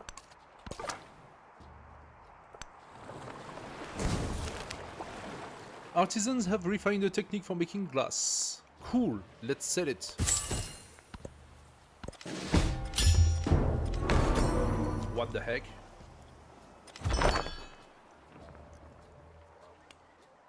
Xerxes has finished the wonder. No, that sucks.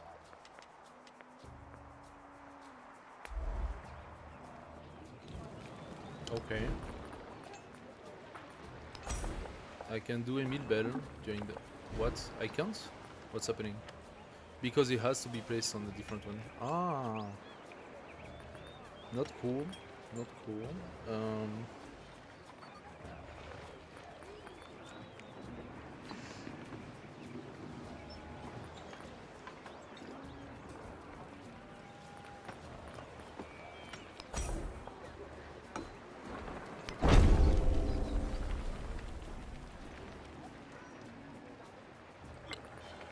Still gonna do it. And then in 5 turns, Emil Bay is taken.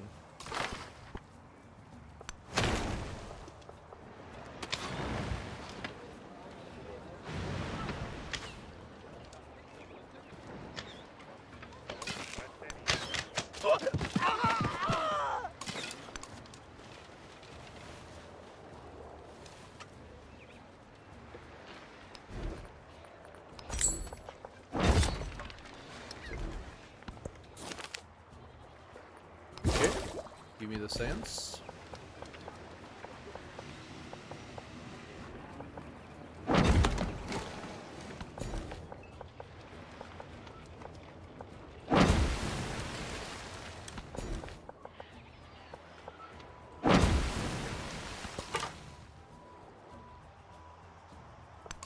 Alright. So we did the tour. Now we're gonna bring that guy down.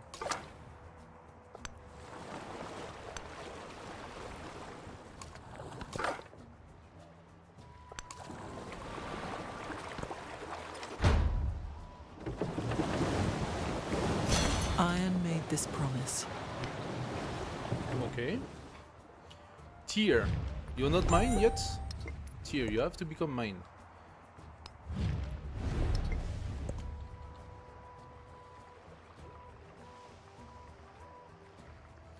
Divodurum. Could I take one of your boats? Cannot use the levy unit action on distant land city state. Ah, okay. Why? Why though? If I met them, why can I levy the distant land? You just... Ah. Maybe because... then I could go on lands, and if I can go on lands, that means... that I can attack distant land cities. Fair.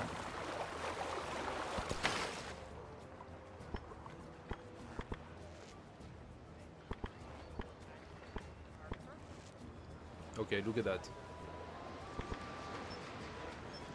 1, 2, 3, 4, 5, 6. 6 archers. What is this? This one? A phalanx. Like, what sort of freaking army is that? And it's all here. It's not even like... Is he doing something here? Is he producing two troops in each cities or something like that? I don't know. Like, this is insane. And why is my freaking archer not doing better than that?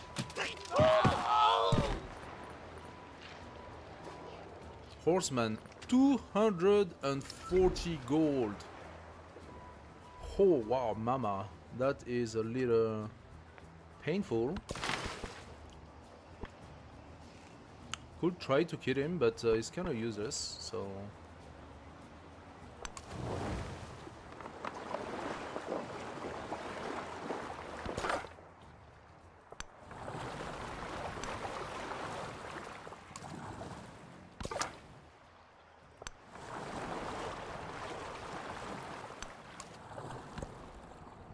Shangle?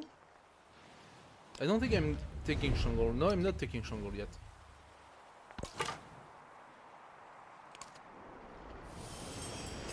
Okay.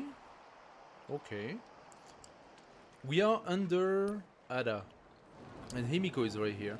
So wait a second, what's Ada and Himiko, what are they doing? They're hostile to each other, but not at war. Despite the fact that Ada has taken a city on the other side like this. It's kind of weird. Or maybe they were at war at some point? The unexamined...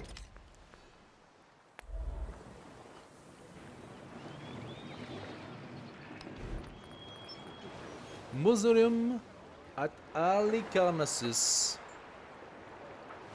Flat terrain adjacent to coast, that will be here. Although it's interesting wonder, but I don't see. Oh, phalanx. Okay, thanks. I'm not so sure where to use that.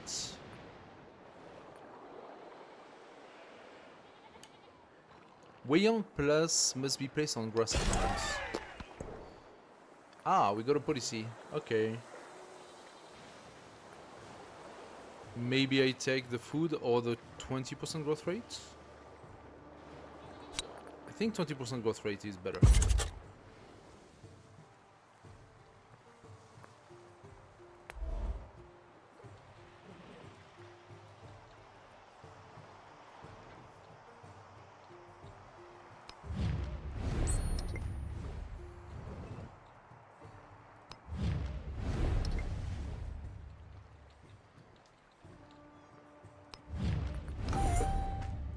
$15 turns. Yeah, I don't think I'm gonna turn the guy. Okay, this one is fully repaired.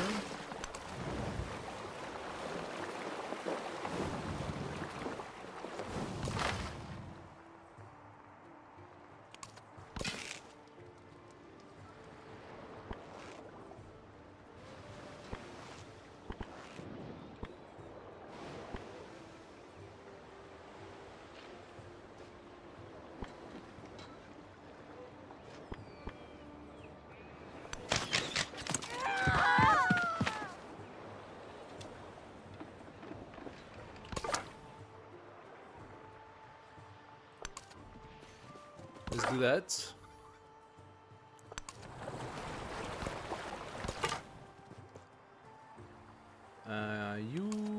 Yeah, there we go.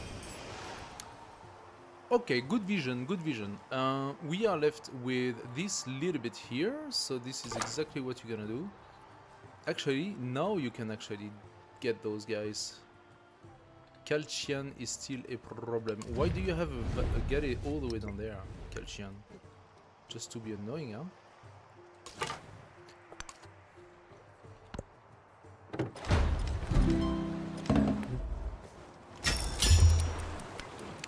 Ten turns. Wait, what? Ah, okay. My brand new archer has been defeated. In the meantime, his ballista was not even attacked.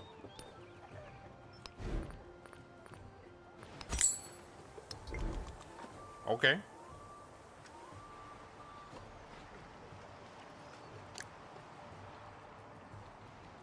I would love it if you send your guys and start attacking here, you know? Instead of just touching yourself. Are you still at war?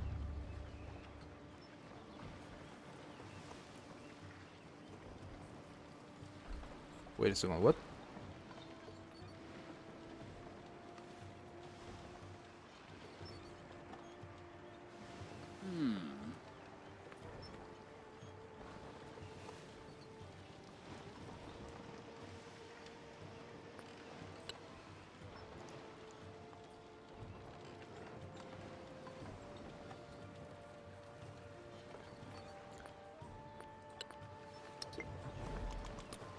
He can be allied with me, yet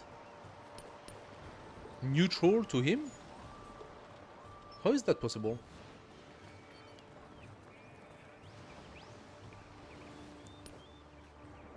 How is it possible that he's neutral? I mean, you can stop the war with someone, right? But shouldn't that impact your relationship with your ally if you do that? Maybe not. I'm actually not 100% sure about that one.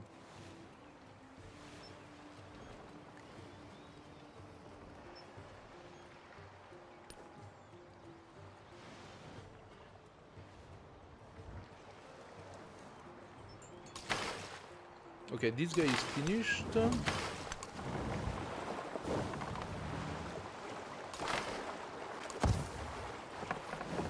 Those two guys, one turn and they will be good. But I am at 90%, so like there is nothing I can do. at this point in time to come back here and to do anything to Can.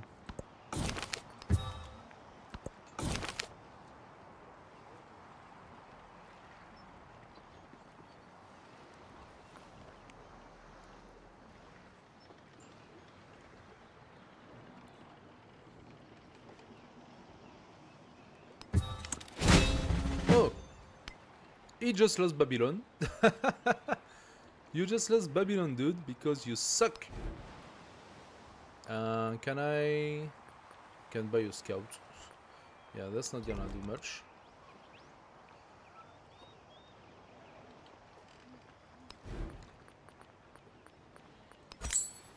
I'm gonna do it.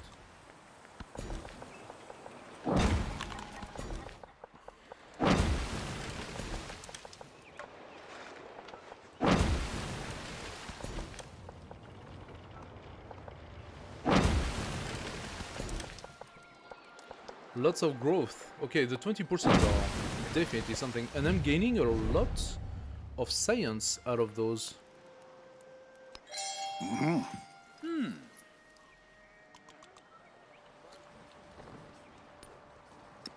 Bolivar.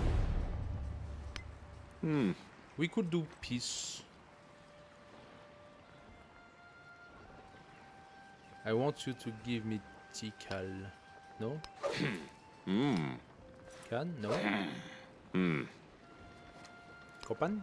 No. Ravenna! Oh, he would give me Ravenna, which is not his. Where is Ravenna? Where did you steal Ravenna? He must have gotten Ravenna as a peace offering.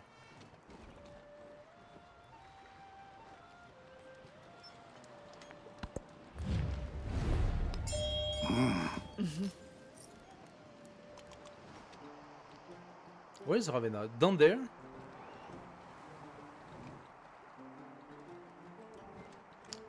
Weird.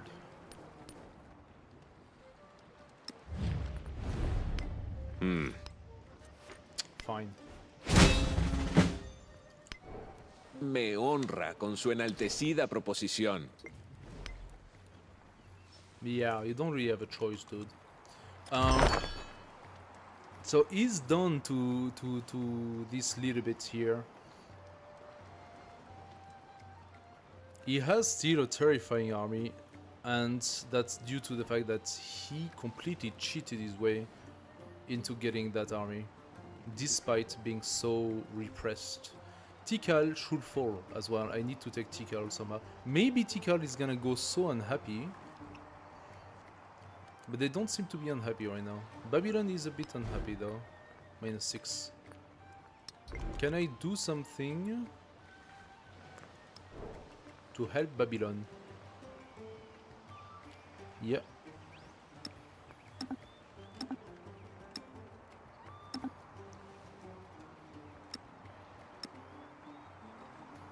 What's happening?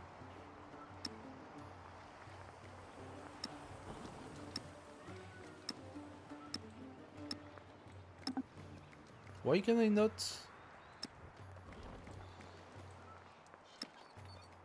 What's happening here? I cannot. Oh, raise or keep. Ah, I didn't. Okay. Raise or keep Ravenna. I will need to grow quickly.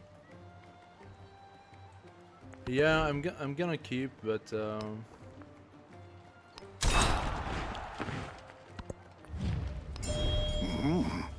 Not a great city by any means.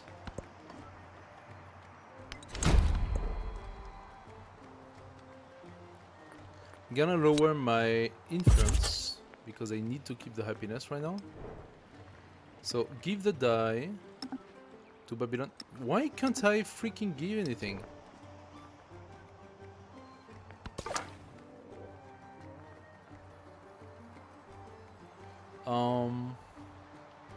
You go south.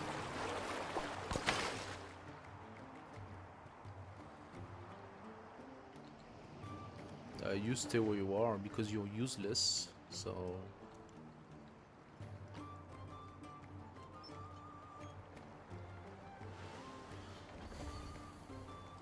I can send them. No, she's ally. I could try to steal his trade routes if there are any. If I could find any trade routes from him.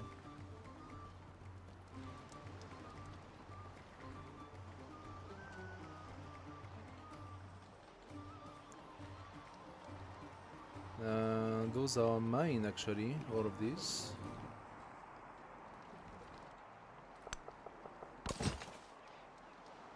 The phalanx is here, okay.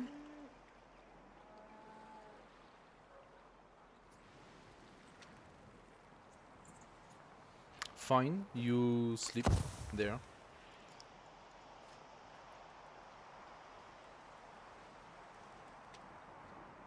I could send the phalanx south, create a ballista, bring the ballista here, attack the wall, and have the phalanx wait for attacking the city.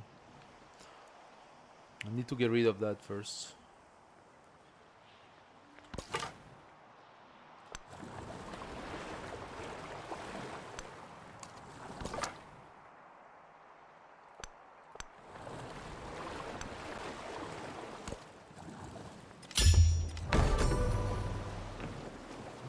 Mausoleum of In the midst Aricanas. of the snow, the light of Goryeo hovers. An Hey, my icy key! temple bell resounds echoes of the old kingdom.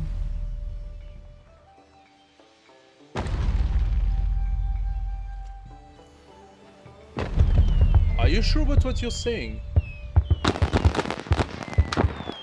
After the assembly gap, the truly They only allow you to allocate a new resource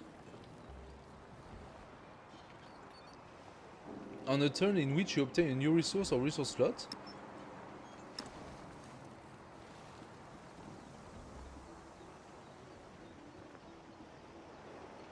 New slottable resource or additional slot required. Resource allocation unavailable.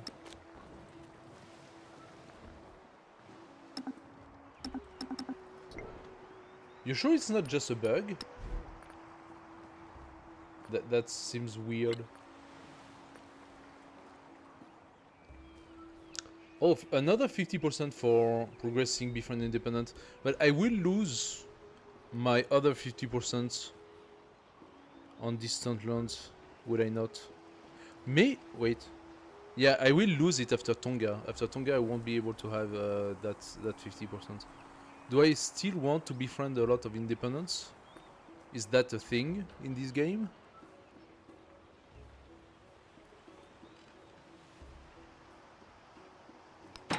Let's take it. It's still useful. Yeah. So you only changing the resources when a new resource is available. Did they just change that? Like because I have slot available right now. That makes no sense.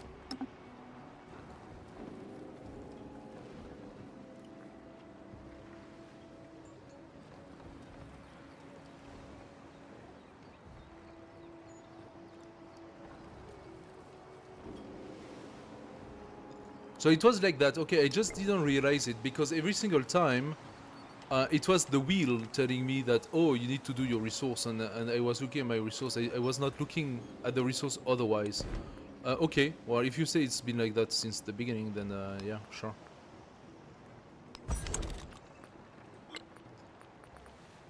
So it's like the policies, basically. The policies are only modifiable when you have a new policy or when your people are open to policy change.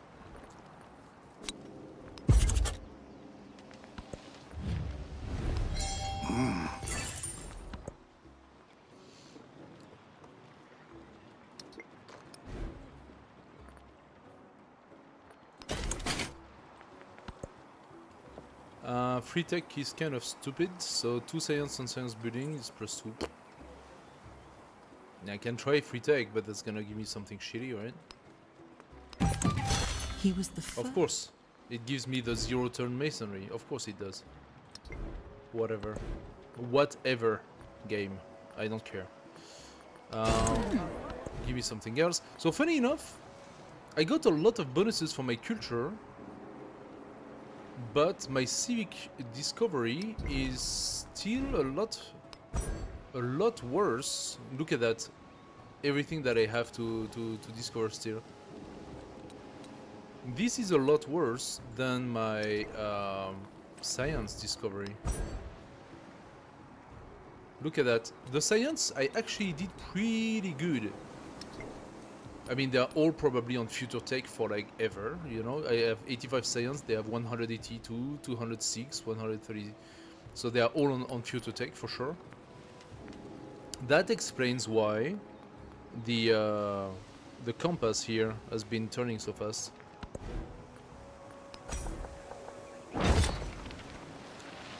Give me some ancient wall. I also wanted the barracks and blacksmiths. How much is it? 250 and... Nice, too much.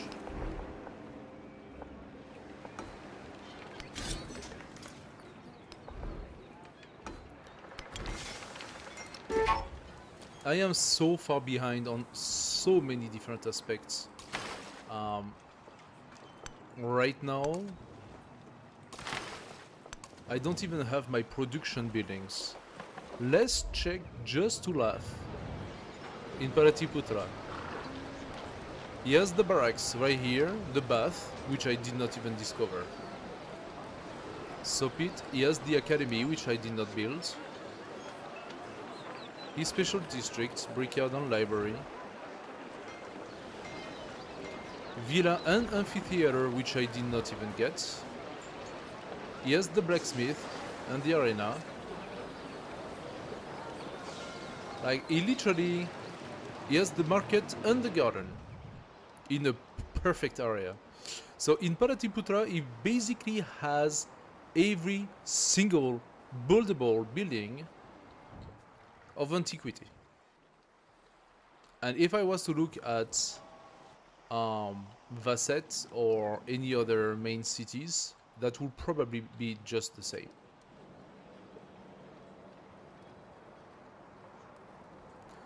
Barak and blacksmith are both done into a nice +3 place with a wonder, so it's an insane good place for Vasset.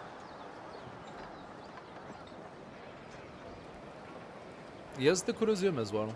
So he has 1, 2, 3, 4. Oh, he's the one who stole Colossus. 5, 6. Wait a second. So he has Golden Age, right? Yeah. He has the Golden Age of Wonders.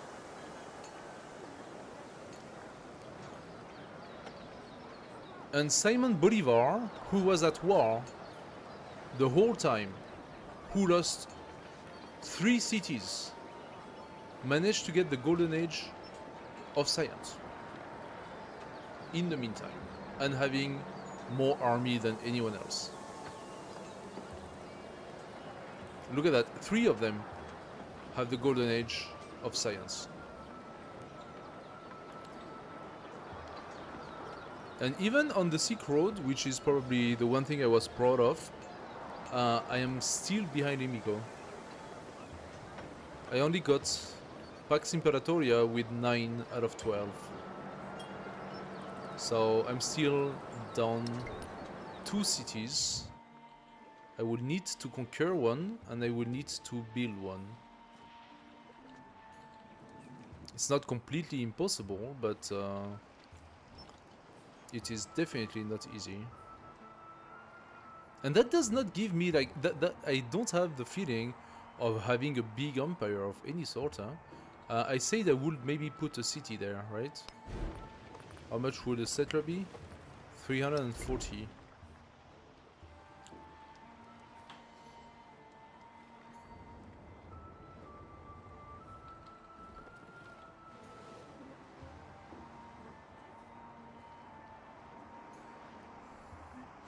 So the thing is, okay, in this game, maybe I'm just playing it completely wrong, and you let me know, right?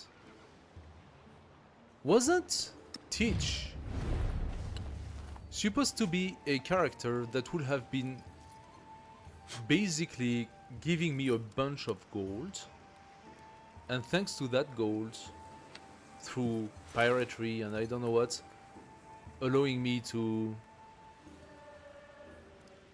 So first of all, I cannot incorporate city-states, and I get influence on palace and city halls in settlements adjacent to coast. So,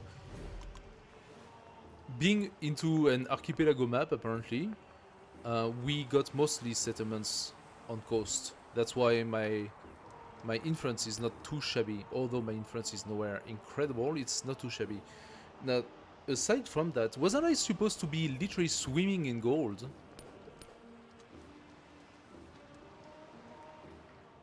Look at that. Friedrich is making 283 gold per turn.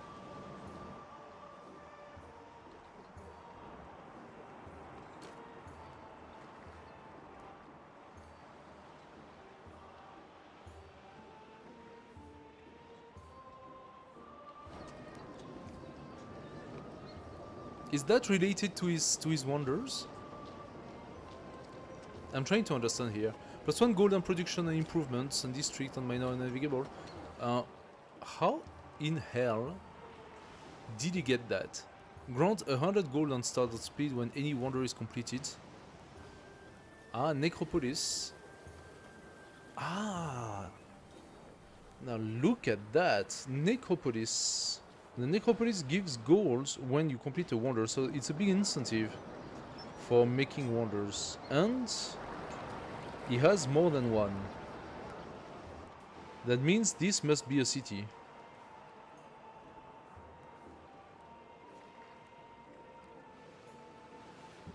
There must be a city here, a second city. So he has at least 2 cities.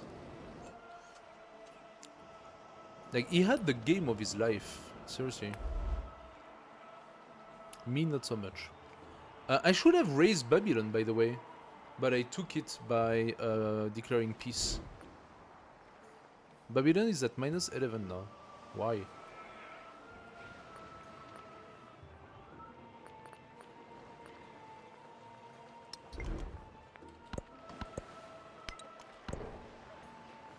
Ah, so can I now put my stuff? Okay, now I can put my stuff. How did... What? How did I go from -11 to -1? I just put +4.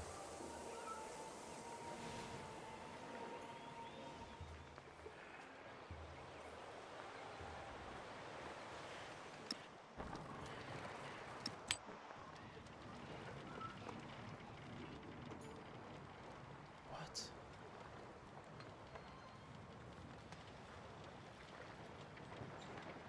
Let's give some wool to this guy. Everything is multiplied by 4? Oh, that must be because of the crisis then.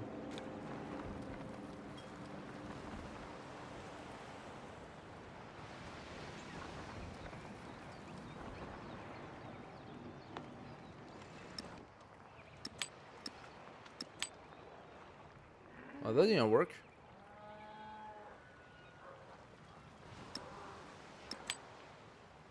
Oh yeah, wait. Okay, so no, having a resource make them happy. Is that a policy?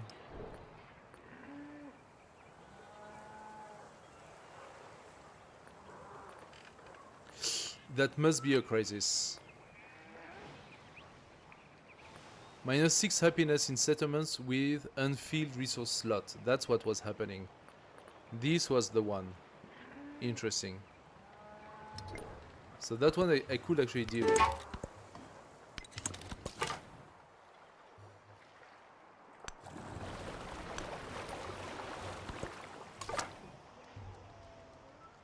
Okay. Do I still have settlements in revolt? No, huh?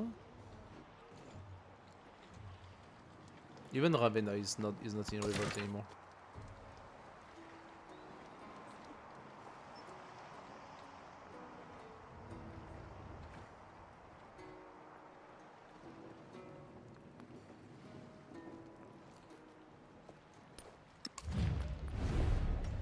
Seven turn. What I would like is to have like a bunch of troops here, and in 7 turns, 2 turns before the end, declaring war and taking Tikal.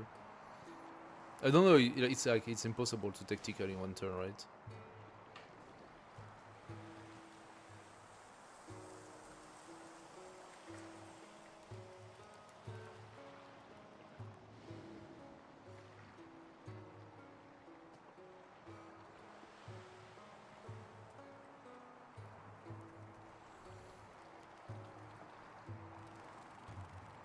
Anyway.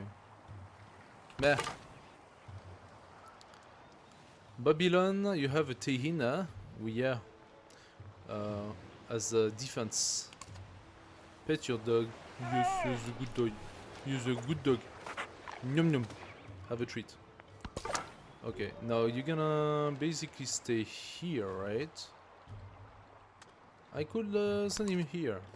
Maybe you manage to reach. So, I didn't want to keep Babylon, that's the thing. Babylon is a shit city that's actually losing those resources here.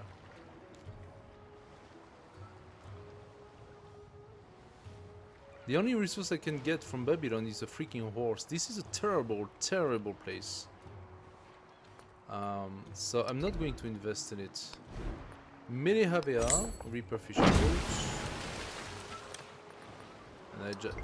oh, whatever.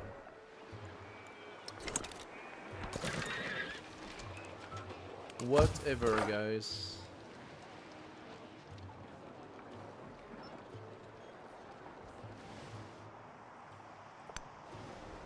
Huma! We found the city of Huma.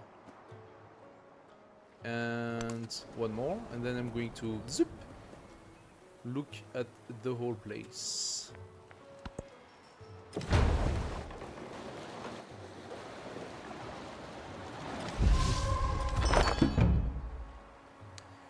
It turns until the end of the age. Okay, not much we can do. Tia gives us some gold. We're gonna put some fish. Dankeschön. Cheers.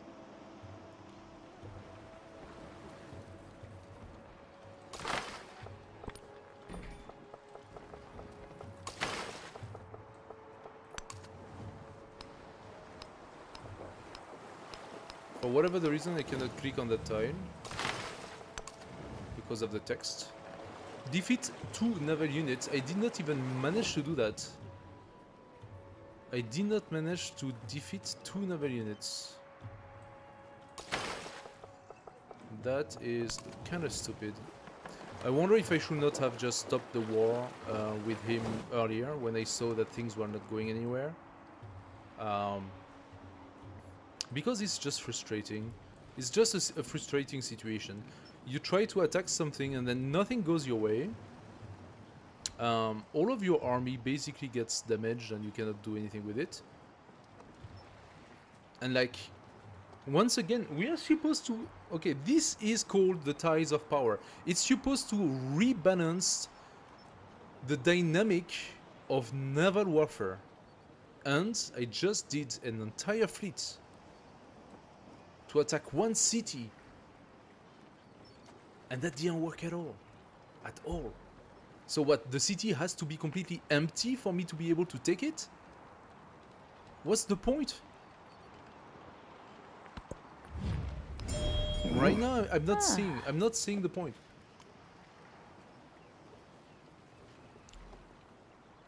I was expecting a lot more.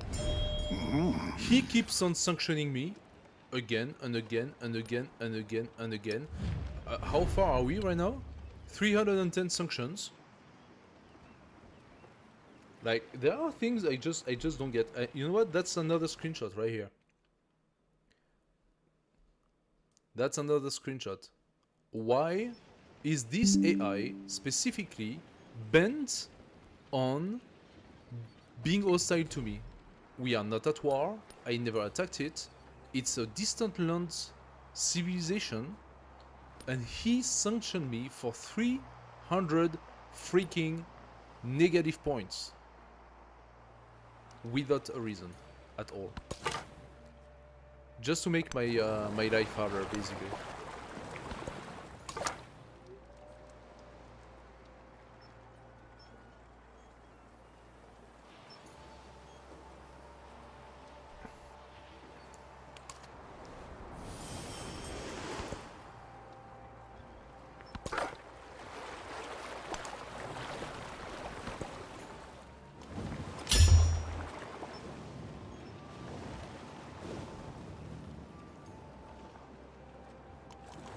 Remain less. Perfection is achieved. Okay. We got a tech. Can we or can we not? So I have access to the villa and amphitheater. I don't really have a good place for them. I need 5 turns for mathematics, and I do not have it.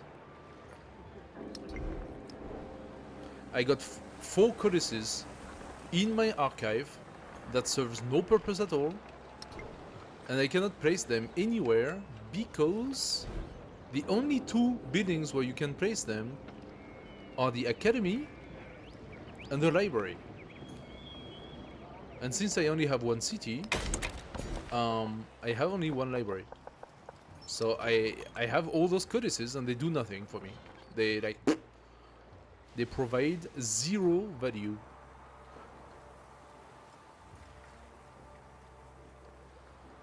I could make Mua a city and put a library here. That's actually a pretty dope city.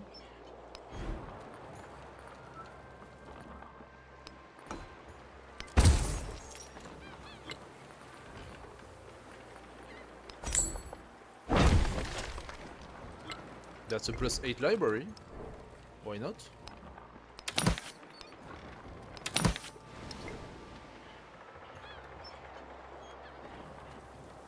Okay. Now Mua is a city. I don't know what to do with that, but...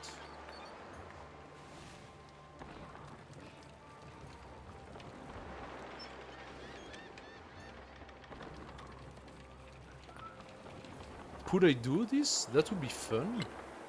How much does it cost? 470. That seems impossible, but... can try.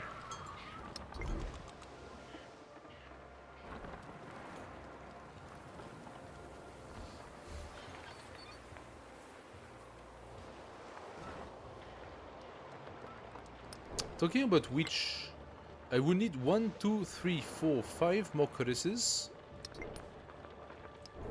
I got 2 more, so I am missing 3. If I look at my science, engineering will give me 1. And the mastery of mathematics would give me another 1. That's 2. So, where exactly is the last one? And the answer is, this is this one event that I had at the beginning of the game, and that I didn't take the codice because I took the other option. And this is the one codice missing right now. Aside from that,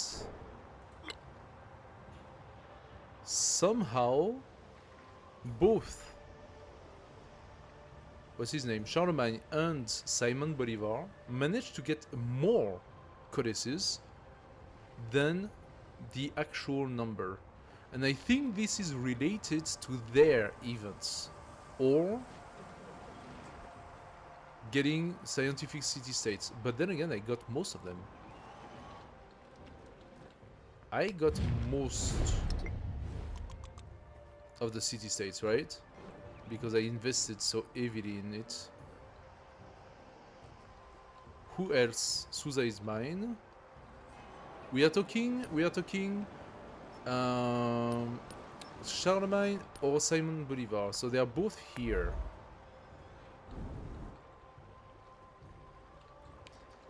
This one is mine. This is not science. Phaistos is gonna be mine, so it's not them. Arna has been taken. Babylon was taken by me. And I don't even see... Okay, there could be a city-state here, maybe. But I'm not even seeing, really, Charlemagne having a city-state, like a science city-state or anything like that. So, that means... How did he get those codices? Where did they come from? Oh, does that mean that he had such high science that he actually went to the tree all the way to future tech? And did the future tech give him more codices? It doesn't say so. Now I'm looking at it and I just don't see more. So from the tree I see 1, 2, 3, 4, 5, 6, 7. 7 out of 10.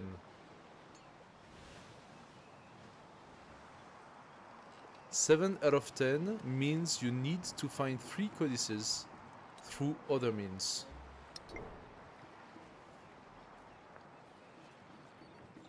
I am fairly sure that a civic gave a codice at some point.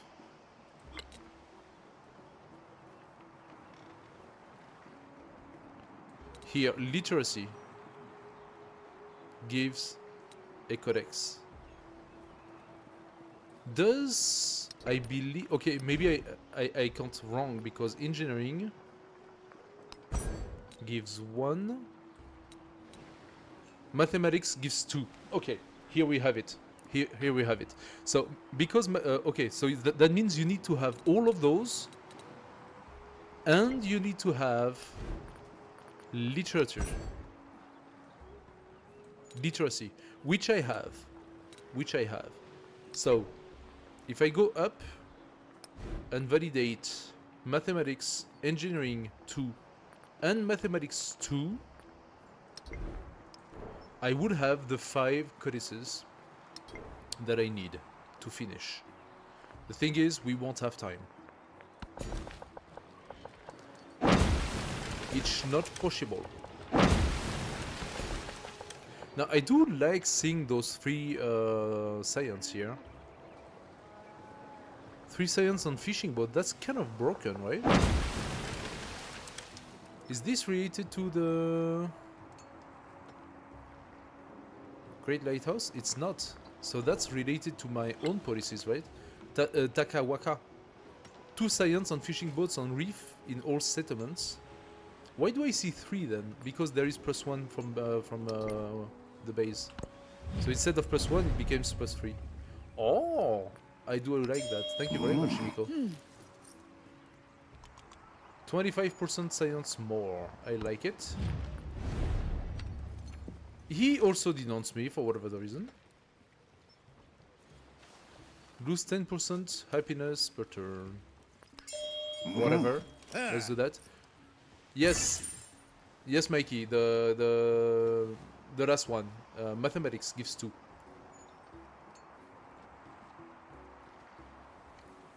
But independently from that, you also have an event, maybe even 2 events, that offers you to choose a codex. So if you choose those 2 events, that means you could have science victory before reaching mathematics. Okay, we got Sunarushi. Sunarushi! Let's give our commanders some experience. Although, my commander has been sleeping in town since the beginning.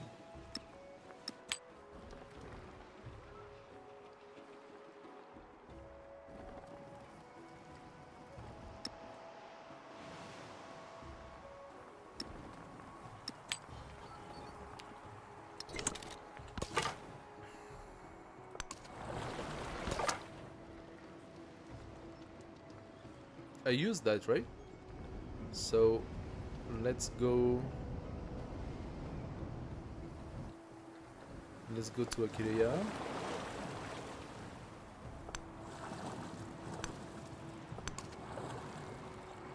Apparently I cannot go into the city, even if it's a scout. I want you to go up.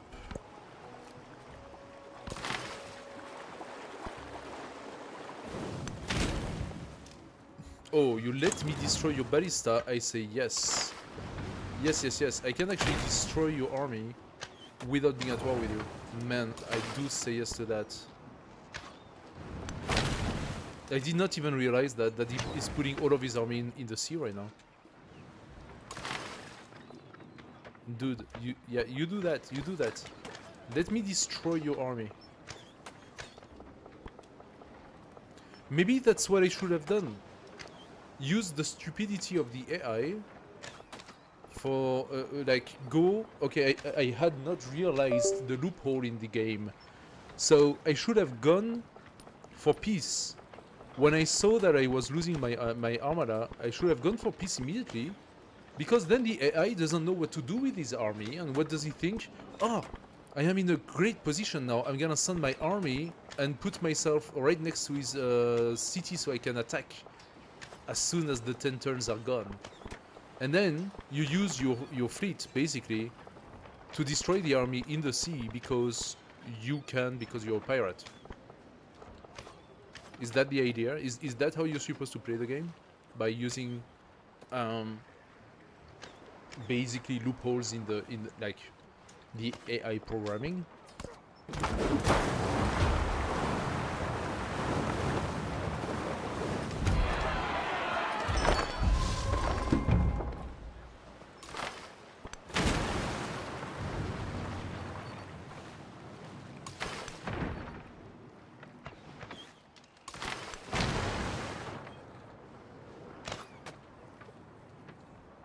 But they can also shoot at you. It's like, it's not just naval warfare. Like they can actually attack you too. So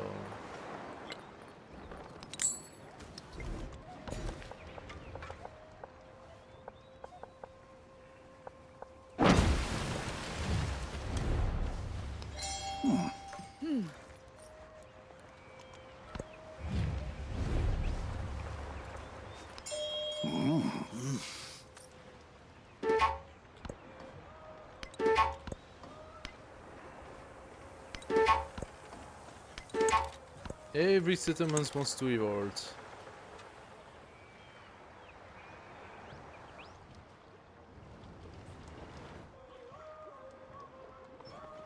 Oh, they destroyed the library. Of course. I just purchased it, so how about we just destroy it now?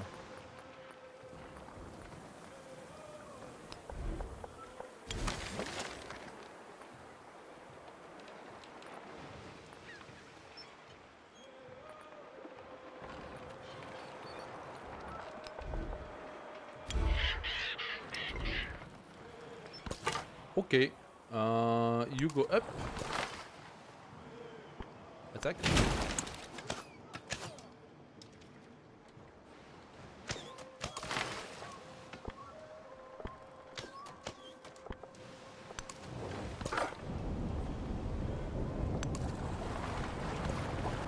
Little bit of a storm.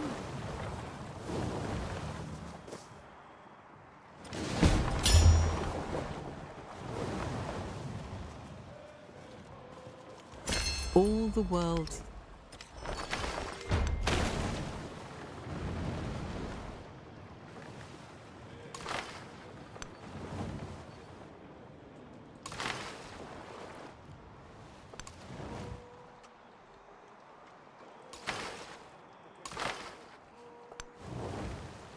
Ah, we plundered our very first trade route. Oh, joy.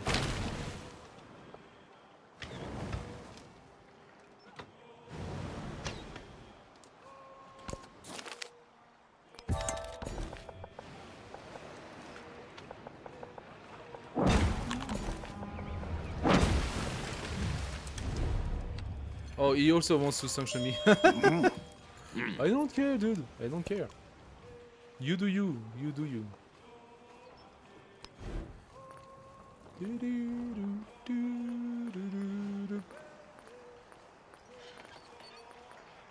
Okay, got a little bit of money. What should I do? What should I do?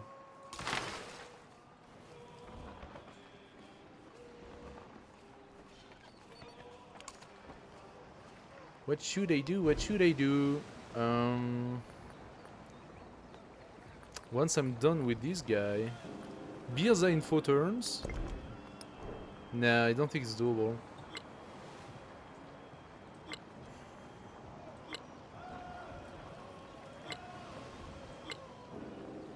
Funny enough, I did pile up quite a few legacy points, so it's not like the worst possible beginning of a game, huh? It's not the worst possible.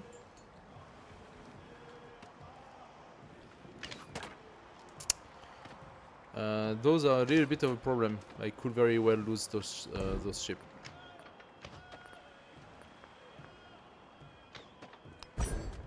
Civic.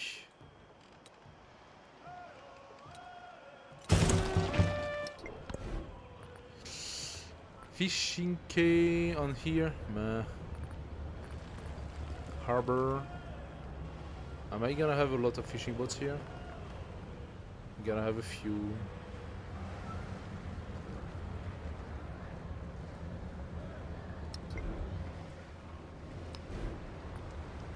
What about Nukuleka? Nukuleka is kind of like cut off.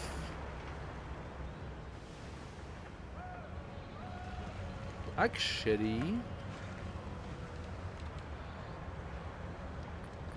what if I placed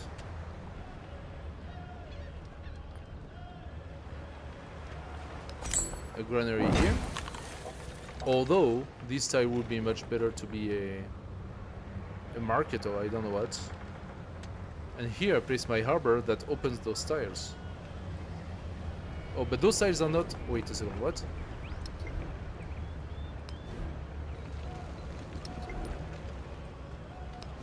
Yeah, no, they can be taken by Nukuleka. Okay. Ooh, wait a second. No, they can't. No, if Babylon has a farm here, that means those tiles have been taken by Babylon.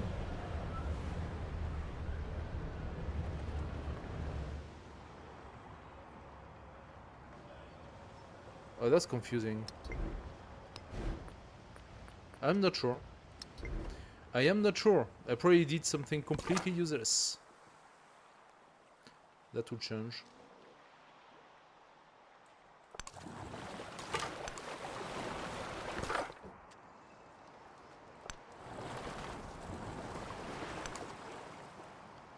All right. In terms of, map discovery, there is nothing to say. Tonga allows you to discover the entire map on antiquity.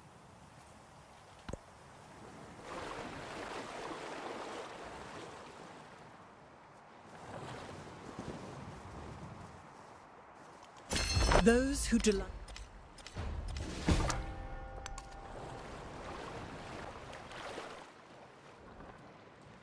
Okay, I didn't lose all of my boats, but I did lose a bit. A fair bit. Hey Cabbage, what's up, man? How are you doing?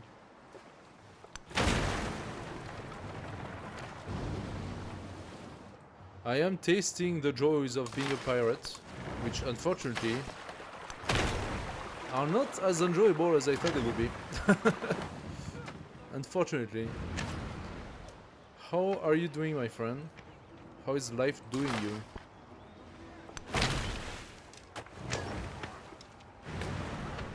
He wants to settle a city here?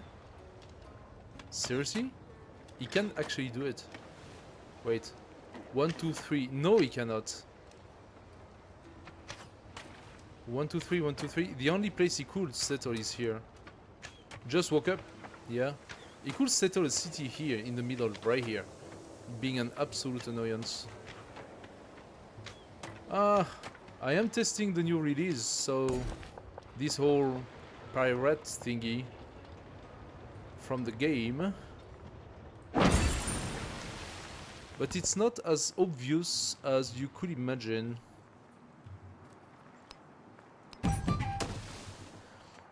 It's not obvious at all. And yeah, that makes things not just tough, but also a little frustrating. Ancient Wall, Birza in 3 turns. How many turns do we have left? 4 turns. I could even try. I could. Adjacent to coast. Oh, I don't need that. Okay, adjacent to coast is not that interesting for us. I could place it here maybe, behind the library, so the library would benefit. Yeah.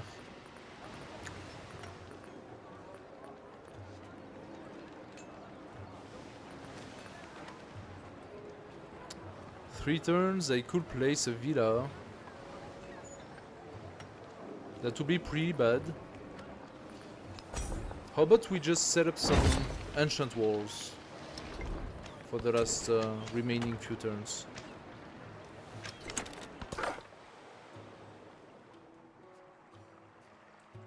Phaistos is still... Oh, true. True.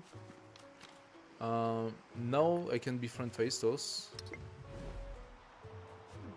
You know what? Let's do it. So we can say we befriended every single city-state existing in the map.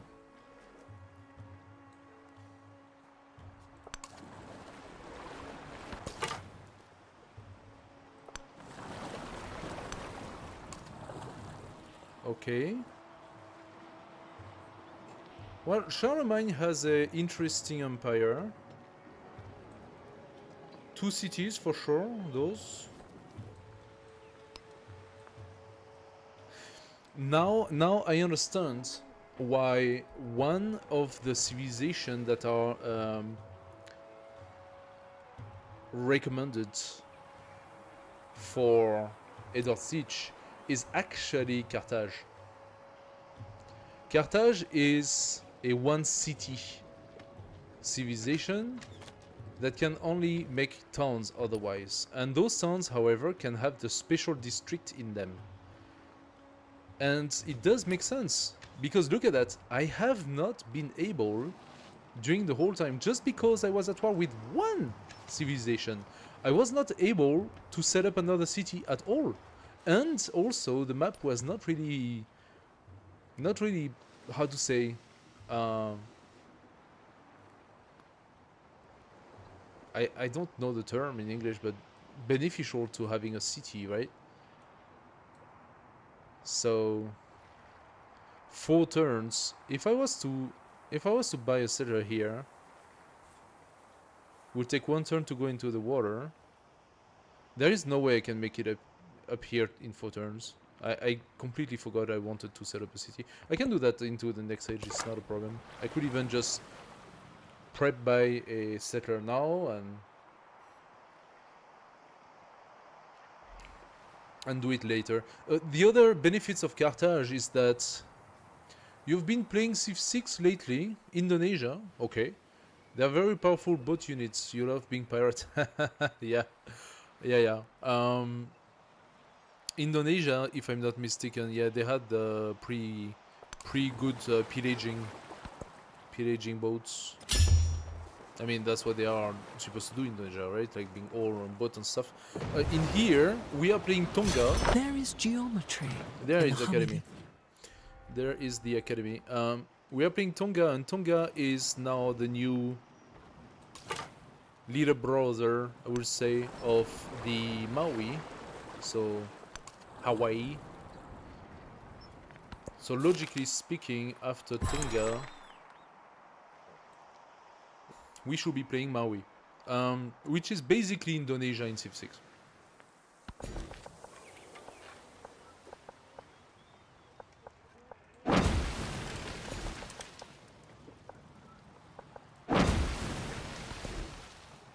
Okay, mathematics and engineering for 1 turn. Let's try mathematics. 2 turns? 3 turns? You know what? We could make it on the nip of the... Let's try. Let's try it. I can build an academy for 2 turns. Then let's build it. I would have a better academy here, but you know what? That's fine. I'm gonna make it here.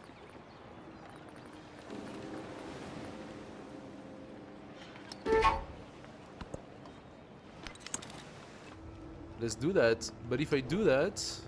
Oh, I didn't realize that. I need my... Oh, because they had broken my my library here.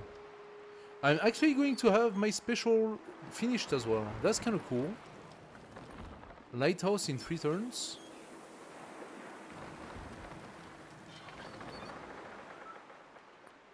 Where would I place that?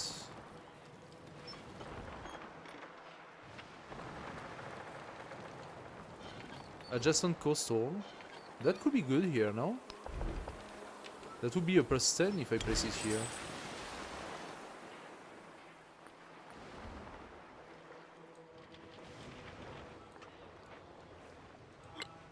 So what I was checking is if I get 2 more, I would have 5. So I need yet another library somewhere, and that means having a city. Okay, Babylon could be a city because it actually has the capacity to grow on this land here. And that would be the only reason why Babylon could exist. So, if I wanted to convert Babylon to a city, I would need 500 gold. I don't have that. I do not have that. I could buy an altar to benefit from my fertility right. But you know what? Not worth it. Okay, so now a harbor gives me 1 gold, 1 science, 1 culture, 1 happiness. And in this occasion, because it's a harbor, 11 production as well. So do I want... Dankeschön. Yeah. Dinner time! Do I want to set up these? So, okay, these are for this city. If I place the harbor here, I unlock those 3. I think I'm gonna do that. It's a little less than here, but it's also more food.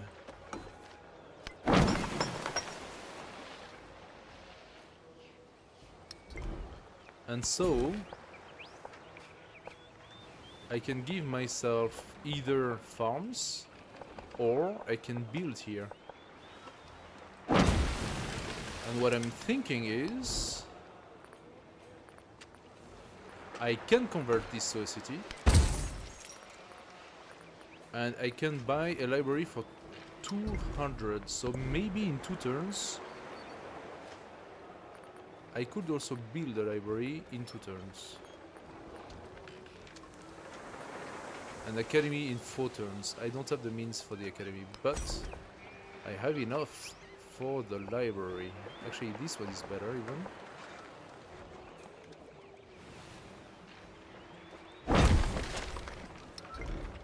Because I have 3 turns left. Nukurika. Nukurika, food and production, please. Let's try it. Let's try to get it. The Tongan people are actually in the top of New Zealand. Yeah, so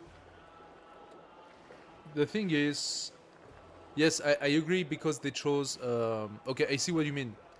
Because they chose the American island, Hawaii. Hawaii instead of Tahiti, right?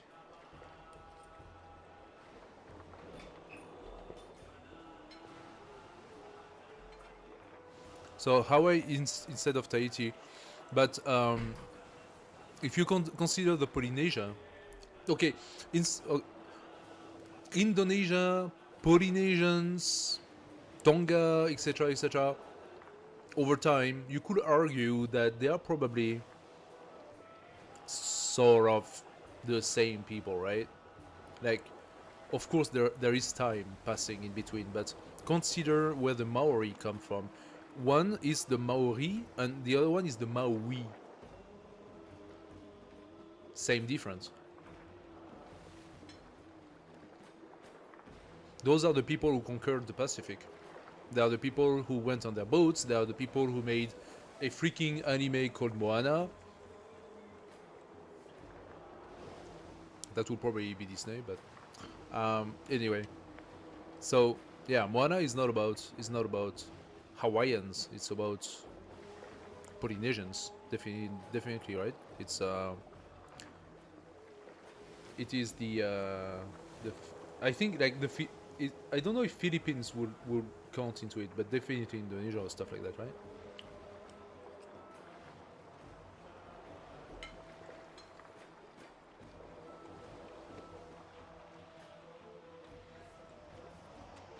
So, we cleared up everything, pretty much. So my guys are pretty much useless. I could go there, asking you for an open border. He rejects? You reject? Okay. Well, he doesn't want open border with me. For some reason, he already dislikes me quite a bit.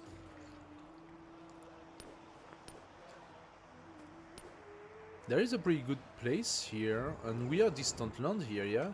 There's a pretty good place, potentially, for like a distant land settlement. Those are also distant land, by the way. Yeah, all those is distant lands. And we have a nice island stuff. So we could definitely, I mean, the problem is that you have all of those city-states, huh? And those city-states will re-become city-state in the next age, huh? So 4 city-states in that vertical here. That means potentially 1 city here, which would not be the worst, but small. Potentially I could see 1, 2, 3, 1 on the north of these islands. That would arguably be somewhat okay.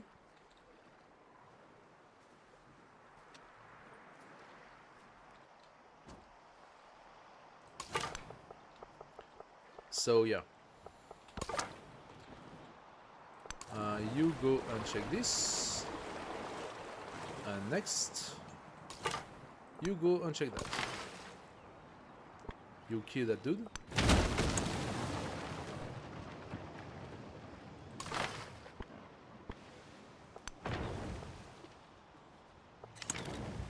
You go and kill that dude. I did lose my boats here. Okay. I mean, he had like so many troops, right? So many archers and I don't know what else.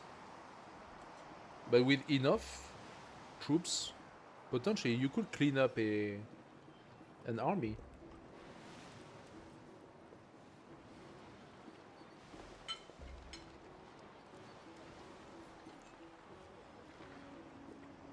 Now I need to read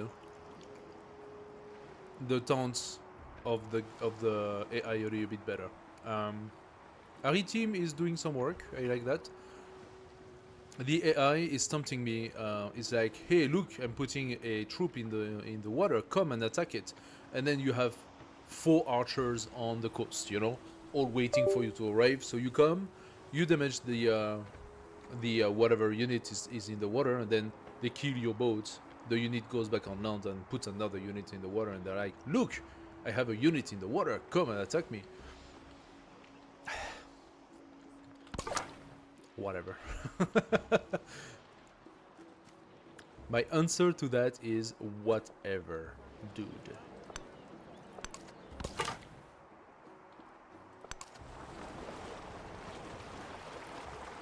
Faistos is still not turned. Faistos, what are you doing? You need to turn faster, Faistos. I don't want you to attack him. Kill his jaguar.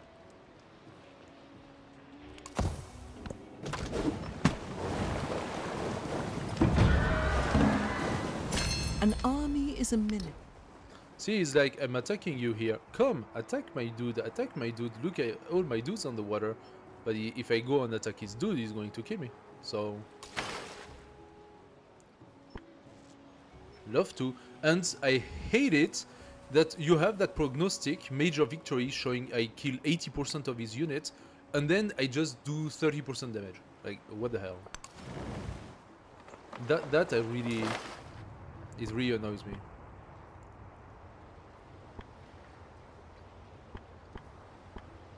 Or here, for example, it literally says decisive victory. I should be killing it, right? I should be killing him right now. Why did I do 70? I'm supposed to kill the unit, and I do 70 damage instead of 100. I literally only did 70% of what I should have.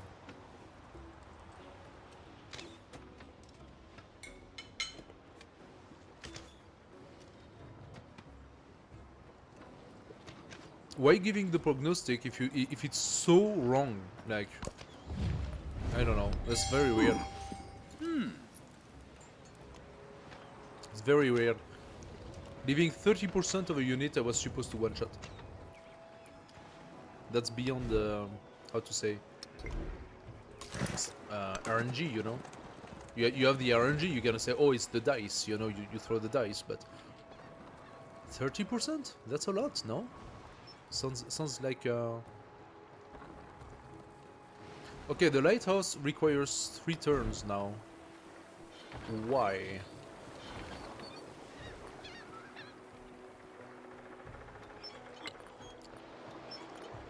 I don't think I will be able to produce it. I could purchase the ancient wall.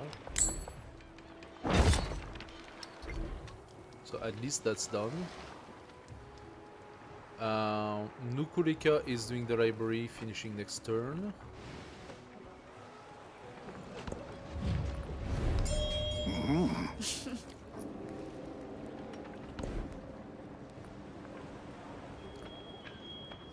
Give me the cut of low, I don't really care.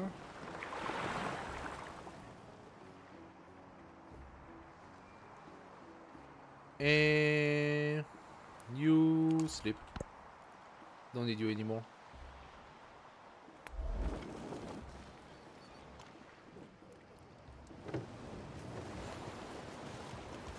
An eye for an eye. There is geometry.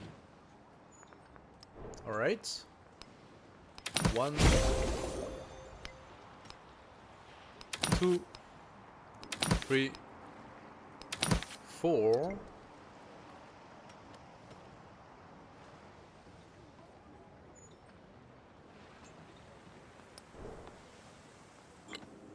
One point, guys. 1 point.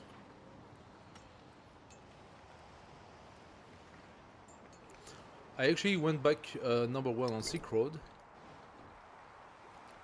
That is probably because I've been purchasing some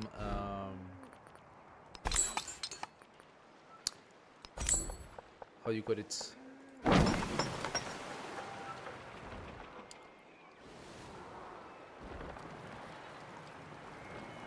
Warehouses. And if I'm not mistaken, warehouses opens space for... Apparently I am mistaken. It doesn't seem to be the case. Okay. I'm not sure what gives space for resources. I thought it was the warehouse. Engineering. 1 turn, please.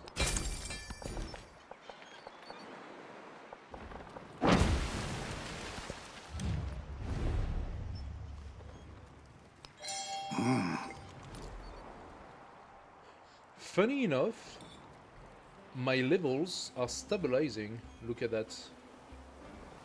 182 facing 196, 200, 250 is still better, but I am stabilizing in my science. Not exactly the culture, but the science.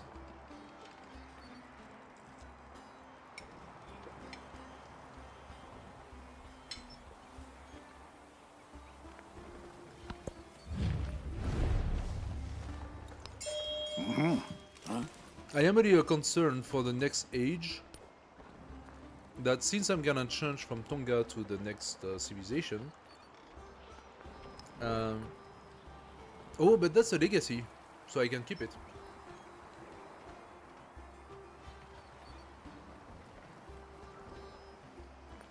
Okay, I'm gonna keep that because this will become tradition, and tradition are kept through the game. And 28 science tradition, you don't see that often.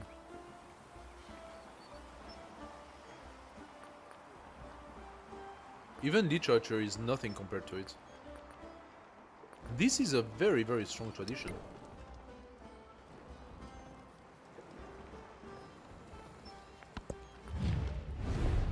Boost 10% science per turn, whatever. Like, I am going to redo. I can't. I am going to redo a screenshot because seriously,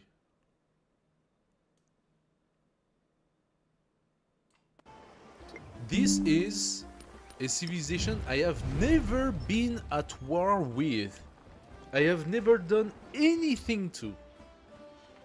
And he spent 410 sanction on me.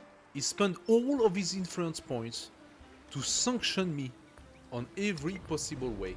And I'm sure he's not even allied to... He's helpful to Ashoka, which is not a problem to me. He's not even allied with any of my foes. The guy just decided to beeline me. I'm gonna send a screenshot to Phyrexis and be like, what the fuck, guys? What the hell is that? Why is this guy, this civilization in this game, spending 400 points of influence just to sanction me during the whole game? That makes no sense. I mean, I would have, like, I don't know, pillaged him or do some shenanigan or stuff like that. I would understand. But not even. What did I do? I had my scout pass through his coast. That's all I did. And for the guy, it's like, that's unbearable.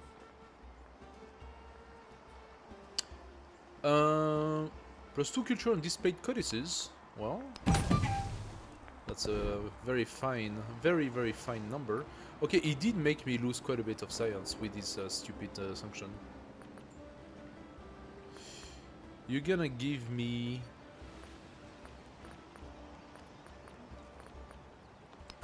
We have one left, so you're gonna give me an ancient. There we go. I would love to do that. I would need 500 for that, 500 gold, which I don't have. So yeah, unfortunately, I would have loved to have it, but meh. Resource and Wonder Coast, that could have been a pretty cool one here, but how much would I need if I wanted to purchase an academy? 400.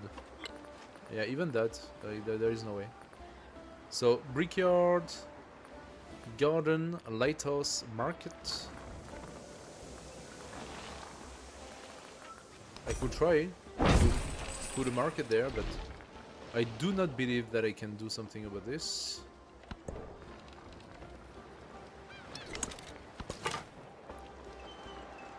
How much am I missing to actually get the economics? 2. Oh, the market would give me the space, I think. There we go, we have full vision here. You're gonna remain here in Babylon.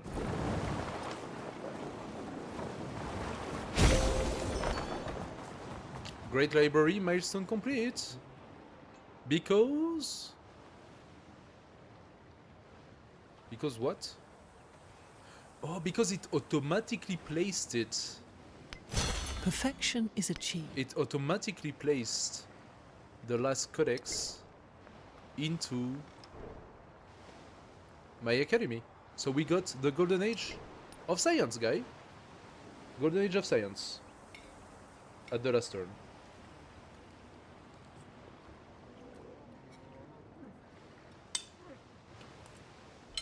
Not too shabby considering where we came from.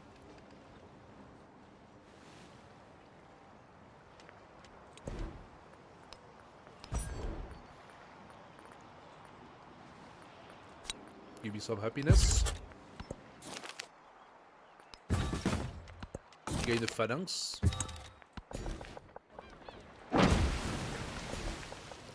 And we take the Cory. Keep on sanctioning me, keep on sanctioning me. Every single turn, he sets a new sanction. Like, how much does that even cost him? He must have taken the tree line where sanctioning cost less, and then from that point onward just kept on using his points to sanction. Weird. Very, very strange.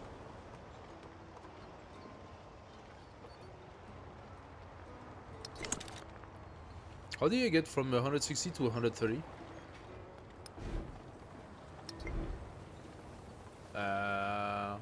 Why? Oh, is it my endeavors that stopped? No. Right here, research collaboration. Research collaboration.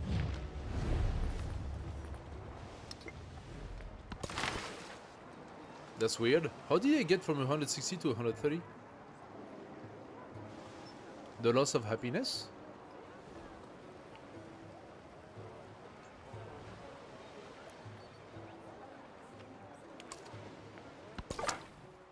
I'm not sure to understand here.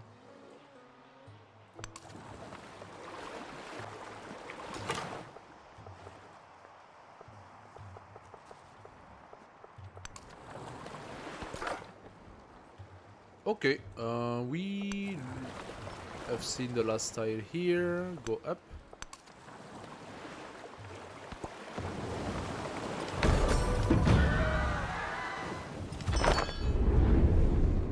Antiquity! Finito! Finito antique. The Tonga remembered the stories of the world they lived in.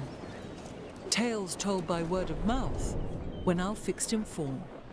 Their truths incontestable.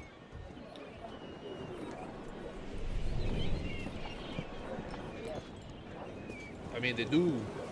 Thank you very much. They do look very much like Maui with their Ketaban.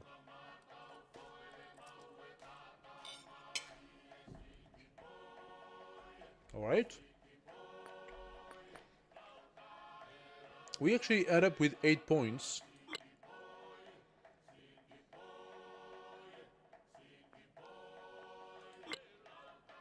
Ha!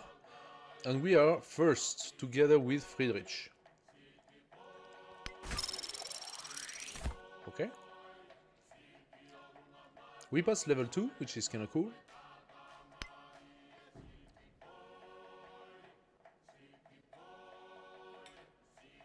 Okay. So what are we gonna go for?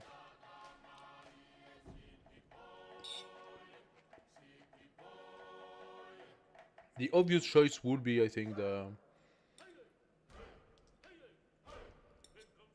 Hawaiian.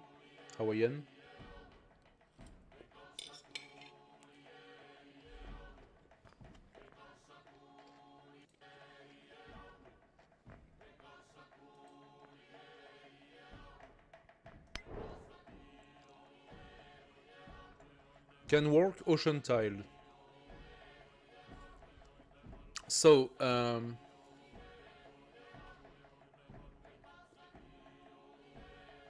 that should be changed.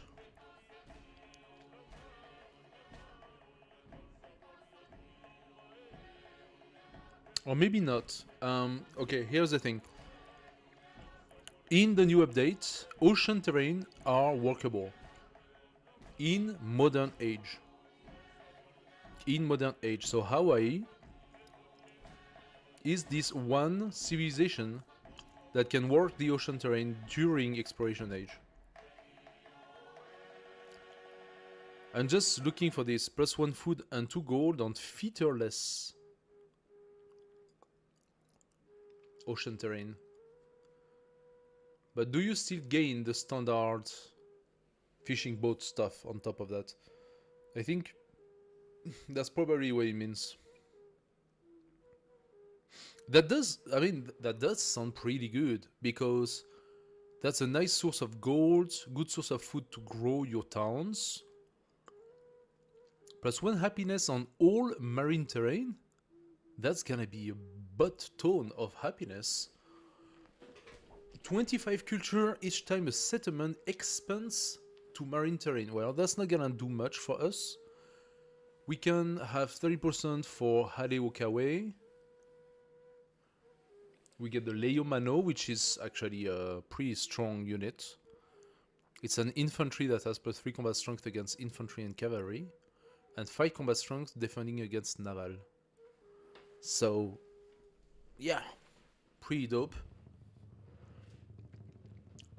Now, since we are playing Teach, we do not need to purchase the new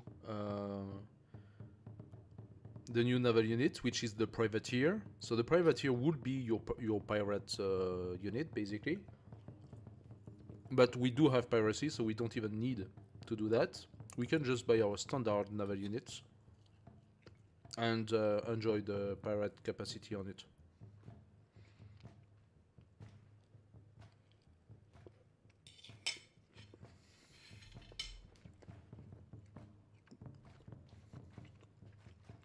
Do we want to be to do a little bit of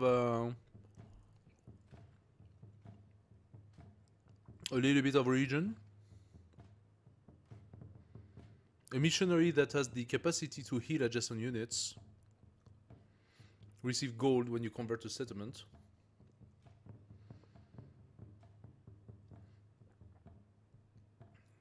+3 food and 2 production. +1 culture for each adjacent fishing boat.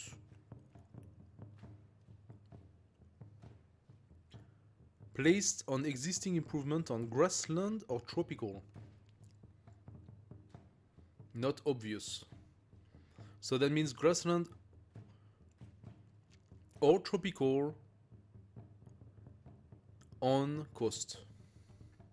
Or next to coastline. That's quite specific. It's not obvious to place this one.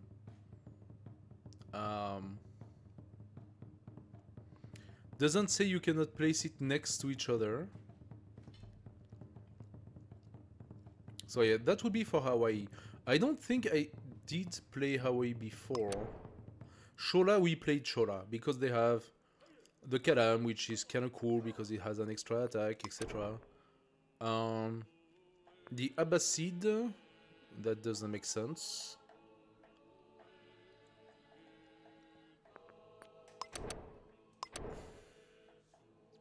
The Majapahit. Nah.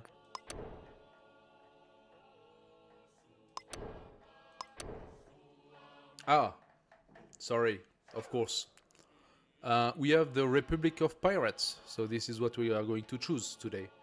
So, Republic of Pirates. Economic militaristic.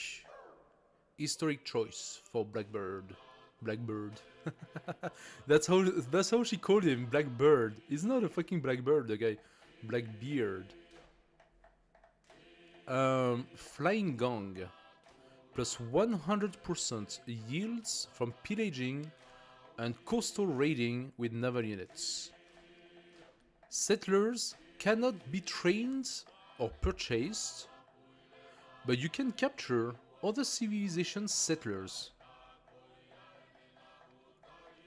Naval, treasure, convoys, and buccaneer units can move into other civilizations' border without being at war or having open border.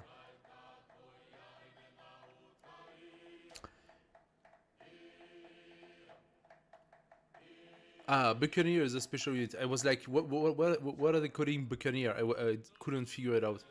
30% production to construct the Havana Harbor, which is also a new thing. So let's do that, obviously. What do we have? The sloop. Republic of Pirates, a unique light naval unit.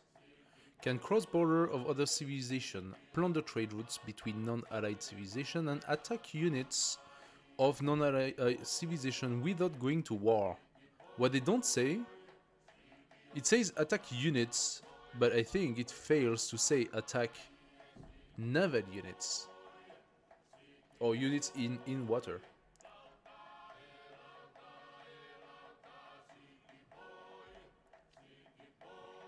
Defeating a unit with the sloop.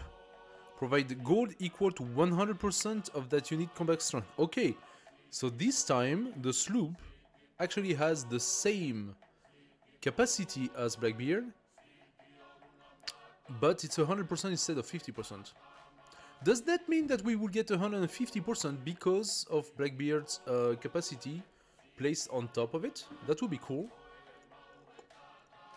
Can move after attacking. Okay, that is... okay. Okay. Have 5 movement. Can move after attacking. Now we are talking. Now we are talking. That does change the dynamic. So... you can go into someone's borders with the sloop. Attack or pillage something, or I don't know what. You cannot pillage, you can only plunder trade routes, right? But you can pillage if you're at war, you cannot pillage if you're not at war.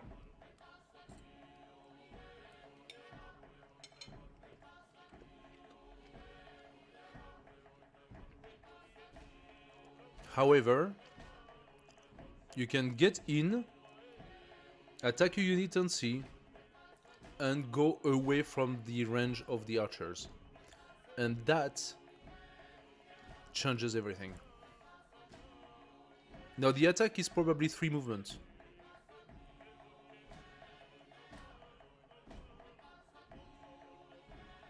That means you can only go back and forth 1 tile. I could be proven wrong, but I believe the attack will be 3 movements, most likely. Now the Buccaneer, what does that do? Republic of Pirates unique naval commander gain 1 charge to use the raiding party action for every 2 level.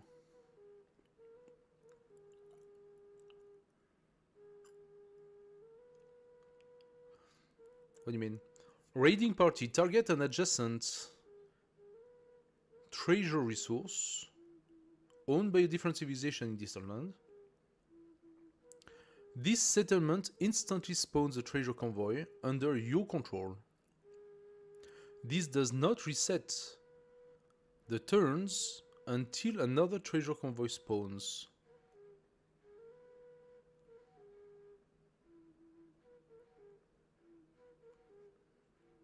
So that means that your Buccaneer, and I've had a very high level naval commander that were level 18. I don't think I did better than 18, but 18 is already very high.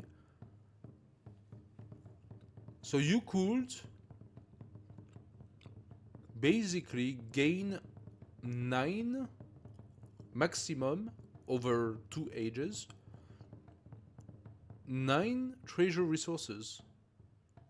9 treasure fleet. No, because there isn't. It's over 2 ages. It's like, so over 1 age that would be maybe 6 times. So you can do 6 extra treasure fleets. How many treasure fleet do you need? 20, no? So if you have 2 Buccaneer and you do that around while keeping them alive, you can gain the golden age of economics quite easily. And then you have a special quarter, which is the Heaven.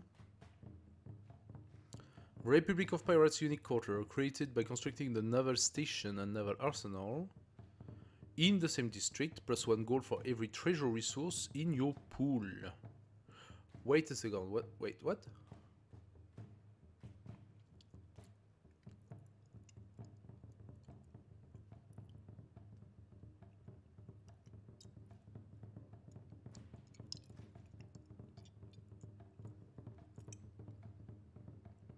But a treasure convoy does not act as a trade route. I don't think that would put... Would it put a treasure... In your pool? Are we talking about the economic victory? So that thing gives you more golds the more you have treasure resource coming, basically. Friendly naval units receive plus 50 healing in this tile, which is basically half.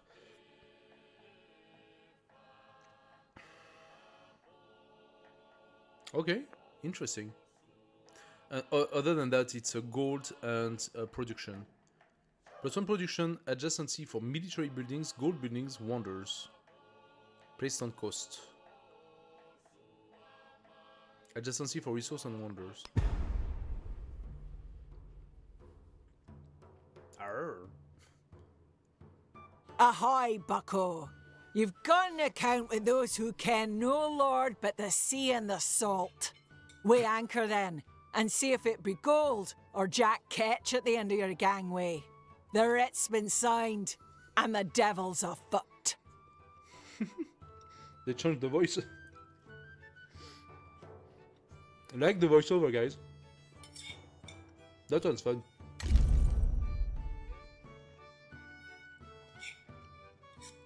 Maybe they should try to find more voice actors, to have some male, some female voice actors from different people and put them a little bit more tailored to each civilization. That would be pretty cool.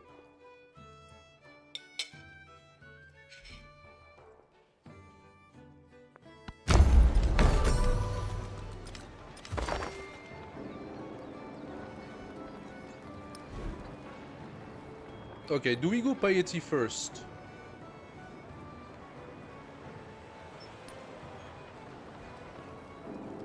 Okay, Charlemagne starts with 120. 160 for Persia, 115 for Friedrich, and we are at 63. That sucks.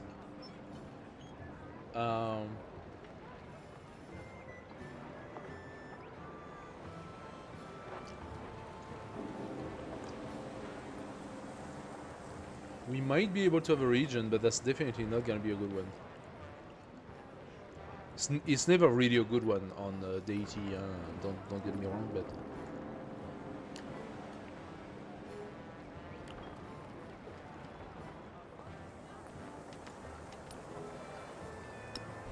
oh, I forgot to change my. Oh shit! I forgot to change my. How do you call those? It's not legacies. It's like those two tokens from. Anyway.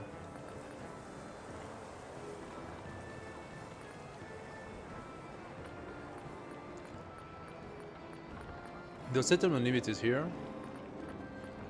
Capture settlements. Are we going to capture settlements? Maybe.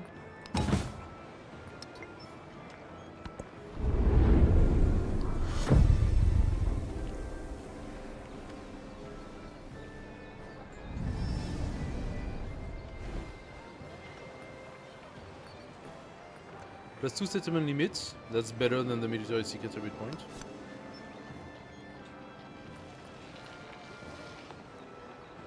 +1 culture for every 5 excess happiness in settlements you funded.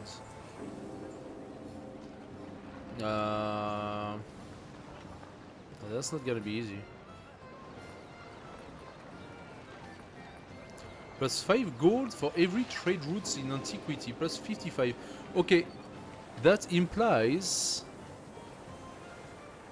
that every single city-state that we got friend with automatically generated a trade route. I saw it happen, but I didn't know the mechanic was like that systematically. I'm gonna take it. 55 gold. I take that. Great Library Golden Age. Academies become Golden Age academies. They retain their base yields, adjacency bonuses, and effects in the next age.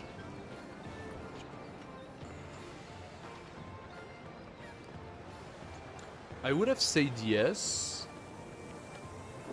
if I had more than one. +1 science for every codex in antiquity. That would be 10 science. Or science card.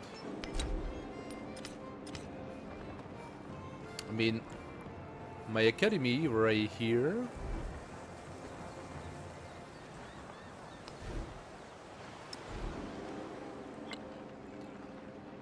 My academy is a 4 building plus 1 for each adjacent resource on wonder.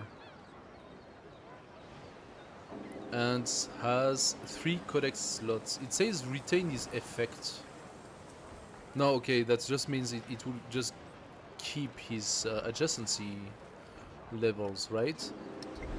So that's 4 base plus 2 resource. 6. It's actually not such a great academy, is it? I am missing something here because that's probably more than just that.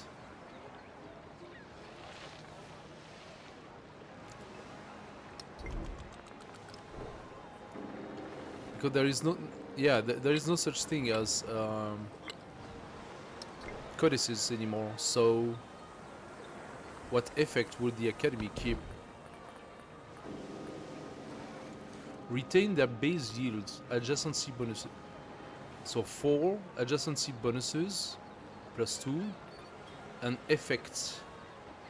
Effects would be to all 3 codices, and that would be an extra 6. That means the academy would be 12 science.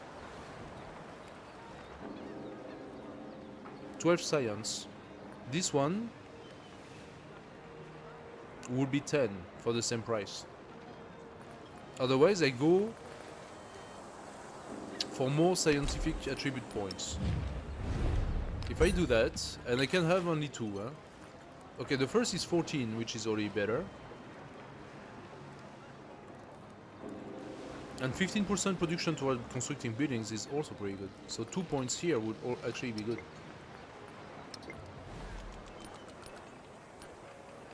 Militaristic, actually I could gain yet another... I could get a settlement limit card. Expansionist, not really. I would just have the food per age, that would be good. 24, but that's it. Cultural and diplomatic, I don't really have anything much. Maybe some happiness.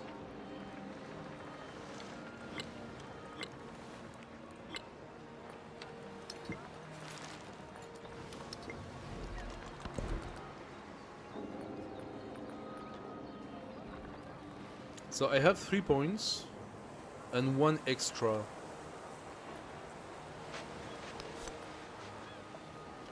Gonna take the diplomatic. I'm gonna take the academy. 1 science. Wait, what? Oh, I took it twice. So I can do that, or I can give myself another settlement limit.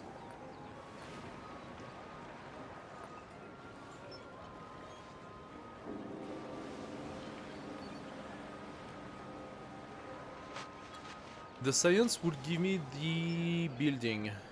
Let's keep science.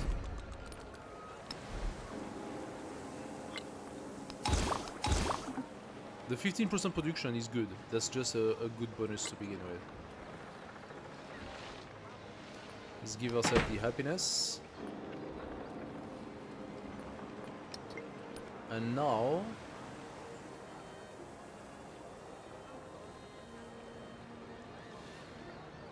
What?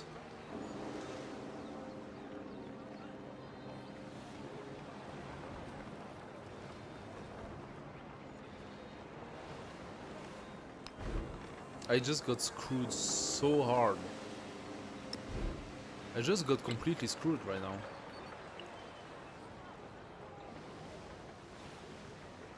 Golden Age Academy, +6. Effect has 3 codices. Yeah. Well, where are your goddamn codices? Where are the +6 science? Retain their effects. It was indicated retain their effects. It does not. So I just got a stupid +2 for 2 points. This is so incredibly dumb. There is something wrong here. There is definitely something wrong. Golden Age Academy must do more than just that. It says retain their effects over the time. Right now, the only thing it retains is +2 adjacency. That's beyond ridiculous. You don't need that.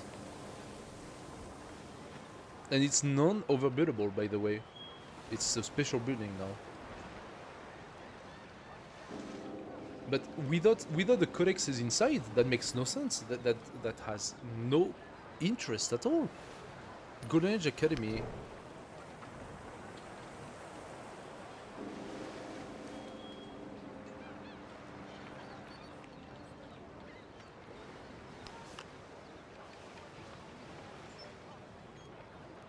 Are you talking? No, because those are the yields. +4 science has 3 codex slots, antiquity science building. So the only effect that this building has is having 3 codex slots. And if you don't give the 3 codex with +2 each, then you have no benefit whatsoever. It's like it didn't do anything for you. So that serves no purpose at all. Because I'm gonna have better than that next. I'm gonna have look at that, just the observatory is +6 base yield. +1 for resource, so that means the observatory is just by itself +8 on that tile. It's better than the Golden Age Academy. Why should I spend 2 of my points for something that is going to be replaced? That makes no sense. And the university is yet again +2. So this one would become 10. So that tile should have been replaced by observatory and university, and now that tile has a stupid +6 Golden Age Academy that cannot be removed. That's crazy stupid. That makes no sense. It is my lake.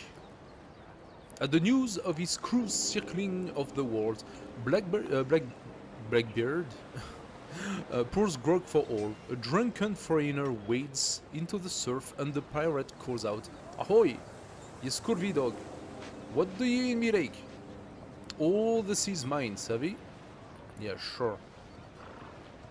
Make it policy, the sea is Blackbeard's. 25% production toward training naval units, but -20 relationship with all civilizations. It's sort of fun. I kind of like it. Make it a joke.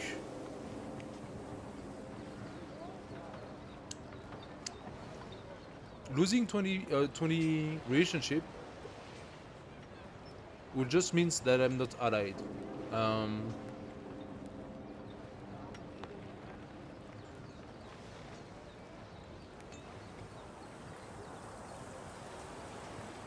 I like it. It's fun.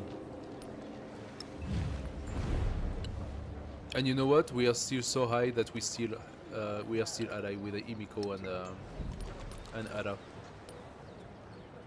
The others, they hate my guts. They hate me. They hate me completely. Okay. So we could start with a bazaar. +11. And we can start building sloop 1 per turn.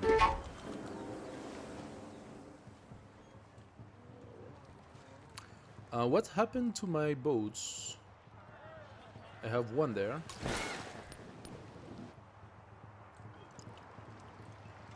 Hello. I am fairly sure I had more than just 1 boat.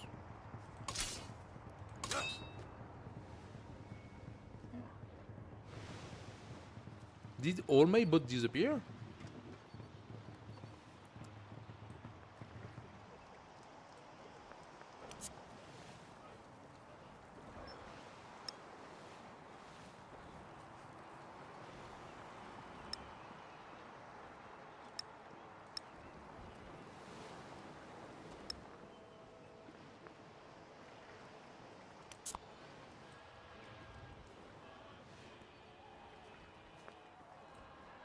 Not so sure what happened, but okay.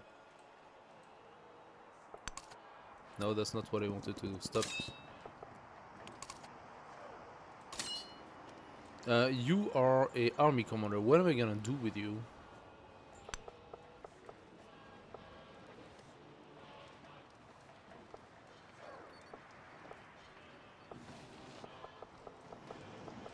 I could bring those guys down. We could steal a tactical.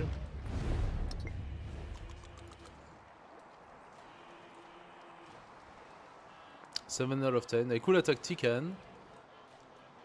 I could go for a navy attacking Khan. And once Tikan and Khan and whatever that is fallen, the only thing left is back, which is still a problem, but I don't know. What do you think, guys? My only sloop is over there. I'm gonna send it.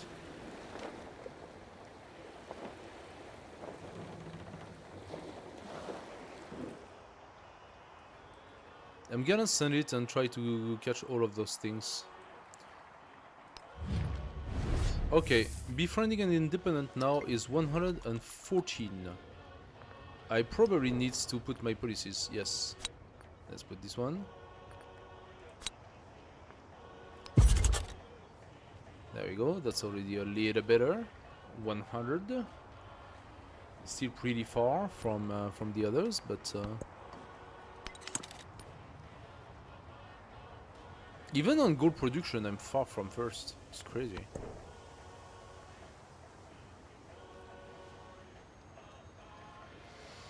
So, true.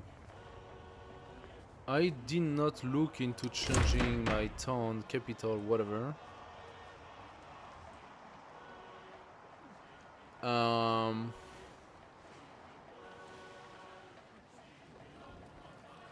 Babylon cult has potential for growth.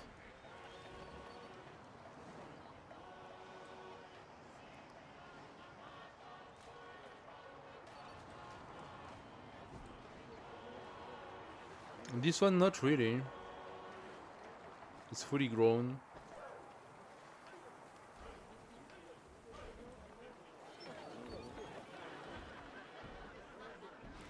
This one could grow to 4 tiles. Actually, I need to take those. What am I gonna go for? Feudal monarchy makes sense, huh? Or gold. Overbuilding and gold.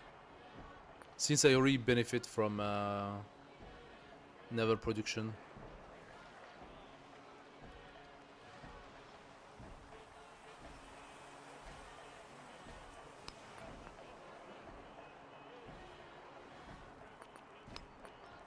Should I go gold? What am I gonna do with it?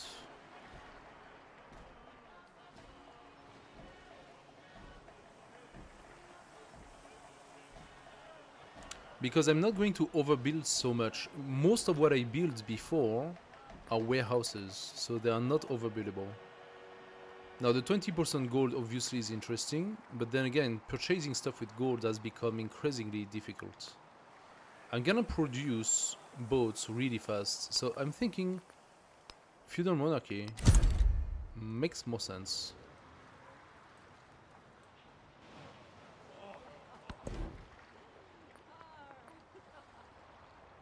Wharf, all civilian support unit may enter the portion. Let's go for it. Piety. Or naval station.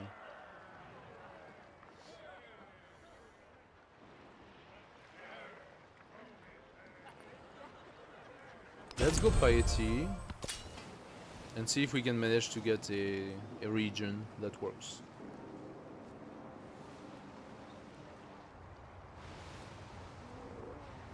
I'm gonna need to take that. Unfortunately, I cannot take it over, so maybe what I should do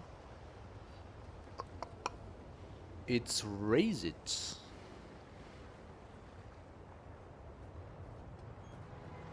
I mean, look at this crazy city here.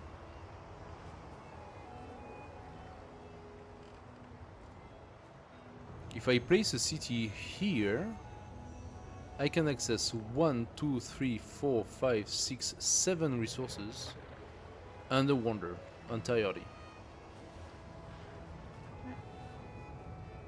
think I'm going to take over Tenochtitlan.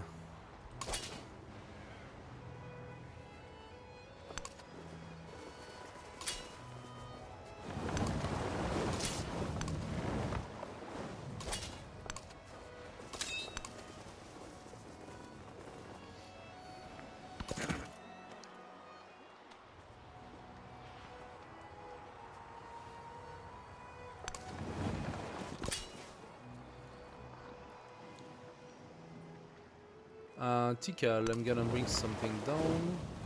I said I will need a catapult.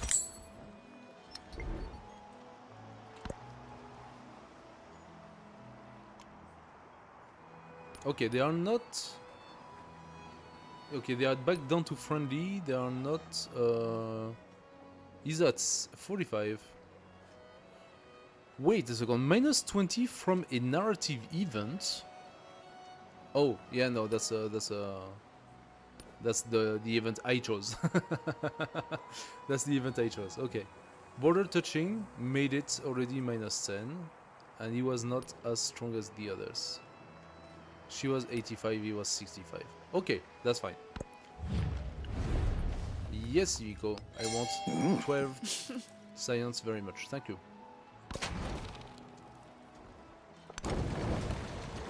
How come I can move my catapult the turn I purchase it?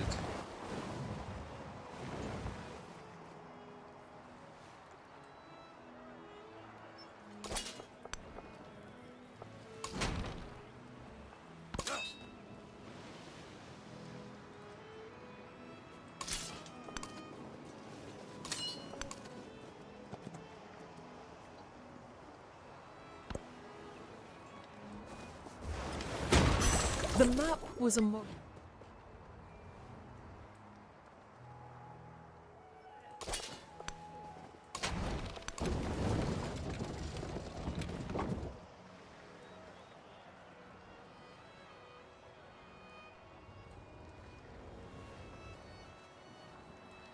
So, for taking Tikal, I'm not going to attack Tikal right now. I'm gonna first clean that up.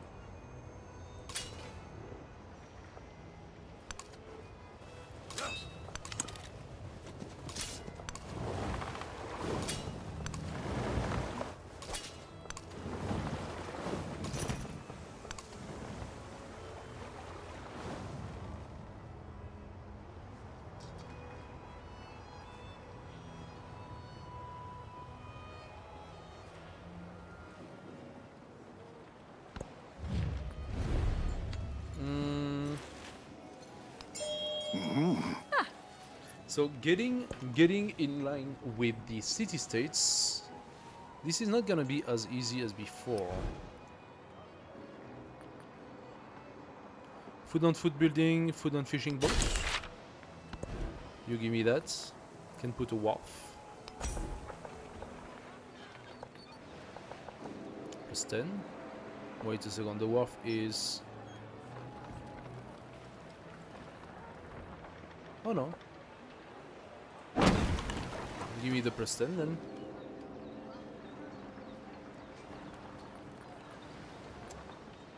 Give me the plus 10. So I got a little bit of money. I should turn Babylon into a city. Right now it's terrible. It's probably gonna stay terrible for a while.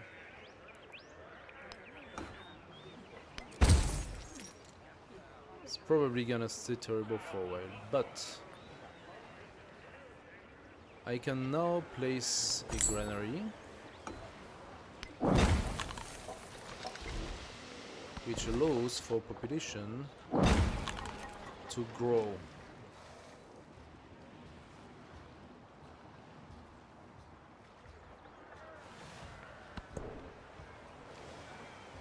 I did not place that, true.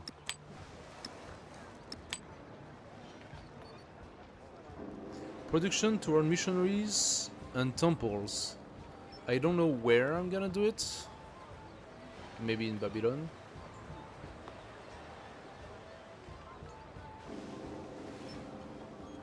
Gold or science?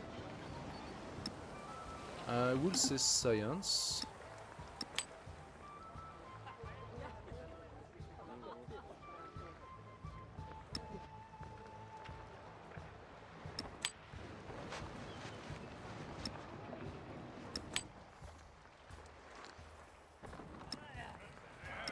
It's quite a bit of culture. It's 8 culture every time.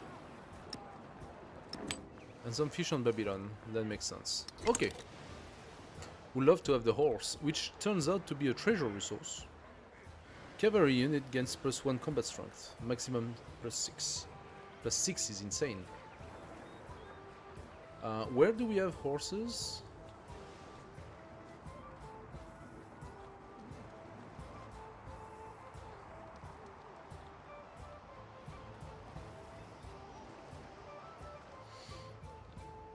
It's not so frequent. There is one here.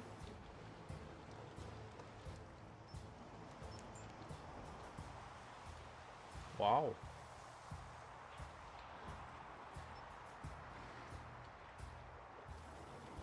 Do you think there are 6 in total on the map? There is one here on this island. One here as well. That's 4.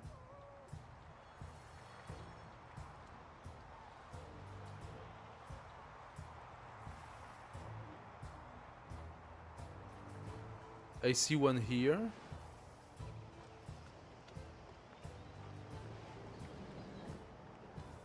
Maybe Friedrich has one, possibly.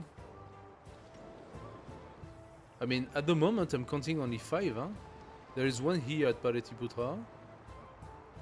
One here. Okay, there is more than 6, but honestly, really not so many.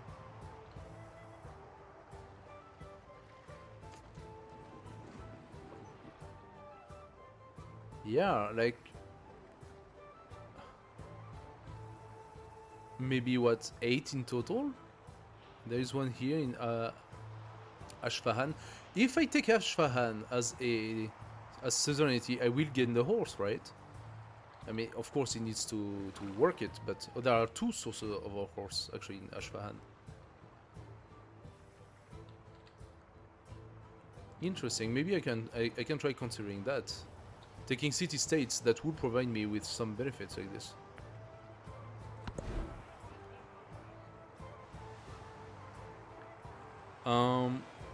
On Babylon, so we start with the harbor.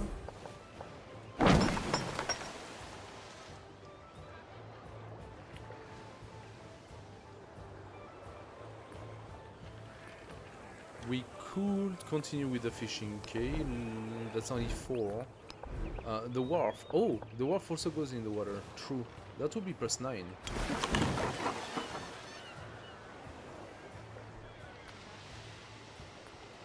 And then we have the bazaar, which has a pretty good tie right here.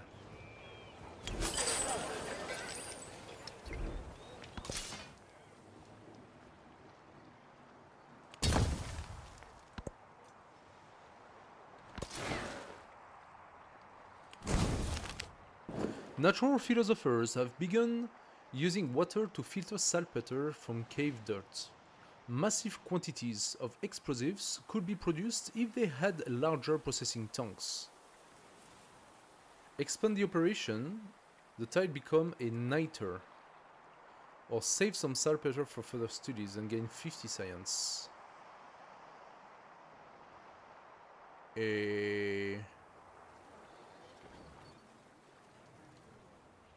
That's not... Could put a city here and then having like those resources like that, but niter. Is niter considered a treasure resource?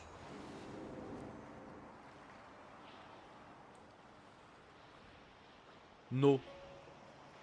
Siege and naval units gets +1 combat strength. That means I could set up a city here, have a niter, and immediately boost up my navy.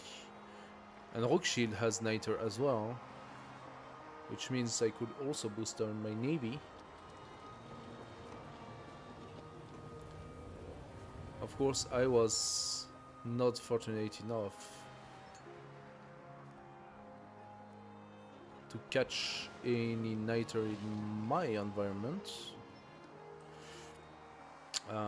Tikal could take a niter, so if I take Tikal, that will be another source. There is here a source of niter plus a source of tea. Is that distant land? No, that's homeland, but that's still a pretty nice city potential here. How much for a settler? I cannot do settlers. I have to steal other people's settlers. True. Forgot that.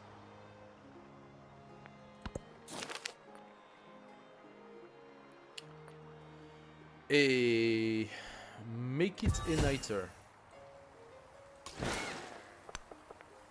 That means if I see a settler anywhere, I attack it with the scoop immediately. And I need more sloop to be on the sea around and try to catch any settlers I can find. Is that a settler, by the way? No. Oaxaca.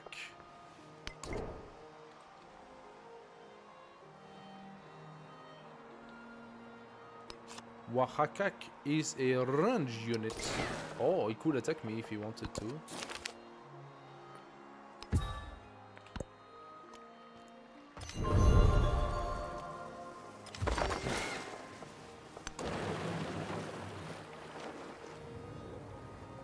Huh.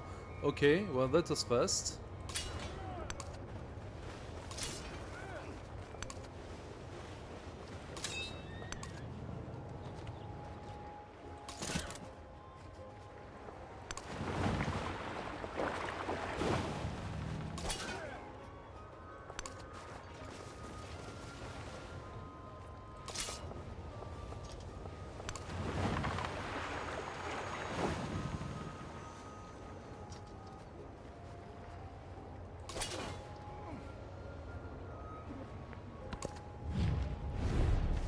Yes, Imiko, we are allies.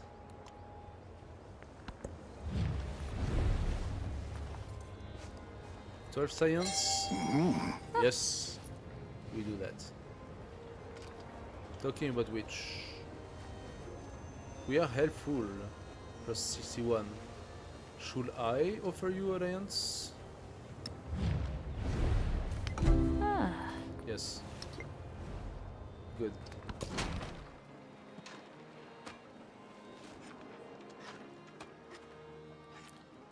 I must wait. I must wait. I am not ready here. So what I'm gonna do? Let's see Babylon. Wait a second. Let's see Babylon. In Babylon, I can purchase a brickyard. I can purchase a fishing quay, a soap pit. None of which is interesting to me right now.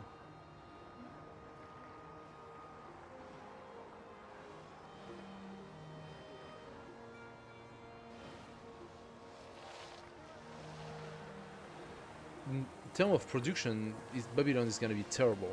I mean, we had 16 already, which is better, but it's still gonna be really bad.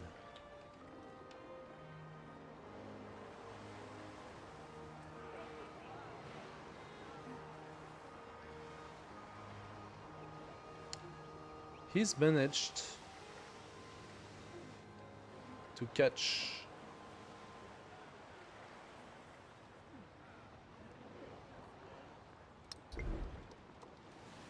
all of the tiles that he could take. That's what he did. See that? He expanded to take all the possible tiles. That's exactly what he did. Now there is this one tile here he could take, but it doesn't really give much for him, so...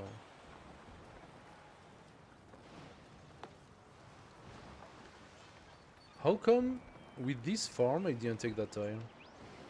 That's weird. I take refuge. The map. Okay.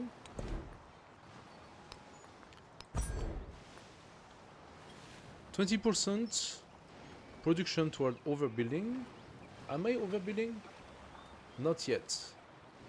But 3 combat strengths for fortified districts.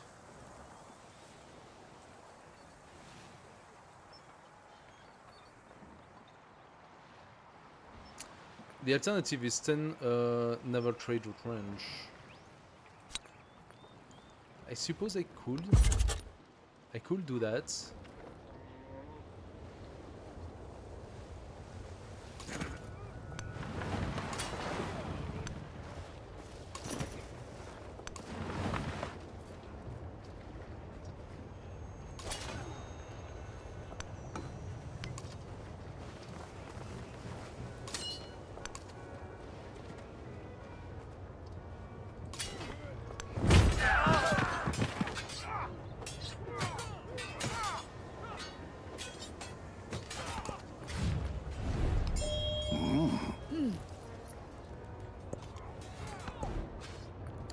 Okay, so what will be next? I think the guild hall is pretty good for the influence and gold.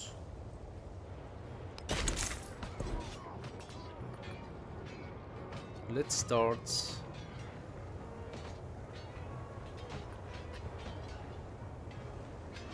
Aleo Kawe? 3 relic slots. Must be on coast adjacent to land, but not adjacent to tundra. Okay, fine. Let's do the Areoka way. Although, does the Republic of Pirate not give me... No, it gives Havana Harbor. So what I want to see is... you.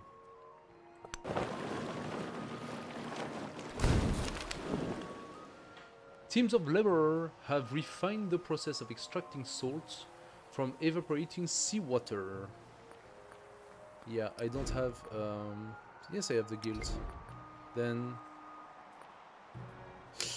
gold and food or science. Give me the gold. Give me gold and food. I don't know what's happening here, by the way.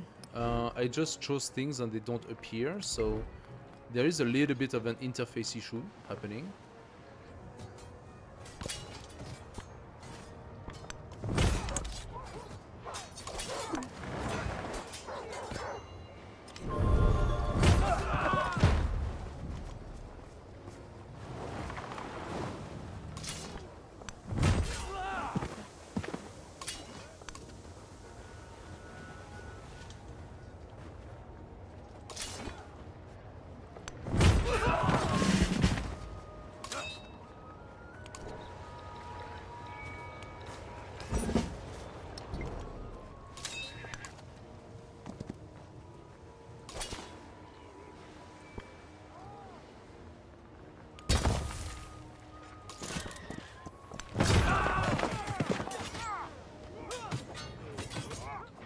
Okay.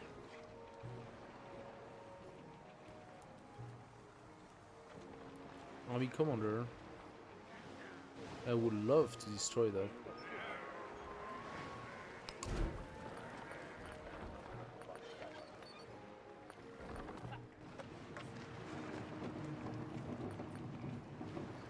Let's take... No, let's start putting sloops out, and those sloops are going to be able to do some work because they could destroy those things that are in the sea. I need a temple. I can place one here.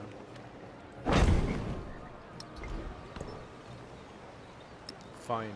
So you will be building the missionaries.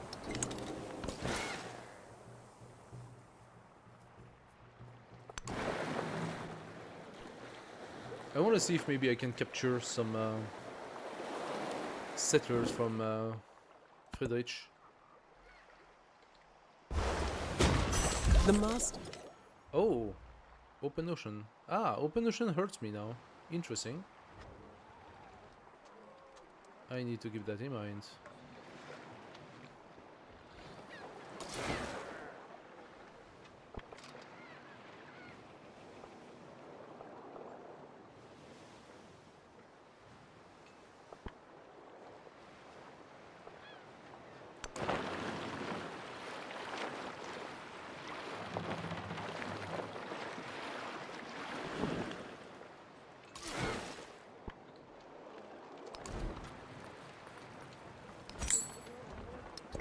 Time to sloop.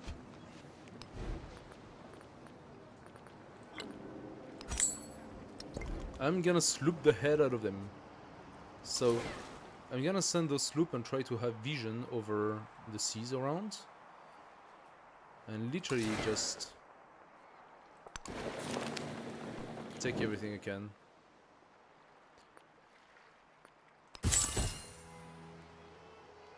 That is a good amount. Production. Gold and gold building. Gristmill and sawmill. That benefits. That benefits if we have a river.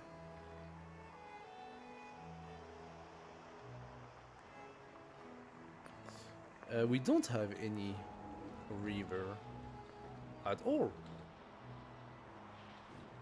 Like, not a single one. Let's go slowly.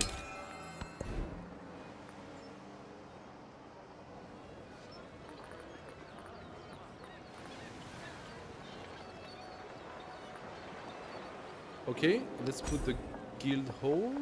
I can replace the bazaar.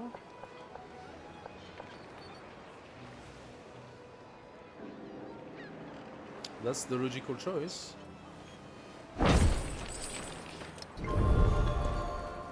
And create a religion. So what is the pirate religion?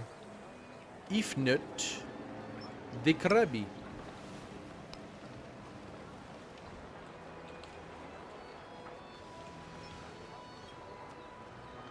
Die crab.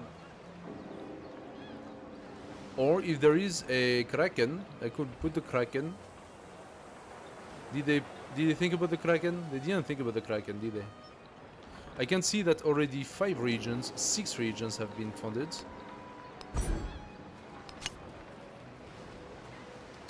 So 2 relics for first-time connection and other civilization settlements with a wonder from any age. There are a few. How many relics do I need already? 12 or something? +1 relic for first-time conversion on other civilization settlements in distant land that is not a city-state.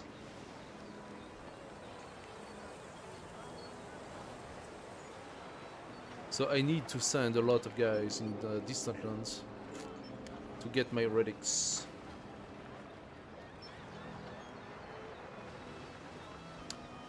+2 relics for first-time conversion of another settlements producing treasure convoys. This is very specific. A relic for first-time conversion of one of your cities. Now, how do you get to the maximum amount of relics? You need 12 cities. This is ridiculous.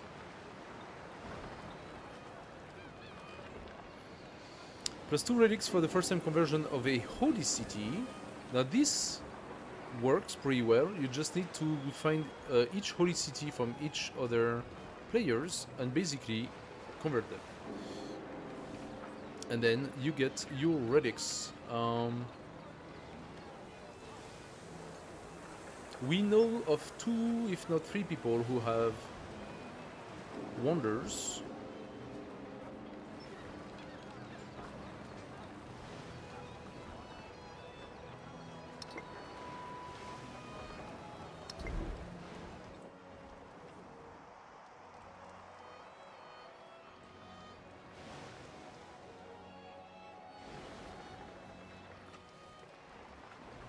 He does not.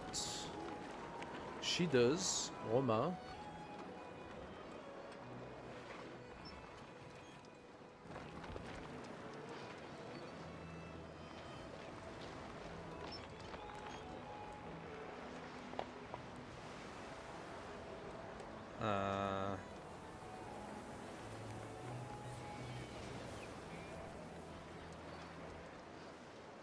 I don't see a wonder.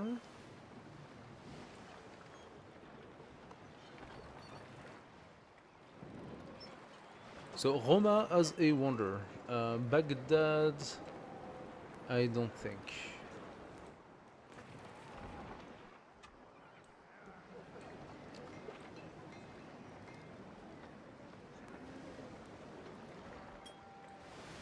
Tebai, no, that's the Parthenon. Allez au Kawe.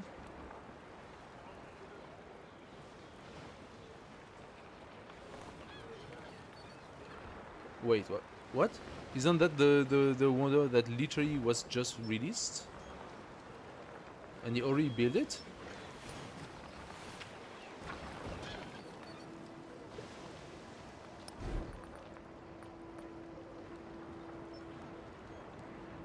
Inspiration, Allez au Kawe. You already built the fucking wonder.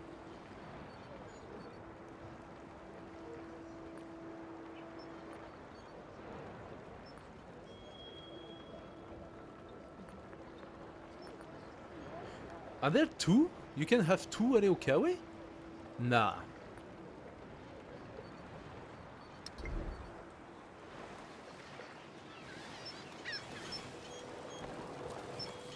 Or is it?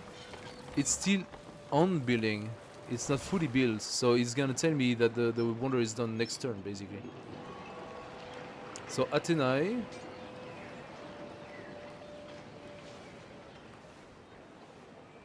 We have Roma, we have Athenai.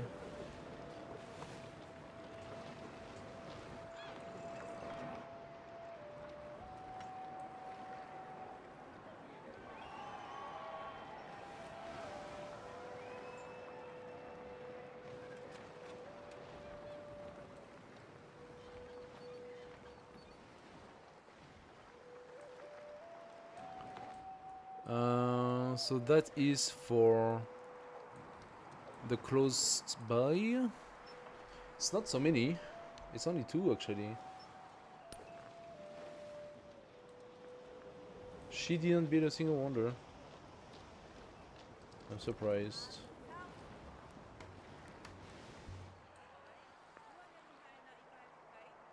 Okay. On distant land, however, we have Paratiputra.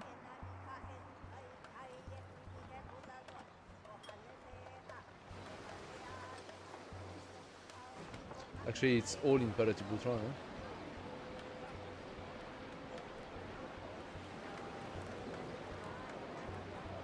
Yeah, one here, one here, one here, one here, one here.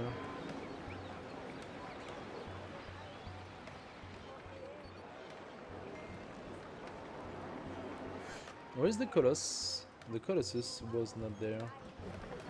Here, Vasset. Vasset has a bunch of them. Does Madrid have any wonder? Did they build all the wanderers into one city systematically? 1, 2, 3, 4, 5, 6. I can already see six wonders just here.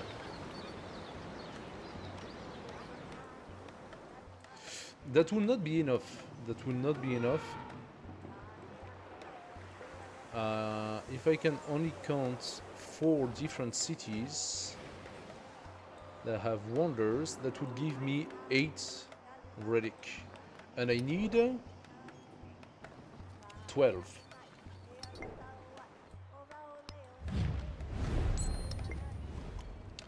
Vasset? No, that would be 10. No, not even.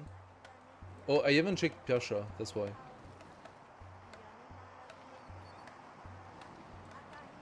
Persia has one here, in Parsa. He also has Allez au Kawe. No, he's building it as well. Oh, so they are fighting for it. Okay.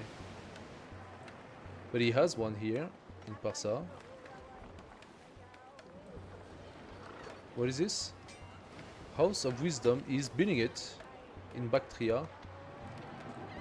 And he has one here. No, that's a Paradisa.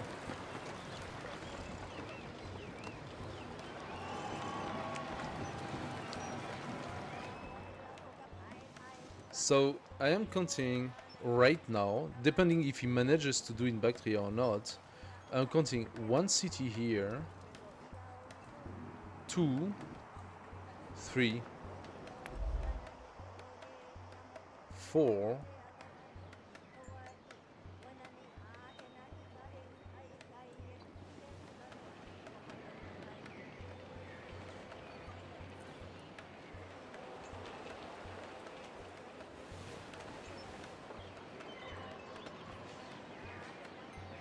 5. That would be 10 points. 10 points. If he put a wonder into the other city, 12. We will have enough. Back does not have any wonder here. That's a special district, it's not a wonder. Like, obviously, that's not the end of the world. They are not going to just stop building wonders ever. And it's for the first time conversion, right?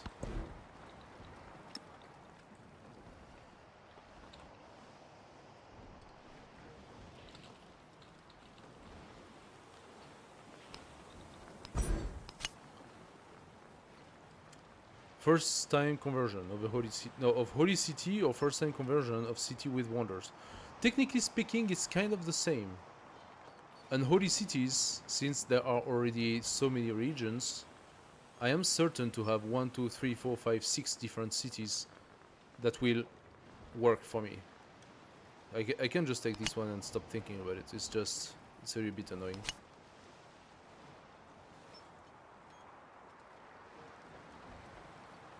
Science for every tropical tile in other civilization, but following your region.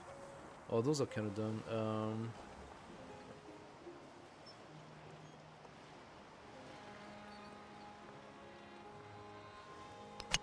Let's feed the world.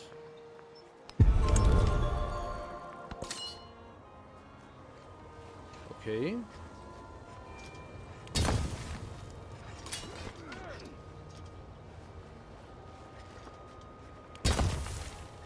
How did that guy come here?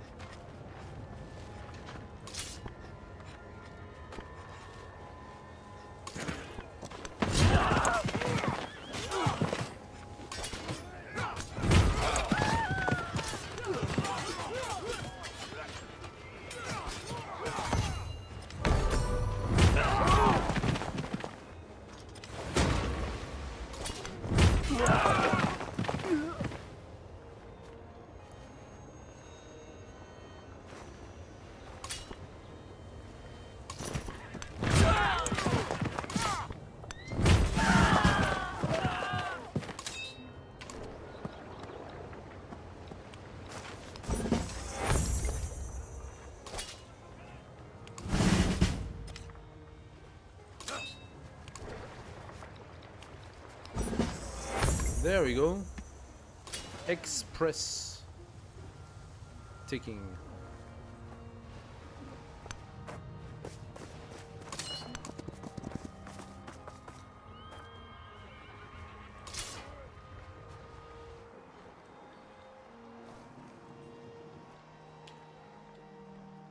Ooh, look at that.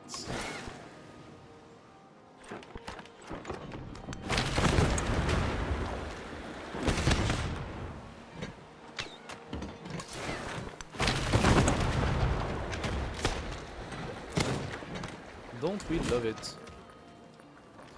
Give me another sloop. A sloopy-doop.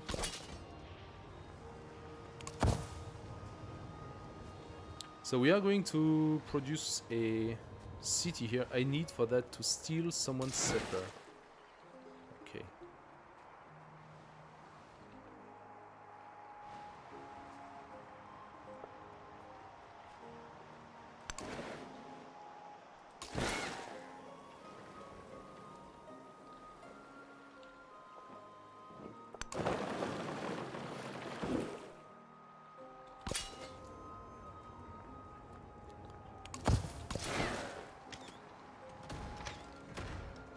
Too bad I can attack only once, but I can move after attacking.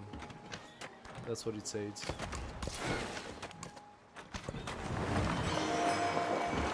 Of course, the archer There comes up. exists.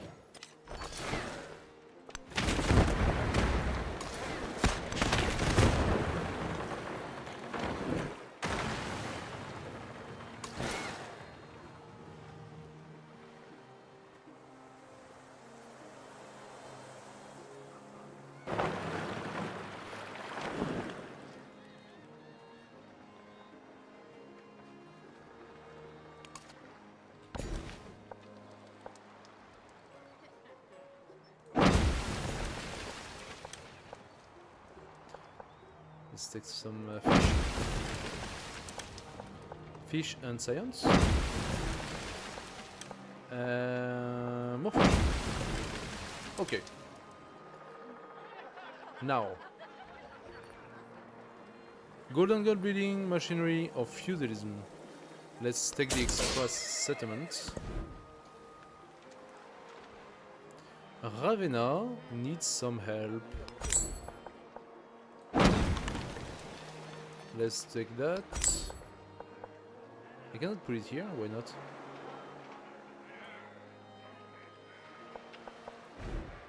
Wait a second, what's happening? Why can I not use this course here?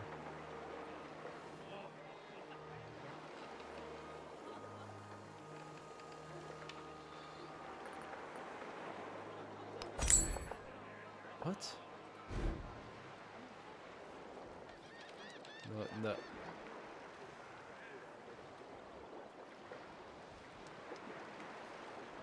What the hell? Why can I not use this guy? Here.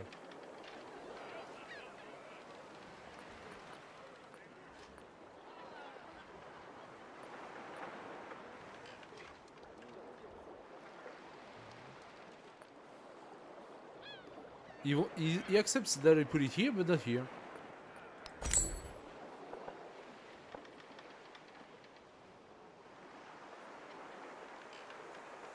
What's wrong with those tiles here? So he refused to do the crossing?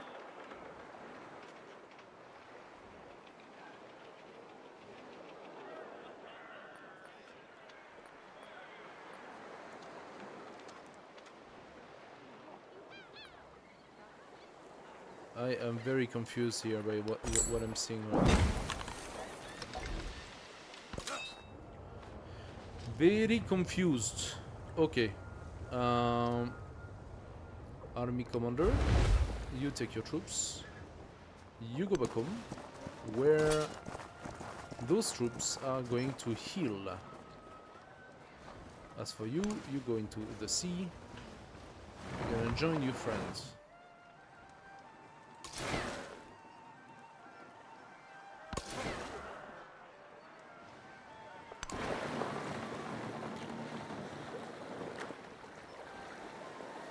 Okay, I think the whole banditry thing, the whole piratery is really starting to kick in now with the sloop. Before, I didn't really see the purpose.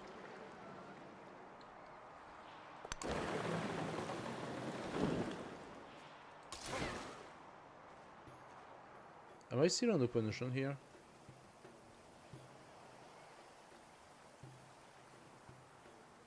I think I'm still on open ocean.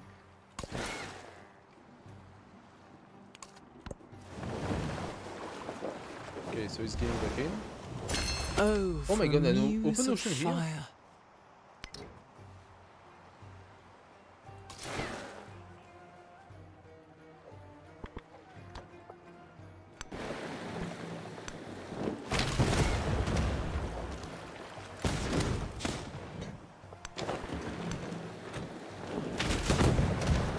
So it takes only one movement to validate an attack.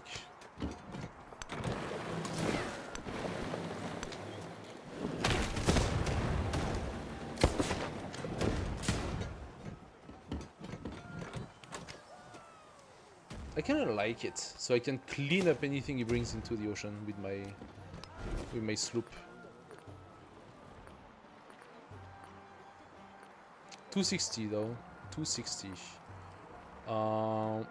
Give me a fishing cage.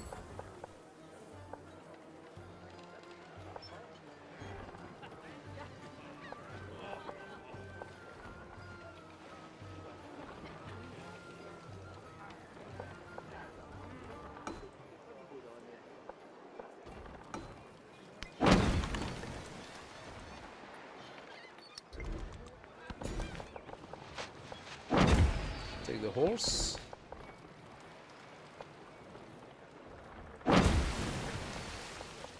Take more fish.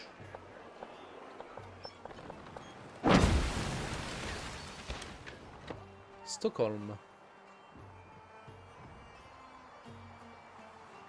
Stockholm, let's be friends.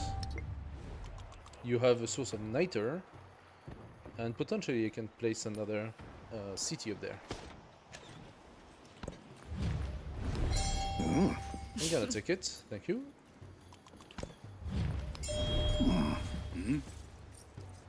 They look alike, those two.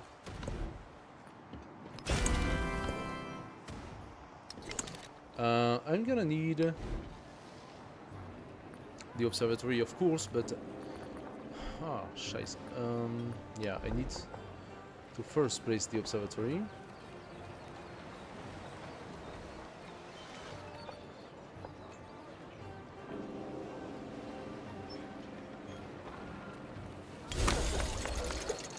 But then we need to start pumping out some missionaries.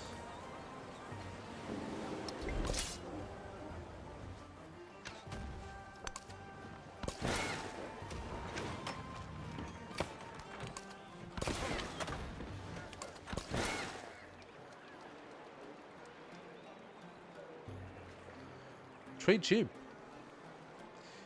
Trade ship. Trade ship. If you give it to me, I will take it. Shola hates my guts, so I got no reason not to. Rockshields has tea and niter, so yeah, Rockshields I will need to try to befriend this one too.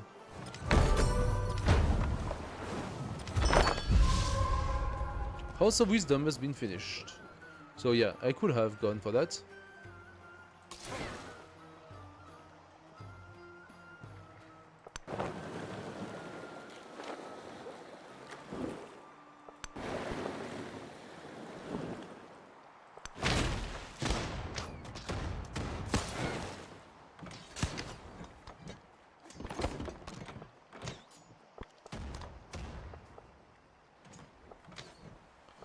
Why is this one so bunged up already?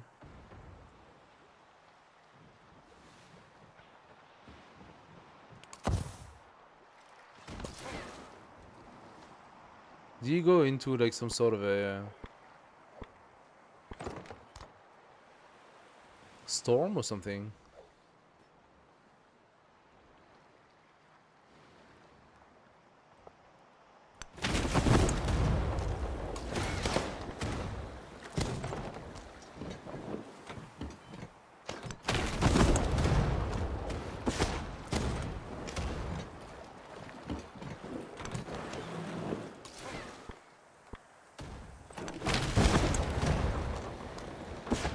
Okay, that is more satisfying than earlier, knowing that I can destroy his units like this when he's not being careful. Oh, and that is a trade ship. Simon, you are giving me much pleasure. Where does it come from, this trade ship?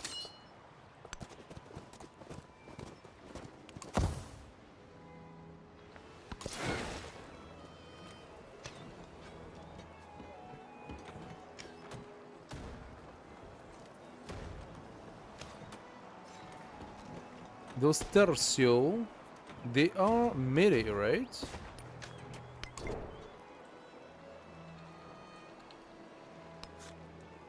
Yeah.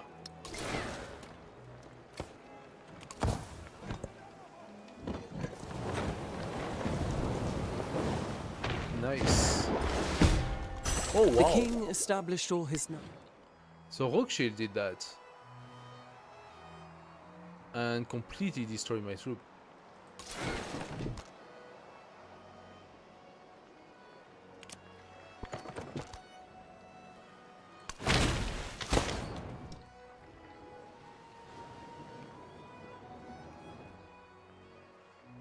Okay, so I need to make sure that they are not against me. Now, are those guys healing? That's the question. So this one is at the minimum, this one is not far from the minimum. I want to see if they heal from inside. We can put a first specialist. Okay. Shit, I know, I needed to keep it.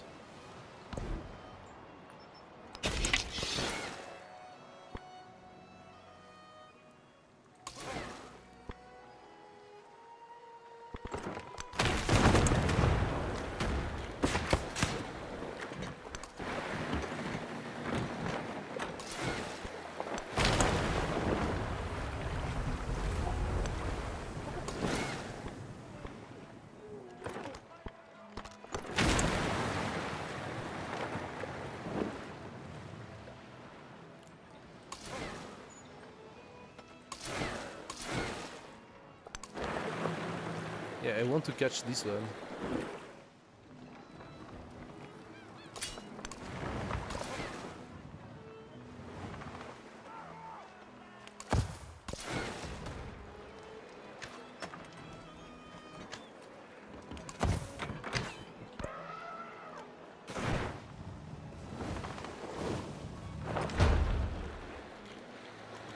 By knowing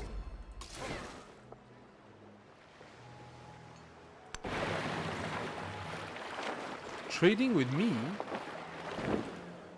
Oh. Well, that's unfortunate.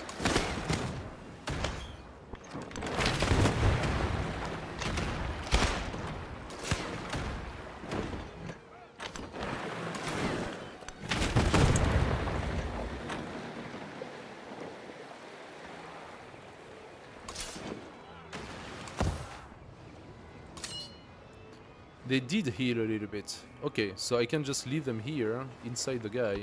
They are going to heal.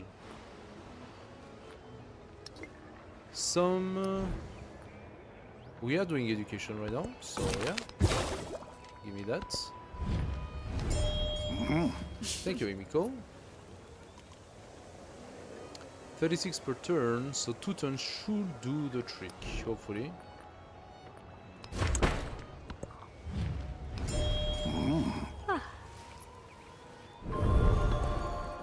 More beliefs. Plus 5 combat strength for military units in friendly settlements that follows this religion. Conquered settlements are converted.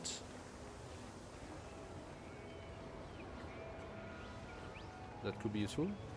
When a trade route is established, it is converted. Oh. So I can trade route to the holy cities. Let's try that. Let's try that. You purchase a merchant. Merchant. Where is the holy city? Is back a holy city?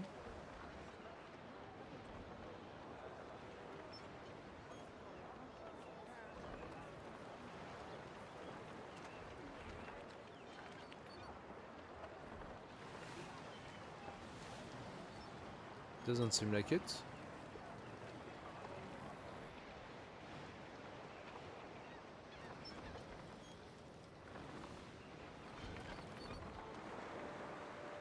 Wap Cardinal could be a holy city, although doesn't seem to have any region. Athenai has a region. Thebai has a region. Has a temple here.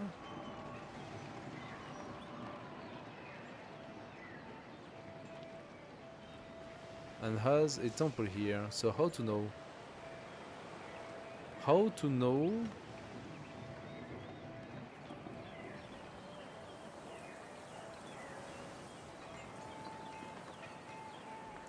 Protestantism.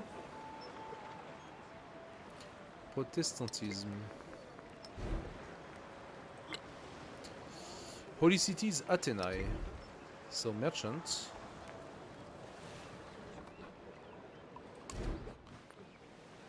Oopsie daisy. You go to Athenae.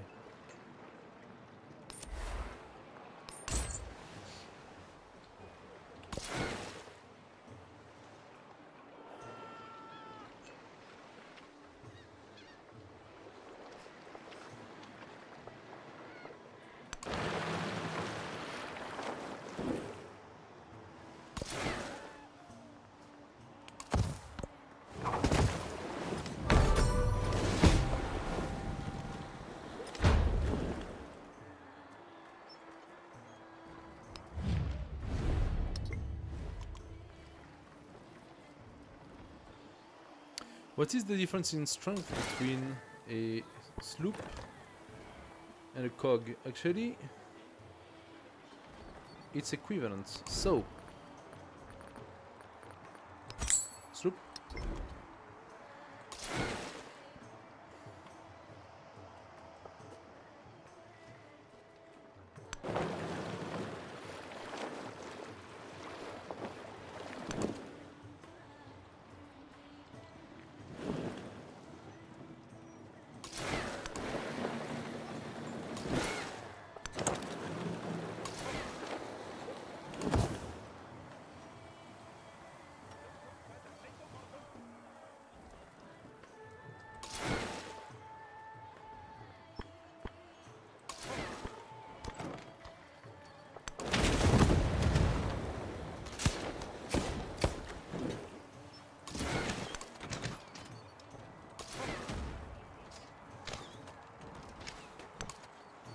Ah, cannot disengage. Interesting.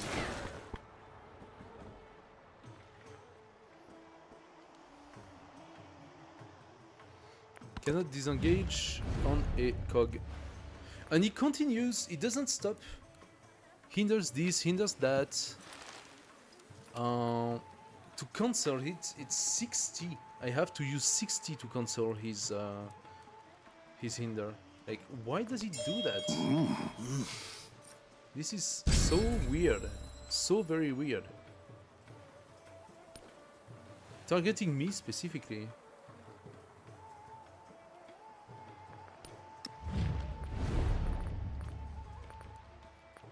He pays 30.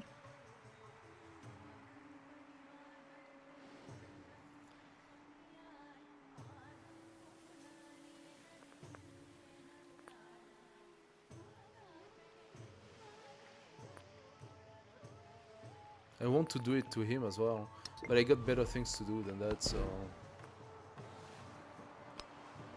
Production or food? Cavalry and naval units. How many place produces? No, not much. Let's give ourselves that. Movement for civilian units.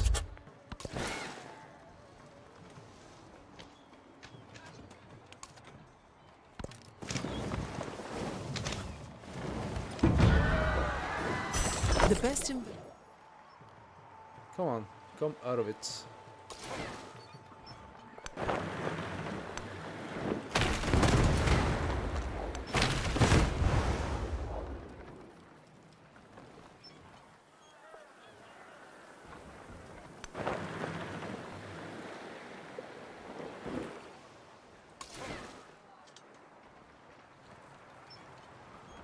Oh!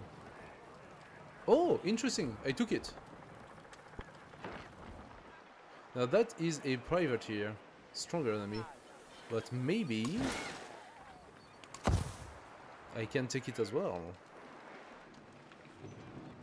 Let's see how that goes.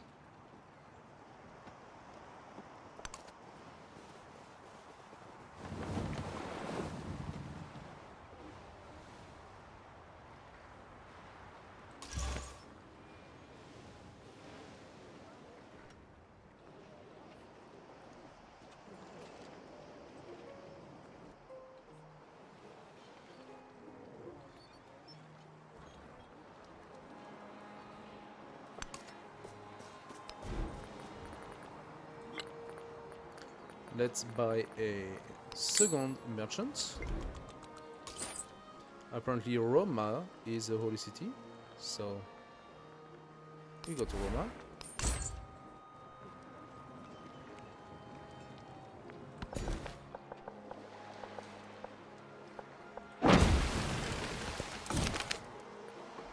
Davy Jones' locker. With a shuddering crunch, the enemy ship lurches. Water rushes into the hold, and Blackbeard sailors leap aboard to salvage what they can before it all goes to the deep. Not everything can be saved. Supplies! The ram! Save the ram! 15% production to our training naval units. Again. Gold. 15% gold to our purchasing naval units. Now that is... I have been purchasing quite a lot, and I think that's probably better. I could take a buccaneer. Now, that would give me the raiding party on distant lands. I'm gonna buy one. Do I want to do a temple here? Not really.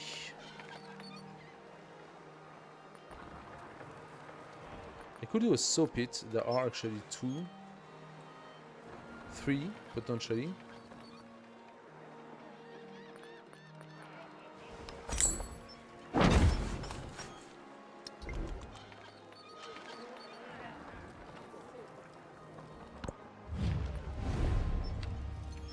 Ugh. Damn you. Damn you. Rockfield. I'm befriending you. Education number 2 gives me a relic for free. I will need temples in more places. Okay. So Babylon, where am I gonna place a temple? Huh? So many things to do here. Oh boy.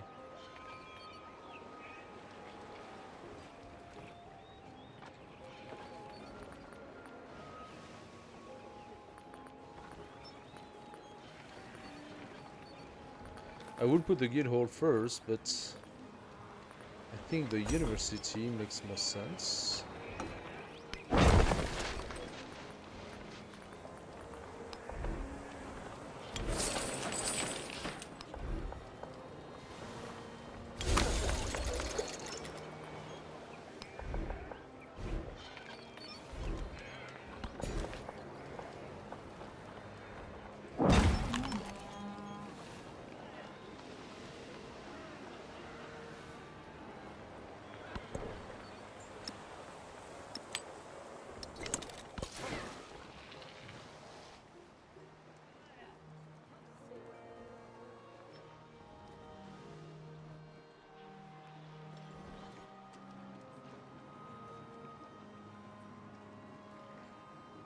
I'm thinking I should send more boats around to try to catch those settlers, because they're gonna start coming out.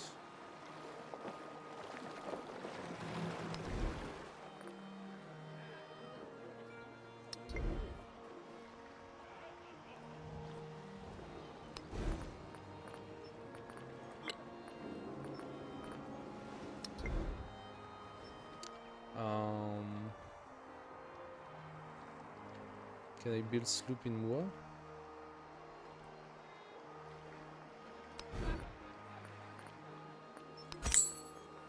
I can.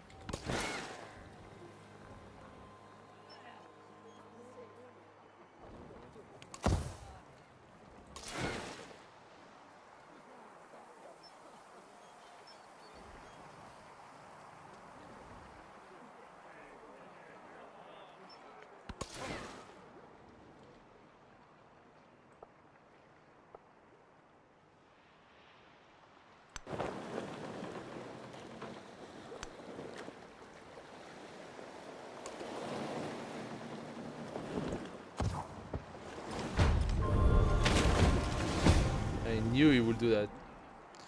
I knew it! And that's why I did not protect it.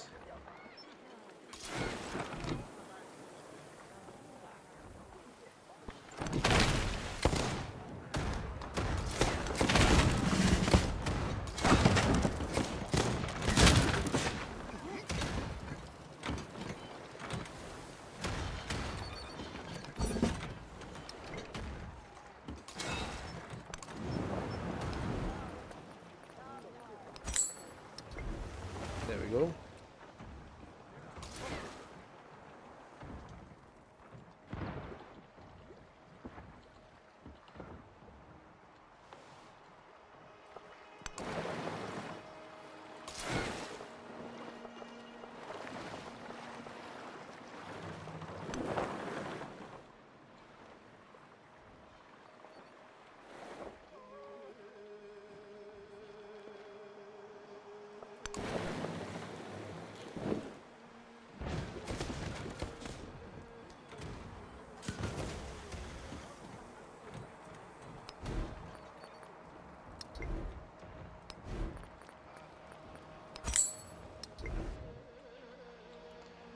Time for the sloop mania. Then you are pumping out missionaries, and these guys are going to start converting everything, right?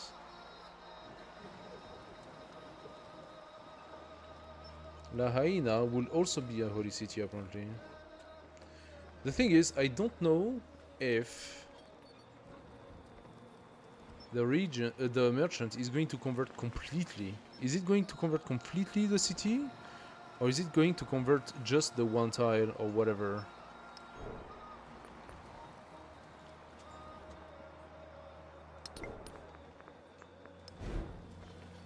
When the trade route is established to a settlement, it is converted to your region, but how much?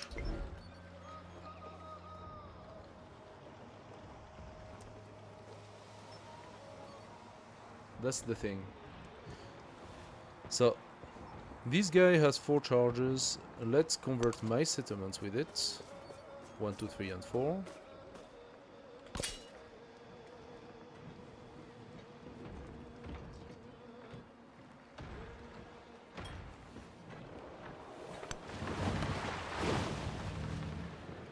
All of this is cliff.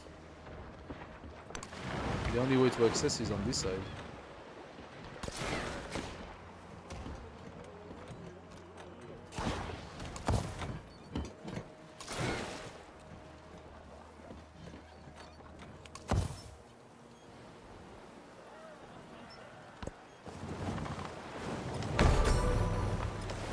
Yes, I do heartily repent. I repent I had not done more mischief. The best investment. Okay.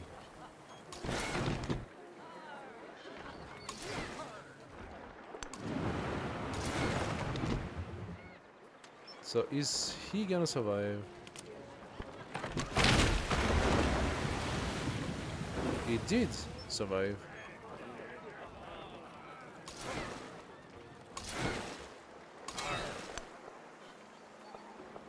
Now why is my buccaneer out of movement?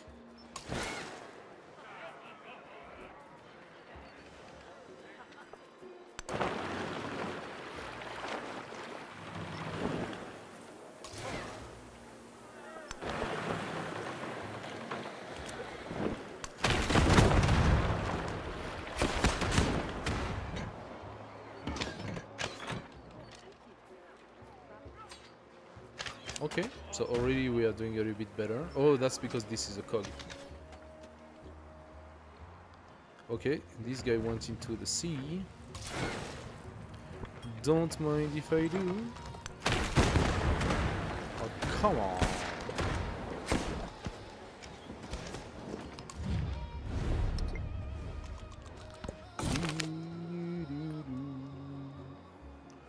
The articles. Let's read them. And that would be the last thing for tonight. I'm really tired by now, guys. interesting test of this pirate new system. We can really see all the maps, so my idea right now is to put some sloop a little bit everywhere on the passage and try to catch some settlers coming by. They would become my settlers. Basically, I want to set up a wall between... of course, I need to protect the islands in the middle as well. I'm gonna need a lot of sloop, probably like 20 or so. But then, if I can put 5 here, 5 here, 5 here, 5 here, then I can basically catch whatever comes and destroy it and make it mine. The articles, a pirate code of conduct, seems a contradiction, but here it stands, drafted, ready for ratification by a council of pirates. Bit thin, remarks a haggard old seafarer. Could use some more knots, say another. Give it some more heft. Unlock 2 more policy slots. +2 influence on wharf. That sounds pretty good. Or it's fine as it is. 1 influence on... no, okay. 2... Ah, okay, no, I have to unlock the policy slot. Yeah, that's gonna come. That's gonna come. Let's give ourselves some fish. And a little bit of fish. And surprise, I'm gonna take... Oh, wait a second, what about those?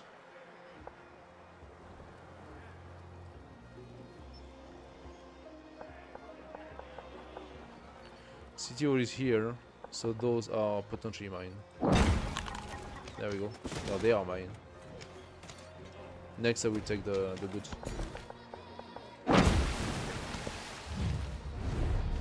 Military costs 30% more production to train. Okay, fine. Use all of your stupid influence on that.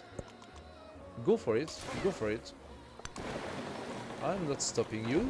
I am literally paying for them.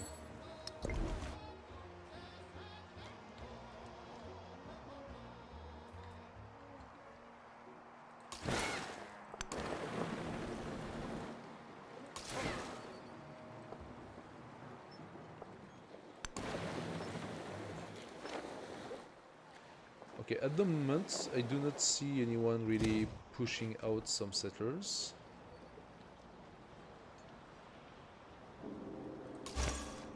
We have a new mercenary, sorry. I could also buy myself another merchant. Now this merchant will go to Lahaina.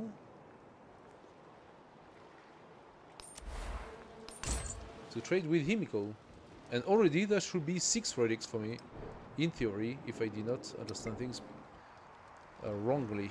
Then I'm gonna have to place a lot of temples everywhere.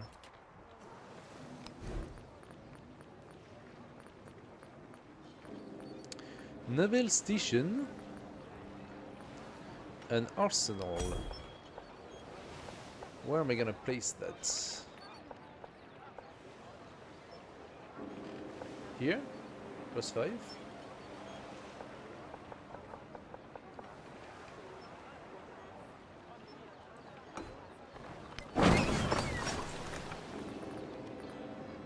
I need to do the university as well.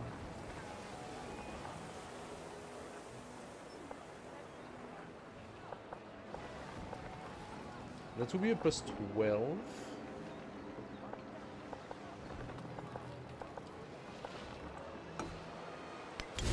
Of course, that would be much better to be a wonder, but unfortunately, I don't have wonders.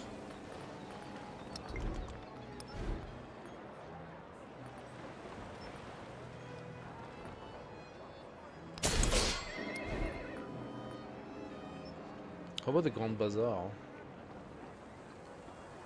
Adjacent to district in Homeland. I could try that. In which case, the university should go up there. Or down here instead, 12.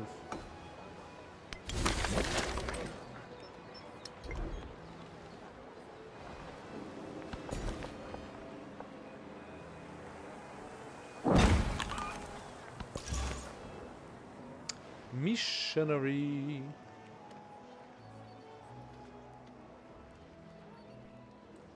Go and convert back.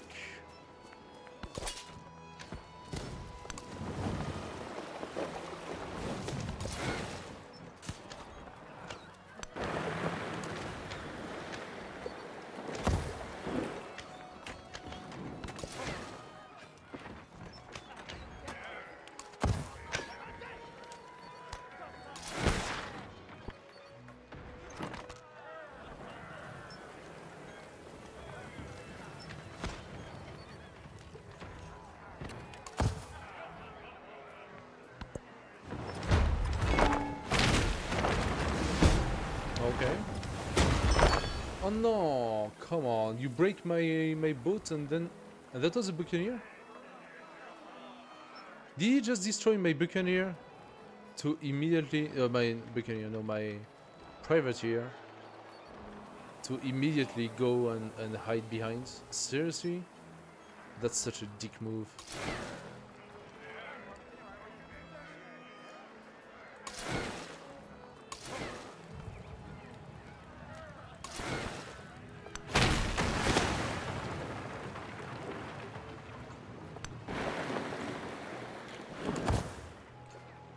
There we go. So, I think I'm good from taking Tikal. Oh, look at that.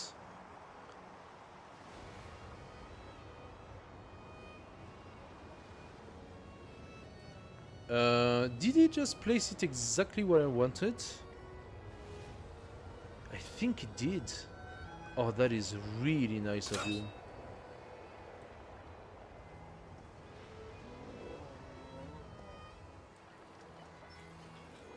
How so very nice.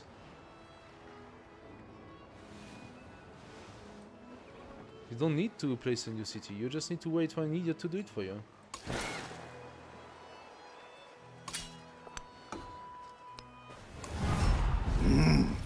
Usted.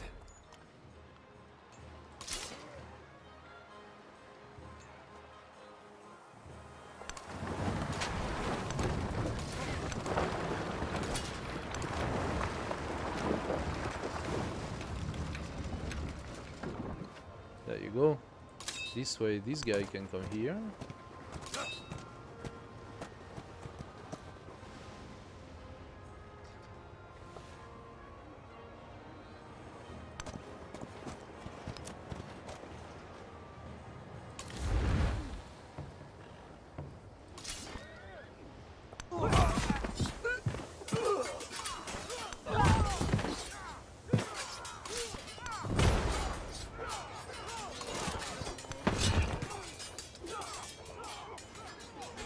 There we go.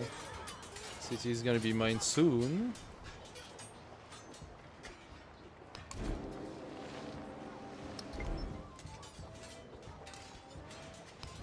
Babylon, you are going to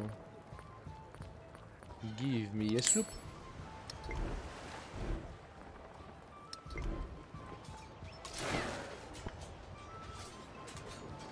Okay guys, that's gonna be it for tonight. Thank you so much for joining today and for watching. I will be seeing you tomorrow. I think I'm going to do a little feedback of how I feel about this new update on the Discord of Civilization 7, giving them some of my screenshots as well, because there are things that needs to be, you know, sent back to the devs. They are asking for it. They actually are preparing a sort of workshop area where people can provide them with help for the development of new feature for the game.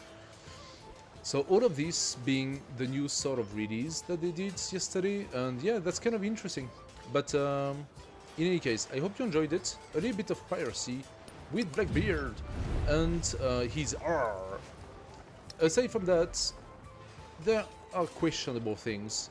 I think we are starting to see a little bit the appeal of it, which is to clean up someone's army before eventually starting the invasion. So that is by itself pretty good. If you give yourself the necessary time, then definitely you can kill quite a bit of it in the sea. especially when they are being stupid like this and putting some troops everywhere. Then you catch those troops, you just clean them up one after the next and clean up their army. That's a good way to do it. Now, those armies don't give you anything, only the boats eventually gets taken. And sometimes when you find a trade route that is not to your benefit, you can plunder it if you feel like it, knowing that it will hinder your relation with the others. As you can see, from privateer or pirate pillage -4. For this guy, it's more like -16. But it doesn't matter because we are at war with him. And we are not at war with the others, but they do not like me by principle. So that means they would attack me if I came here immediately. On site. I could actually try to capture those, funny enough. And maybe they would get attacked afterward, but at least I would get the benefits, like the bonuses. As long as I get the bonuses, if they get taken after, you know, that's life, basically. Anyway, that'll be it for tonight. Thank you again for watching. Join me tomorrow, maybe for a shorter stream. And yeah, we'll see what we do. If we do some Civ 7 or if we go for something else. I don't know yet. Anyway, have a great night. See you next time. Bye-bye.